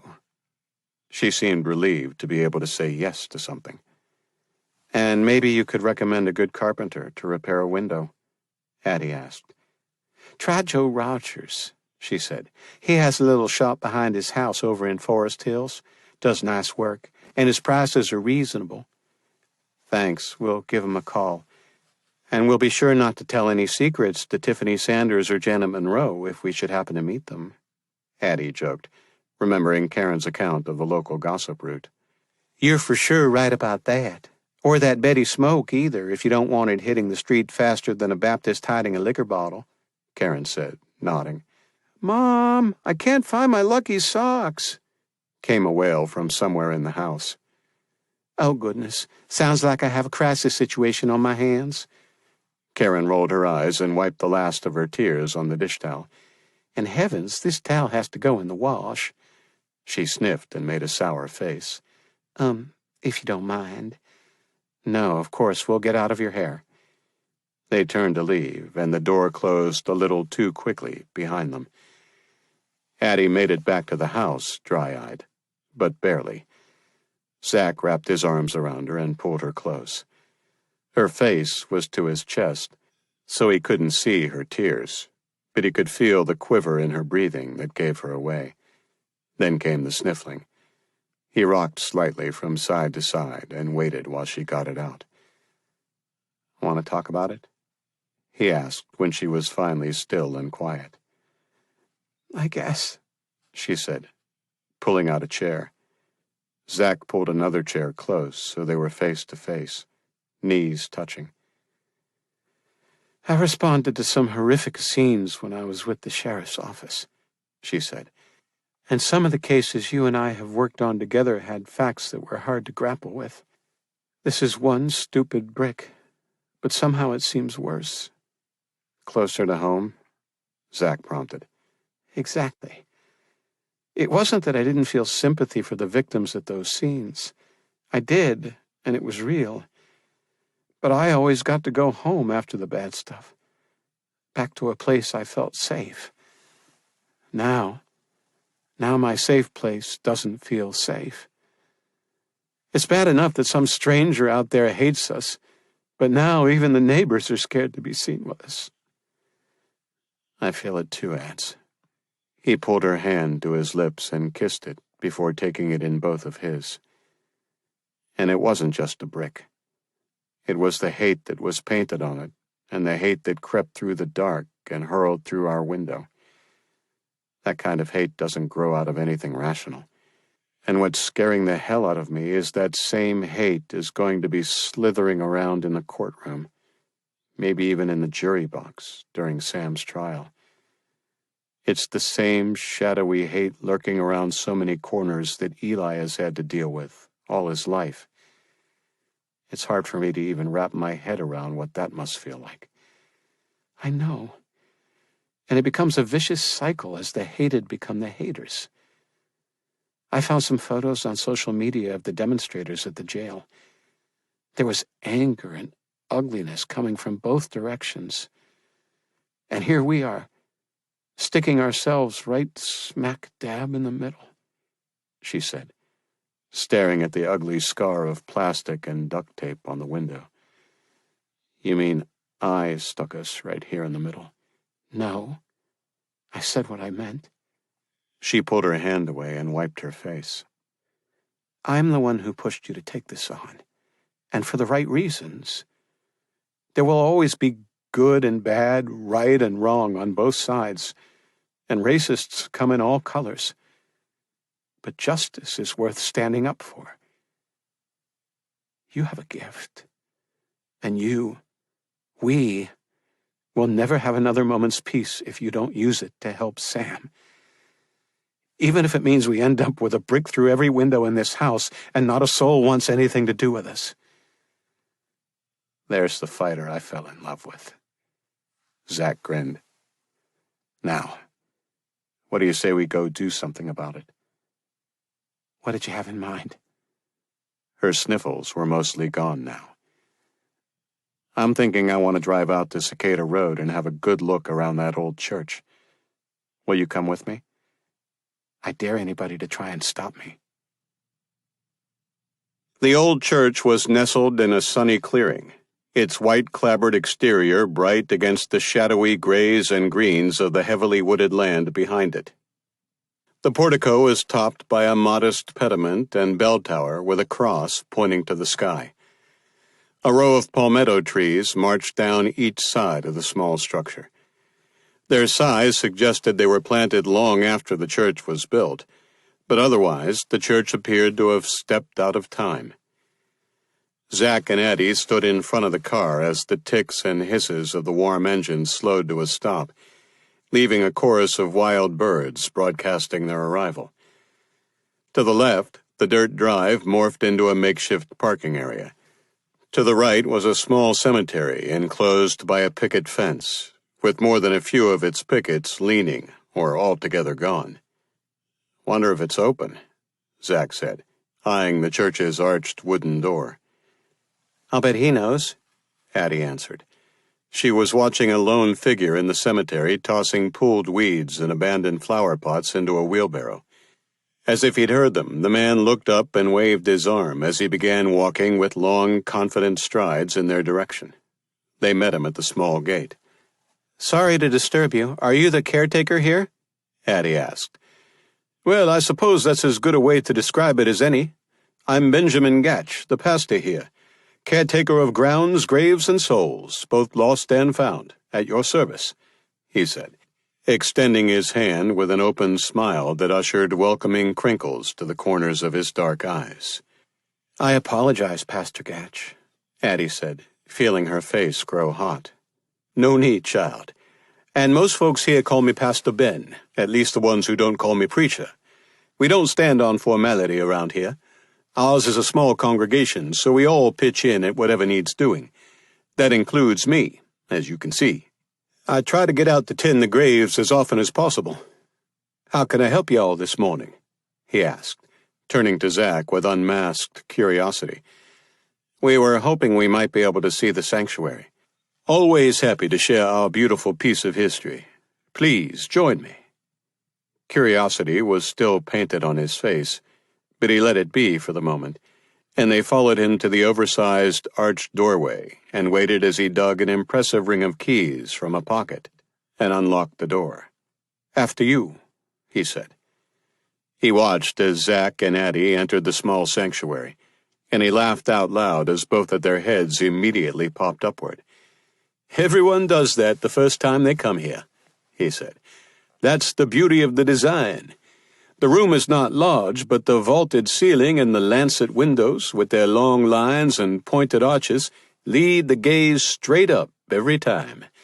Sort of forces us to acknowledge the heavens," he said. "May I?" Addie asked, gesturing to the wooden pew beside her. "Of course, please." She sat and leaned back to take in the room. The stark interior emanated a solemn dignity and a quiet strength grown deeper over time, a peacefulness that felt transferable. "The church dates back to the late 1800s, the pastor filled in the silence. "It was built by freedmen and was one of the first places of worship in this area that was built and owned entirely by emancipated blacks. Those exposed beams you see in the ceiling are original to the structure, as are most of the hot pine floorboards. The window openings are part of the original design, but the patterned leaded glass was added later as the membership was able to afford a few more material things. The church has changed denominations numerous times over the years, as some congregations thrived and moved when they outgrew the sanctuary, and others dwindled away. This old church has housed Pentecostals, AME, Baptists like us, and a few others who over the centuries have called it home. Regardless of denomination, there has been an active congregation here consistently since the building was erected. I grew up not far from here, and I've been pastor here for nearly 30 years now, back when this was black instead of white," he added, rubbing his wiry hair. He paused to let them reflect on the church's history. "Do you mind if I ask, what brings you here?" he asked. "I don't believe I've seen either of you here before, but you," he said, turning to Zach again, "you look familiar." "Sorry, I clean forgot my manners." Zach reached his hand toward their host. "Zach Stander," he said, "and this is Addie Stone. If I look familiar, you may have had the misfortune of seeing my photo in the newspaper. I'm the lawyer representing Sam Jenkins." Pastor Ben finished for him. "Now it makes sense. I've known Eli for many years. I tried more than a few times to convince him to join us at church, but Eli made it crystal clear he was more at home talking to God in a field." Pastor Ben shrugged and smiled. "Over time, you learn to accept some things you cannot change." He sat down heavily, as if suddenly very tired. "How are they doing?" "About as well as could be expected, I guess. It's hard on both of them," Zach answered. "I wasn't close to Sam by any means, but I watched him grow up, and I know the character of the man who raised him. What I know of him doesn't align with what happened to Jesse Gadsden. I can't bring myself to believe he could be capable of such a thing." "Neither can I," Zack said. "The thing that puzzles me most, though, is that Sam was here. I know why Jesse was here. But why in the world would Sam have been out here at that time of night? Or at all, for that matter?" Zack shoved his hands in the pockets of his jeans and cleared his throat. "I know you want to help, but I can't discuss the details of Sam's defense. I can only tell you that we're working hard on it." "I understand. In my line of work, I often have to keep secrets, too. Sometimes they can be heavy to carry." Zack nodded in agreement. "Right now, we're trying to piece together what happened, and hoping to find something that will help us uncover the truth." "Uncovering the truth can be—" Pastor Ben let his words trail off, as though he'd thought better of it. "Is there anything I can do to be of help?" "There might be," Addie started, and then stopped cold, her eyes fixed on the altar. "Is that—" No, he assured her. "The authorities still have our altar cross. That was loaned to us as a kindness by one of the larger churches in town, though it's virtually identical to the one used to ours. The only visible reminder now is a small stain in the floorboards near the altar that we couldn't quite get out. But that isn't what you wanted to ask me," he prompted. "No, you're right," she said, tearing her eyes from the altar. "We were hoping you could tell us a little about Jessie Gadsden." "Jessie? I didn't know her before she came to work on our projects, but coordinating with her to design and launch our social media ministry was a project I handled myself, and I came to know her fairly well. She was raised in the Episcopal Church and addressed me as father her first day here. When I explained that Baptists don't address clergy that way, she took to calling me Padre. I have no idea why," he laughed, "but it stuck." Something pinged in the back of Addie's mind.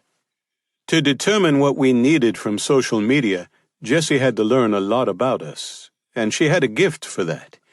She was engaging and curious, and she used snippets of information about herself to draw out details about us. I came to feel we were friends, but she was an enigma, a perplexing juxtaposition of contradictions, he said with a befuddled shake of his head. She grew up the only girl in the family with a passel of brothers. She was something of a beauty, and I had the sense her father would have been perfectly happy to let her play the little princess. But she was determined to outboy the boys. She had to shoot better, bag the biggest buck of the season, catch the biggest fish. You get the picture. She worked relentlessly to build a successful business, yet she came here to clean this old sanctuary twice a month for pennies, and she apparently didn't think I'd noticed that an anonymous monthly offering more or less matched what little we paid her. She could be kind in surprising ways like that, but she was also headstrong and ambitious, and if something got in her way, I suspect she would push back. Hard. In the days since her murder, I've wondered if maybe she pushed something or someone a little too far. "Is there anything specific you can point to?" Addie asked. No, just sort of a sense for these things after a lifetime of trying to help others find their way in the world. He stopped talking and looked down at his hands. It seemed the subject of Jessie's personality was closed. "Do you know if she had a boyfriend?" "I had the impression she had a lot of casual friends, but not many close ones. She never mentioned a boyfriend." "Did she have a set time to come and clean?" Zack asked. "Usually Tuesdays. I know she always came after her regular business hours, so it would generally be evening, but I don't know if that would always have been the same time. Althea Jefferson might know if she did. Althea does some paperwork and administrative things for the church. I can see if she knows, if that would help." That would be great, Zach said, handing him a card. Is there anyone else who knew she'd be here that night? Well, most of the congregation knew she was cleaning for us, but I don't know of anyone other than Althea who'd have any reason to know when. Any chance you were here and saw what time she arrived that night? No, he said, shaking his head. As I told the authorities, I was here for a short while that morning, but worked the rest of the day in the office at the parsonage. Sorry I'm not more help. When did you talk with the officers? Was it that night? No, it was the next morning. Do you mind me asking what you talked about? Obviously they had questions, mostly the same questions you're asking now. And they wanted to know if I knew why Sam would be here or of any connection between him and Jessie. They also asked if I had any idea who might have done such a thing to her. The answer to all three is no. Do you know who owns that wooded land behind the church? Addie asked, shifting subjects. The church owns it, but only because it isn't worth selling, he said. The woodland only extends for the first 10 yards or so. Then it sinks into swampland. No good for building or farming.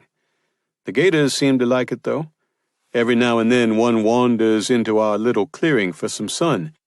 Gets some of my parishioners stepping a little livelier on the way into church than they usually do, he added, those merry crinkles coming back to his eyes. Is the parsonage here on the property? Addie asked. No, it's the next structure you come to along this highway, but it's a little over a mile down the road. I live there alone, and it has a small office with a separate entrance that we use for church business. A mile toward town? No, away. The only other building on this property is an old shed out back.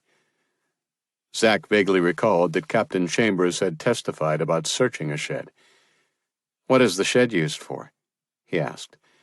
Mostly tools and such, like the wheelbarrow I was using in the cemetery, which, by the way, I should be getting back to. If there's nothing else you need? No, thanks for your time, though. Would it be okay if we hung around a few minutes to take some photos and some measurements? Zach asked. That will be fine. I'll lock up after you're gone. I'll be outside if you need anything. Oh, one more thing? Zach called back as he headed for the door. Yes? Did you find anything Sam or Jessie might have left behind? You mean like personal belongings? He seemed confused by the question. Maybe. Or anything that didn't belong here. No. I assume the police took all of that when they left. I was wondering if you found anything they might have missed. No, nothing. He stepped abruptly out into the late morning sunlight, and the door closed behind him. I see now why Jessie loved this place so much, Addie said, looking around the sanctuary again.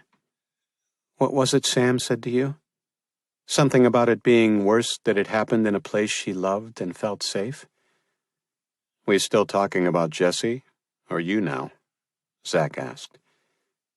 Both, I guess, she said, getting up and walking to the front of the church to take some photos. Then she used an app on her phone to take a few measurements. She turned back toward him and studied the room intently, arms crossed, head to the side. These windows, she said finally. Mm-hmm. Zach looked up from the back of the room where he was taking more photos. You don't see clear leaded glass as often as stained in churches. Beautiful, aren't they? No. I mean, yes, they're lovely, but that's not what I meant. What I mean is, there are so many of them. They let in an incredible amount of light, and they line the whole place so that light comes from every direction. And your point? Zach smiled as he watched her slip into her zone. If Jessie called Sam at 8:38, it would have been almost dark then, and she was still fine.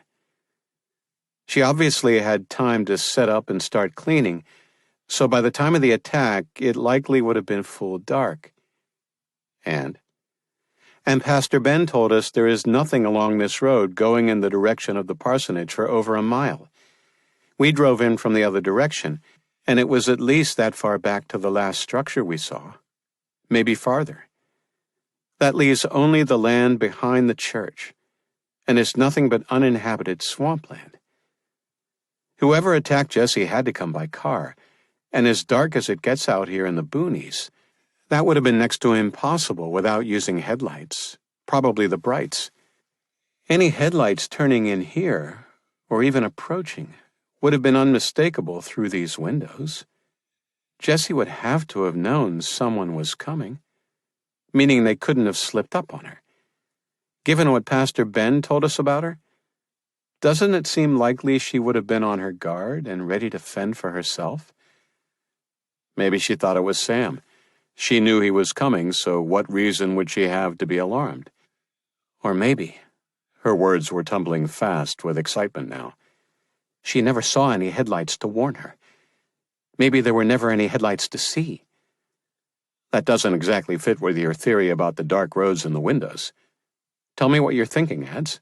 I'm thinking we need to go out back and take a close look at that shed. Chapter 18. The air in the old shed was cooler, and it held the faint smell of gasoline melded with the earthy smell of a dirt floor and wood siding that stayed perpetually damp with humidity. They stood motionless just inside the door. The structure was larger than Zach had expected, maybe 15 by 20, with an oversized barn door that had opened easily when he pulled. There were windows, but Zach's eyes were adjusted to the bright daylight. He pulled on a cord strung from a single bare light bulb to the door, and a yellow light filled the space, revealing dust-laden spiderwebs hanging above them.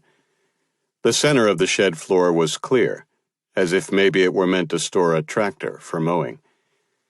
There wasn't much of anything in the shed. To their right were shelves of flower pots salvaged from graves and littered with remnants of faded ribbon. They were waiting to be recycled the next holiday or anniversary by some loved one left behind, and they struck Zach as both sad and hopeful at the same time. To the left, a rusty lawnmower sat in the corner next to the door alongside a gas can. The rest of that wall was lined with gardening and groundskeeping tools of various types, and an empty spot about the size of a wheelbarrow. The back wall was bare, other than a few plastic storage boxes stacked one atop the other. Wait. Zach reached for Addie's arm as she started to step farther into the shed. Worried about alligators and snakes? She teased. No. Look closely for a minute. What do you see? Zach asked, gesturing to the dirt floor and using the flashlight on his phone to point. There was a single set of footprints leading from the door to the empty space on the left wall. Then the footprints made a sort of three-point turn and came back to the door, only with a single tire tread as well. No big mystery there, Zach. Those tracks were made by Pastor Ben this morning. The empty space along the wall had to have been where the wheelbarrow was, and that single tire track is the front wheel of the wheelbarrow as he pushed it back to the door and out to the graveyard. Right, Zach said, feeling his pulse quicken. Now, look straight down and behind you, and tell me what you see. Eureka, she deadpanned, rolling her eyes. You've discovered our own footprints from walking in the door. Anything else, Sherlock? No. Nothing. Nothing at all. That's the point, Addie. Look again. There are no other footprints or tire tracks or drag marks or anything else in the whole shed. Someone, he paused to let it sink in, someone has swept this floor clean, and fairly recently. We know these tracks here are Pastor Ben's from this morning. We need to know when he was here last. If it was before the night of the murder, someone else had to have been here in between. And that someone maybe didn't want anyone to know they'd been here. You got it. We need to find out if Pastor Ben can give us an exact date for when he was last here. Even if he knows when he was here last, for all we know, a parishioner could have come out to work on the grounds after that. Pastor Ben said they all pitched in, Addie pointed out. You're thinking a parishioner swept the dirt floor before they left? A very neat parishioner? Very funny. A neat freak who left all those spider webs. You got me. So where does our theory go from there? Addie asked. Maybe someone else knew Jesse was coming to the church that night. That someone else could have arrived before Jesse did and pulled their car into this shed. There's more than enough room for a vehicle. And waited. After Jesse got settled in the church and began her cleaning, our someone crept around to the door, entered without warning, and attacked her. And how does that help us? Couldn't they argue that was Sam? Addie said. No. For starters, Sam pulled in and parked his truck in the parking area on the side of the church next to Jesse's car, not the shed. Captain Chambers testified at the prelim that's where they found it. He could have moved it before he called for help. With all that blood on him, no way. It would have been all over the seat of the truck, Zach said, shaking his head. Probably the door and the steering wheel, too. And if the video evidence can establish it was Sam who left the office and set the alarm at 10:16, he couldn't have gotten here before she did and hidden his car in the shed. Zach squatted and took photos of the tracks on the floor. So how do we find our someone who parked in the shed? Not sure yet, he said. But I'm wondering if it could be related to our mystery caller with the burner phone. And I'm thinking our jurors might wonder that, too. What's going on here? A sharp voice demanded. Startled, Addie gasped and grabbed for Zach as they spun to find themselves in the shadow of Pastor Ben, standing in the doorway. The light behind him made it difficult to read his expression, but Zach could see enough to know there were no merry crinkles around his eyes. Oh, shit, you scared me, Addie said, and immediately put her hand to her mouth. Sorry, Pastor. We didn't know you were standing there. That much was obvious. I understand why you needed to see the church, but what does the shed have to do with Sam's case? He seemed perturbed. Maybe nothing, Zach said, but you never know when something that seems insignificant can be the tiny piece of the puzzle that pulls the bigger parts together, or that the solicitor uses to pull them apart. With Sam's life on the line here, we can't afford to overlook anything. I didn't mean to balk at you like that. Pastor Ben's tone was more even now. But we've had more than our share of thrill-seekers and curious idiots since the incident. So far, the morbid interest has been focused on the sanctuary where it happened, and no one's made it back here as far as I know. We started leaving it padlocked after the murder. When I heard voices coming from the shed, I'm afraid I jumped to conclusions. No, not at all, Zach said. You're right. We should have asked. So the shed would have been unlocked the night of the murder? Addie asked, catching Zach's eye. Yes, until that night it was always unlocked in case someone wanted a planter or something for one of the graves. Did the officers on scene come back here to the shed? Zach said. I don't know. I would suppose so. They had the run of the place for a day or so, but I certainly didn't see them back here. And they didn't ask you anything about the shed? No. Why would they?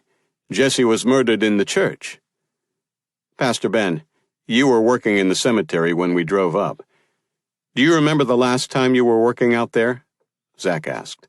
And would you have come in the shed that day? Ordinarily, I probably wouldn't recall, but this time it's easy. The last time I was clearing out the cemetery was Tuesday, July 11th, the day Jesse was killed. I told the deputies the same thing I told you. I was here for a while early that morning, and then worked the rest of the day at the parsonage. And yes, I was in and out of the shed several times that morning.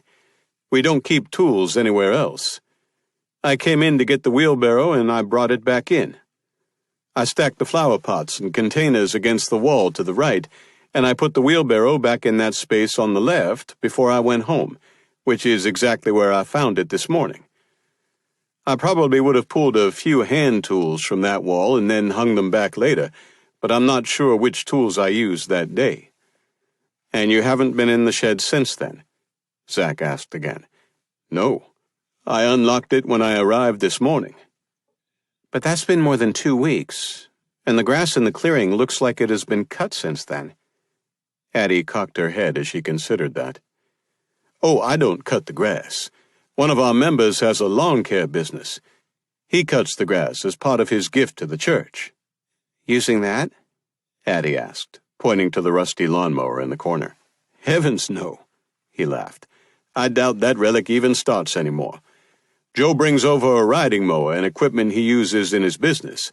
He wouldn't have any reason to come back here. But I'm confused. What in the world does any of this have to do with Jesse or Sam?" "Pastor Ben, we were surmising that those footprints to the wall and back are yours from this morning. Can you confirm that?" Zach was zeroing in for the prize. "Yes, I store the wheelbarrow along that wall. That's the tire track from where I wheeled it out this morning." "Why? How often do you sweep this floor?" "Do I what?" "It's a dirt floor. Why would I sweep a dirt floor? Why would anybody sweep a—" He stopped mid-sentence as he looked down.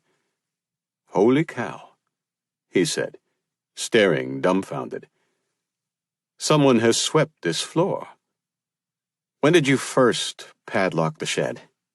Zach asked, working to keep the excitement out of his voice. "The day after the incident. As soon as the sheriff's office let me know they were finished with everything. I locked the shed, the fence to the graveyard, and the sanctuary to keep out vandals and busybodies who might be curious after the murder." "And they've been locked since then?" "Yes, Zach, they've been locked ever since." "Who else has a key?" "There are several members who have keys to the church and the cemetery, but I have the only key to this new lock on the shed, and I haven't been in here since that morning. No one has." He paused and looked around as though he suddenly found himself in a foreign land and couldn't read the signage. "What do you think this means?" he asked finally. "We're not sure, Pastor. We have some ideas, but we can't go into it." "I understand," he said, still looking befuddled. "I apologize for repeating the same questions, but I have to be sure. Are you certain the investigating officers never asked you any of these questions?" "Positive. They never even mentioned the shed, and we talked for maybe 30 minutes. "I obviously cannot tell you who to talk to or not talk to, but would you mind keeping this to yourself for now?" Zach held his breath, hoping for the right response. "Is that legal? What if the sheriff's office or the solicitor asks me?" "Neither of them can compel you to talk with them. If they ask to interview you, you are within your rights to decline." "What if they ask me why?" "You don't have to answer that. But if you decide to talk to them, you can't lie about it, and we would never ask you to," Zach said. "Will it help Sam if I decline to be interviewed again?" "It might." "Can it hurt him?" "No." "Fair enough, then. I'll do what I can. Is it okay for me to keep using the shed in the meantime?" "Yes. The sheriff's office has cleared the scene, and Addie and I took a lot of photos of the floor." "Maybe I should take a few now, too. Would that be a good idea?" "Sure. It would be good to have another source, just in case. And please, don't throw away anything that is in here now. You never know what might end up being important." "Have you seen everything you need to see now?" Pastor Ben asked as he pulled a phone from his pocket and began to take photos. There was a tremble to his hands that Zach hadn't noticed before. "Yes, we're done for now," Zach said. "I hope we haven't taken too much of your time." "Not at all. I hope I've helped. Please tell Sam and Eli they are in my prayers." "That felt productive," Addie said as she kept her eyes on the odometer. She was clocking the distance from the church to the nearest structure as they drove toward town. "Can you use what we found in the shed in court?" "I think so," Zach answered. "We can call the pastor as a witness. He would be allowed to identify the shed and walk through the sequence of facts he knows firsthand. That sequence shows that the floor was swept clean the day of the murder sometime between noon, when he put the wheelbarrow away, and the time the sheriff's office took control of the scene after Jesse was killed. We have the crime scene reports as evidence of what time that would have been. That's a tight window of time, and it seems too close not to be related. What I've been wondering, though, is why the deputies didn't go in there. If they had, their tracks would have been everywhere. You were a cop. What's your take on that? The night of the murder is easy to explain. Their focus in searching would have been to see if anyone was still on the property. As soon as they opened the door, they would have seen that pool with their flashlights and turned the overhead light on, like we did. The shed is empty enough that they would have seen it was empty without going in and trampling all over the floor. Once they saw the shed was empty, they would have moved on to the rest of the property before any more time lapsed that would have allowed someone to escape.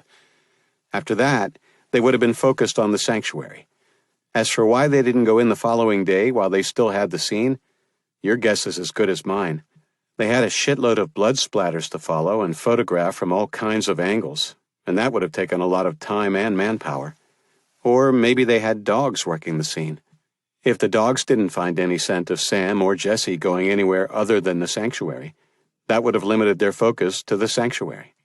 For that matter, I'm not sure we would have noticed the floor if it were still swept entirely clean. The single set of tracks from this morning stick out like a sore thumb and made us notice there should have been more. I guess that all makes sense, Zack said. Oh, there it is, Addie said. 2.1. What? That house on our left is the first structure we've passed since leaving the church. It's 2.1 miles from the church. Not an impossible walk to get there, but it would be dangerous in the dark, and it would be tough to walk back and be off the road before the first responders came roaring by. Some of them would have noticed a pedestrian walking around way out here. I guess that fits with the theory of someone coming early and hiding a vehicle in the shed. Mm-hmm. Addie nodded in agreement. Ooh, I like this one, she said, turning up the radio. She leaned back against the headrest as the sound of Adele's sultry voice filtered through the speakers. Suddenly she snapped back up. Padre, she said, looking at Zack. Pastor Ben said Jesse called him Padre. Odd behavior, Zack said, turning down the radio. But what about it? Sam said Jesse's last words were, my father. Padre means father, finished Zack. Surely you're not suggesting that Pastor Ben killed Jesse. No, but maybe Jesse saw him on the property, or thought he could tell Sam something about what happened that night. It's possible, but Sam's not even sure that's what she was saying, much less what it might mean. The pastor said she grew up in a church where clergy are called father. For all we know, she could have believed she was talking to the pastor in a last rites kind of thing. Maybe. Addie turned the radio back up. Zack was starting to feel better about Sam's chances.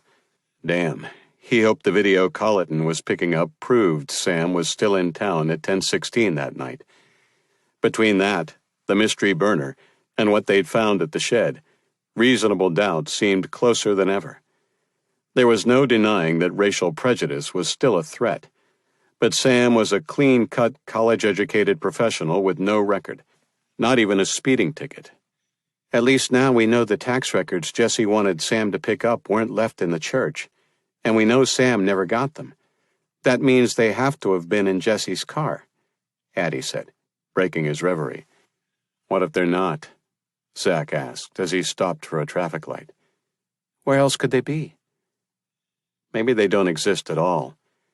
At the risk of sounding like a broken record, I still think Sam is hiding something. So you've mentioned, she said, rolling her eyes. Colleton picked up on it too, he insisted. And that business record story has always sounded sketchy. Even Eli questioned it at first.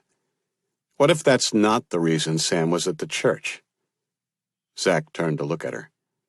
Light screen, she said as a horn blew behind them. Zack threw up a wave to the other driver and drove through the intersection. A few blocks later, Zack pulled into their driveway and killed the engine. So if the business records don't exist, why do you think Sam would have gone to that church that night? That's what I can't figure out. Well, we'd better figure it out soon. There's a trial coming like a freight train. Chapter 19. Addie sat on the porch in the cool of the morning and drank the last of her coffee as she watched Karen carry the trash out to the bins next door. They both waved politely, but Addie knew that would be the extent of it.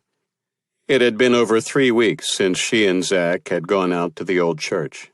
She'd made offer after offer to help since then, but it seemed he and Colleton didn't need her. They were at the coroner's office this morning, looking at their reports and photographs. She knew she should be grateful that Zach had the benefit of Colleton's local contacts, but she was still feeling pushed aside, not to mention bored out of her mind. She needed something useful to do, and had an idea of what that something might be, but she would need the help of her friend at the Charleston County Sheriff's Office. She picked up the phone from the small table beside her and put the empty mug in its place. With any luck, she might catch him between appointments, she thought, as she scrolled through her contacts and hit on his cell number. "I knew it. You're calling to tell me you made a terrible mistake and you're ready to put a uniform back on," he answered when her number flashed on his phone. "Tell me I'm right." "Not exactly," she laughed. "But I would like to make a contribution to the cause. I'm going to need some help, though.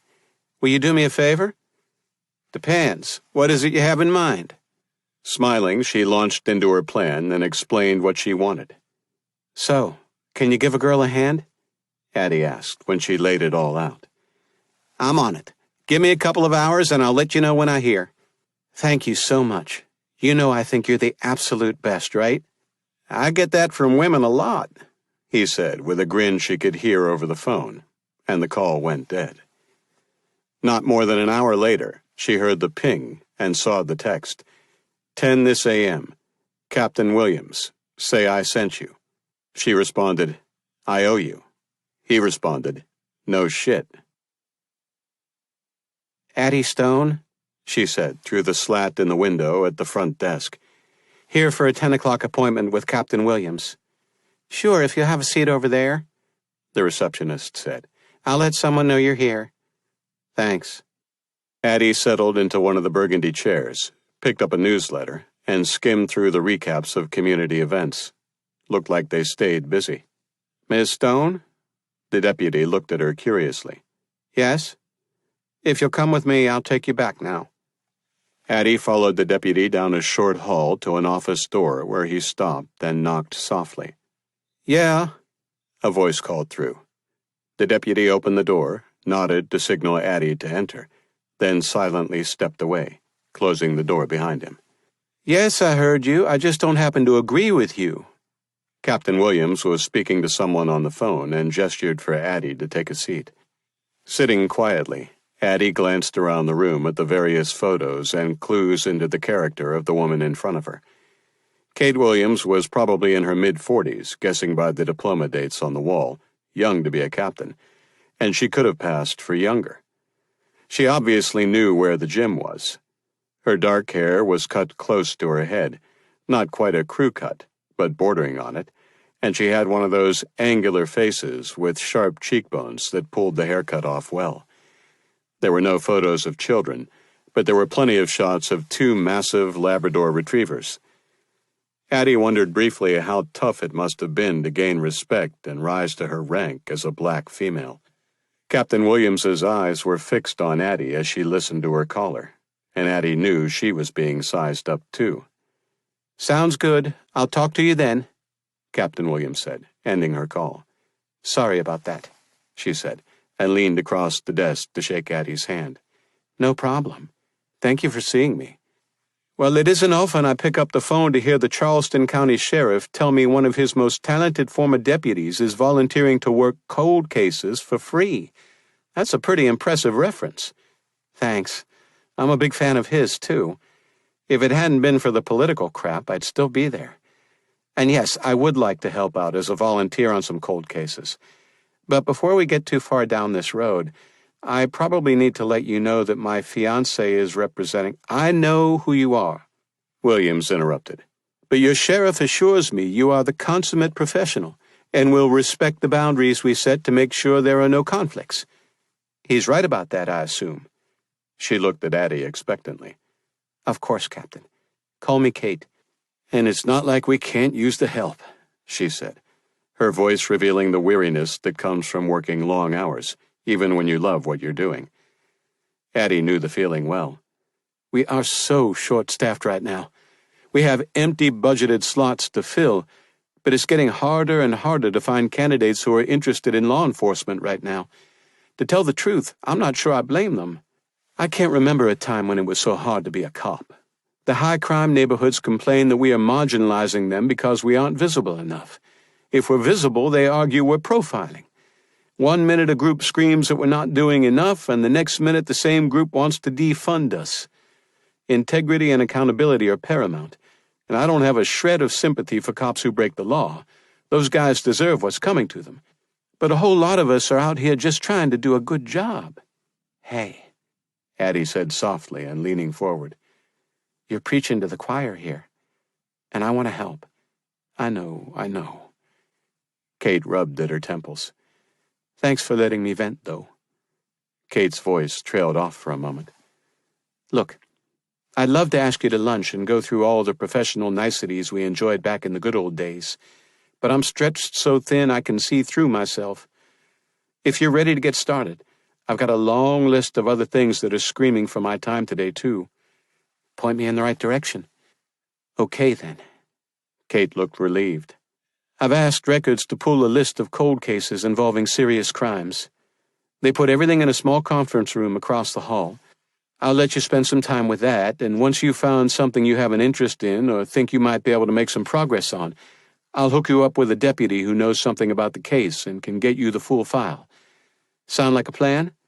Sounds great, Addie said, standing up and smoothing her jacket. Kate took her into the conference room. There are some waters in the mini-fridge in the corner if you need them, she said, pointing. Otherwise, most of the materials are here on the table, and the rest are in those boxes. I'm right across the hall when you're done. Anything else you need? Before Addie could answer, they heard the ring of a phone.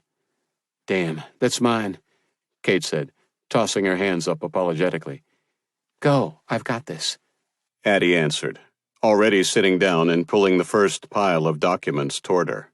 She hardly heard the door close. Seriously? Kate Williams's tone was incredulous. This is what you want to work on? It's a double homicide. What could be more worthy of another look? Addie asked. It's a double homicide that took place 34 years ago. Were you even born then? No. Not that it should matter. I vaguely remember this, Kate said, flipping through the first few pages of the file in front of her. I was only 11 or 12, probably 6 or 7 years younger than the 2 girls who were killed that night. But I had siblings close to that age, and I remember all the parents freaking out. Every kid in town got stuck with early curfews and had someone watching their every move, because the whole community was convinced there was a predator out there, trolling for unsuspecting teenagers. It was such a strange story. It was all the news media talked about for weeks. And then, over time, it faded away. There were very few leads, and none of them went anywhere. The consensus seemed to be that it likely was a drifter who had passed through and was gone. Eventually, life went back to normal without there ever having been any answers, like it does all too often, she sighed. I doubt it went back to normal for those 2 families, Addie said. No, I'm sure you're right about that. So what makes you think you can pick up a scent on a trail that's been cold for more than 3 decades? Kate was giving her that same appraising look again, and Addie was determined to measure up. The last people to see them alive were teenagers at the time, probably scared to talk because they lied to their folks about where they were going that night or some other teenage bullshit. But they're not kids anymore. They're all in their early 50s now, and probably a fair percentage of them are still in the area, Addie said. Whatever they might have remembered over the years, they now see through the eyes of adults. Plus, she said, if this was the act of a drifter, the same thing may have happened again somewhere else. We have access to all sorts of databases now that didn't exist back then, and new forensic tools can help connect remains that might otherwise seem unrelated. And you're sure this is what you want? Absolutely. Well, at least one bit of timing went your way. The only guy still on the force who worked on the case when it was new handed in his notice to retire in 3 weeks. If you hadn't shown up now, you would have missed him. Must be my lucky day. I'll be interested in seeing if you still feel that way after working on this for a while, Kate said, picking up her phone. Heather, could you please find Sergeant Bowen and send him in here ASAP? Yeah, thanks. Sergeant? After more than 30 years? Addie asked. Yes, but not because command staff didn't try to promote him. He flat out refused to apply. Lee Bowen shares your disdain for the political aspects of the job, and all he wanted was to be left alone to be a cop. And he's been a good one, too. One of those guys born with a knack for it. She was interrupted by a rap on the frame of the open door. Yo, Cappy, you looking for me? Then he spotted Addie. Oh, excuse me, I didn't realize you had company. I thought Heather said you were looking for me. I am. What are you doing right now? Well, I was planning to go to lunch. I mean, you didn't expect me to do any real work these last few weeks, did you? Relax, Lee. You're still going to lunch. Only now you have company. Lee Bowen, Addie Stone, Kate said, introducing them. Lee's confusion was obvious. Addie's about to become your new best friend, Lee. She's reopening the old Edisto Beach double homicide. The initial shock that flashed across his face was quickly replaced by a grin. For that, I'm even buying. Chapter 20. What'll it be, folks? The waitress asked as she put down 2 sweet teas and placed paper-wrapped straws beside them on the checkered plastic tablecloth. I'll have the blue plate special, Lee said. Addie? What's good here? She asked, looking up at the menu written in colored chalk on a blackboard. It's all good, Lee said. But if you order anything other than the blue plate special, you'll probably regret it when you see mine, he warned her. That's so? Oh, yeah. Miss Tess can cook up a storm, and nothing she fixes is bad. But when you let her choose whatever she happens to be inspired by at the moment, that's not mere food. It's an experience. Addie looked at the waitress, who nodded enthusiastically. Make that 2, then, she said. Addie had ridden with Lee in his cruiser and had already decided that she liked him before they ever sat down at the table. Kate had been right, of course. He came across as a cop's cop who just wanted to do his job. Not that it's any of my business, Addie said after the waitress left with their order. But his grin suggested he knew that wouldn't stop her. But you seem a little young to be retiring. For that matter, you seem a little young to have been working a case this big 34 years ago. He laughed. Thanks, I think. After high school, I got a 2-year degree in criminal justice from Carolina, and I came straight here to the sheriff's office at age 21. They sent me to CJA, the police academy, and then out on patrol. That first summer, they assigned me to the beach, probably because I was only a few years older than most of the kids they expected me to keep out of trouble. So why'd they give you such a big case? Didn't. They put a senior sergeant on it, but I was assigned to work with him, since I was working the beach and knew some of the kids who hung out there. He was all hyped up about it at first, liked the attention that came with a big case. But when the case dragged on for weeks and then months with no leads, he started pushing more of it my way, until I finally ended up handling it mostly on my own and reporting to him. That explains why you got to work on a big case so early. But why retire now? Under the state retirement system for police, PORS, officers who've been in the system as long as I have only need 25 years of service or to be 55 for full retirement. I hit the 25-year mark years ago, but wasn't ready to give it up. Last month I had my 55th birthday, and I decided this was a good time to hang up my spurs. Maybe see what else I might like to do for a while. Aren't you worried you'll miss it? She asked. No. I've loved it, but I'm getting too burned out to do this anymore. I'm grateful for every kid we were able to bring home safe, and I'm glad we could at least bring closure to some families when we couldn't. But I'm tired of chasing bad guys. Besides, it's become so demoralizing lately. We can't seem to please anybody on any side of things, and I've decided I've had enough. Addie nodded, remembering Kate expressing some of the same frustration.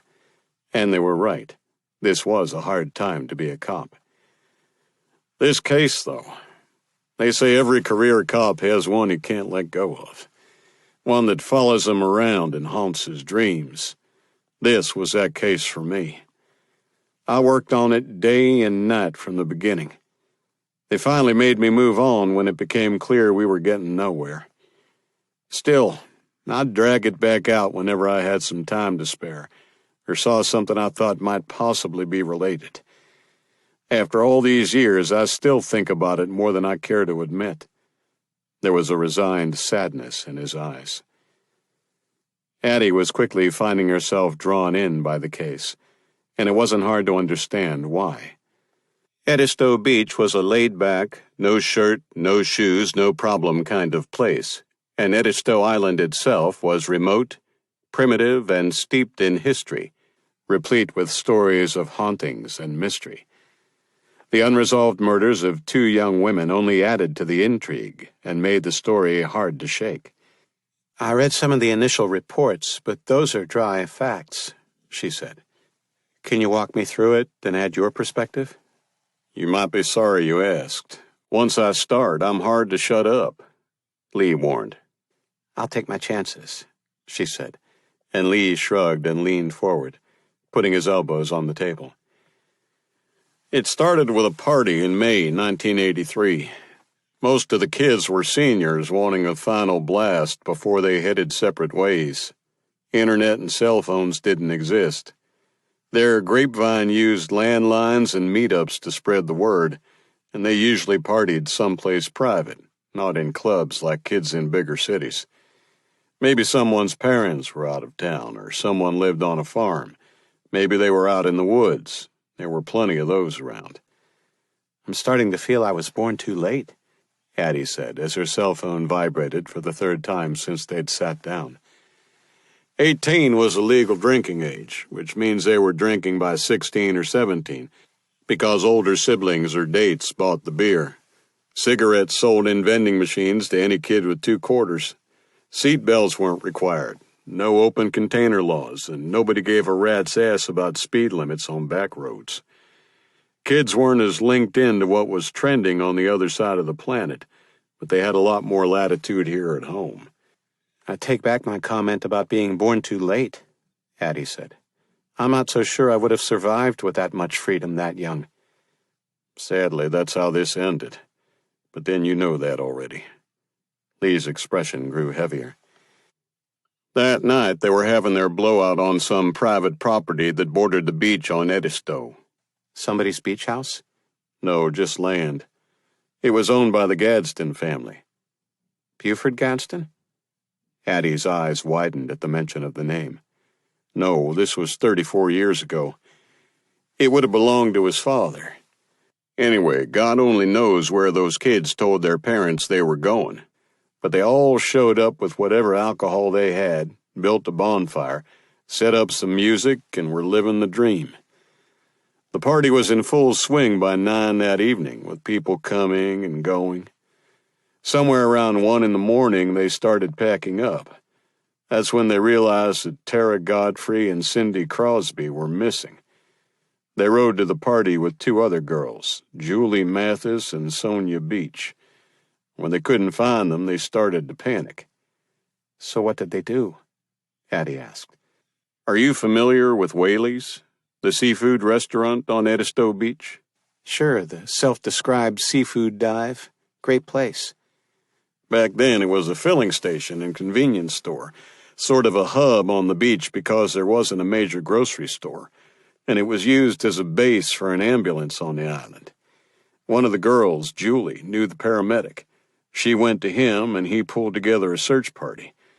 What they didn't know was they were already on a recovery mission instead of a rescue. Why was the paramedic gathering the search party instead of calling for you? Addie cocked her head. He did call us, but it was going to take me a few minutes to get back, and in cases with missing persons, we don't want to waste even a few minutes, so I asked him to get started. Edisto Beach is not a big place. Where were you? On Jungle Road. It doesn't look like much of a jungle today, but back then there weren't many houses in that area, and a jungle is what it looked like. We'd had complaints that someone was using those woods as a place to party, leaving trash and burning campfires that posed a risk. I was patrolling that night and spotted flashlights, so I parked my cruiser and went to check things out. I got the call on my radio and had to run back through all that brush to get to the cruiser. I was pretty scratched up and dirty, but I made it back to Whaley's where they were gathering in the parking lot and joined them about 15 minutes later. We found the first body, Tara Godfrey's, around 4 a.m. The tide had turned, and her body had drifted with the current to farther down the beach. There was trauma to her head, but on scene it wasn't clear whether the head injury came first or she drowned and hit the rock groins as she washed up along the beach. And there was no way to know at that time if the head injury was accidental. Those questions were answered when we found Cindy Crosby's body. No question that wasn't an accident. She was found in the wooded area near the beach, face down under a palmetto tree. There were finger marks and bruises around her neck. She'd been strangled. 2 blue plate specials, the waitress interrupted as she placed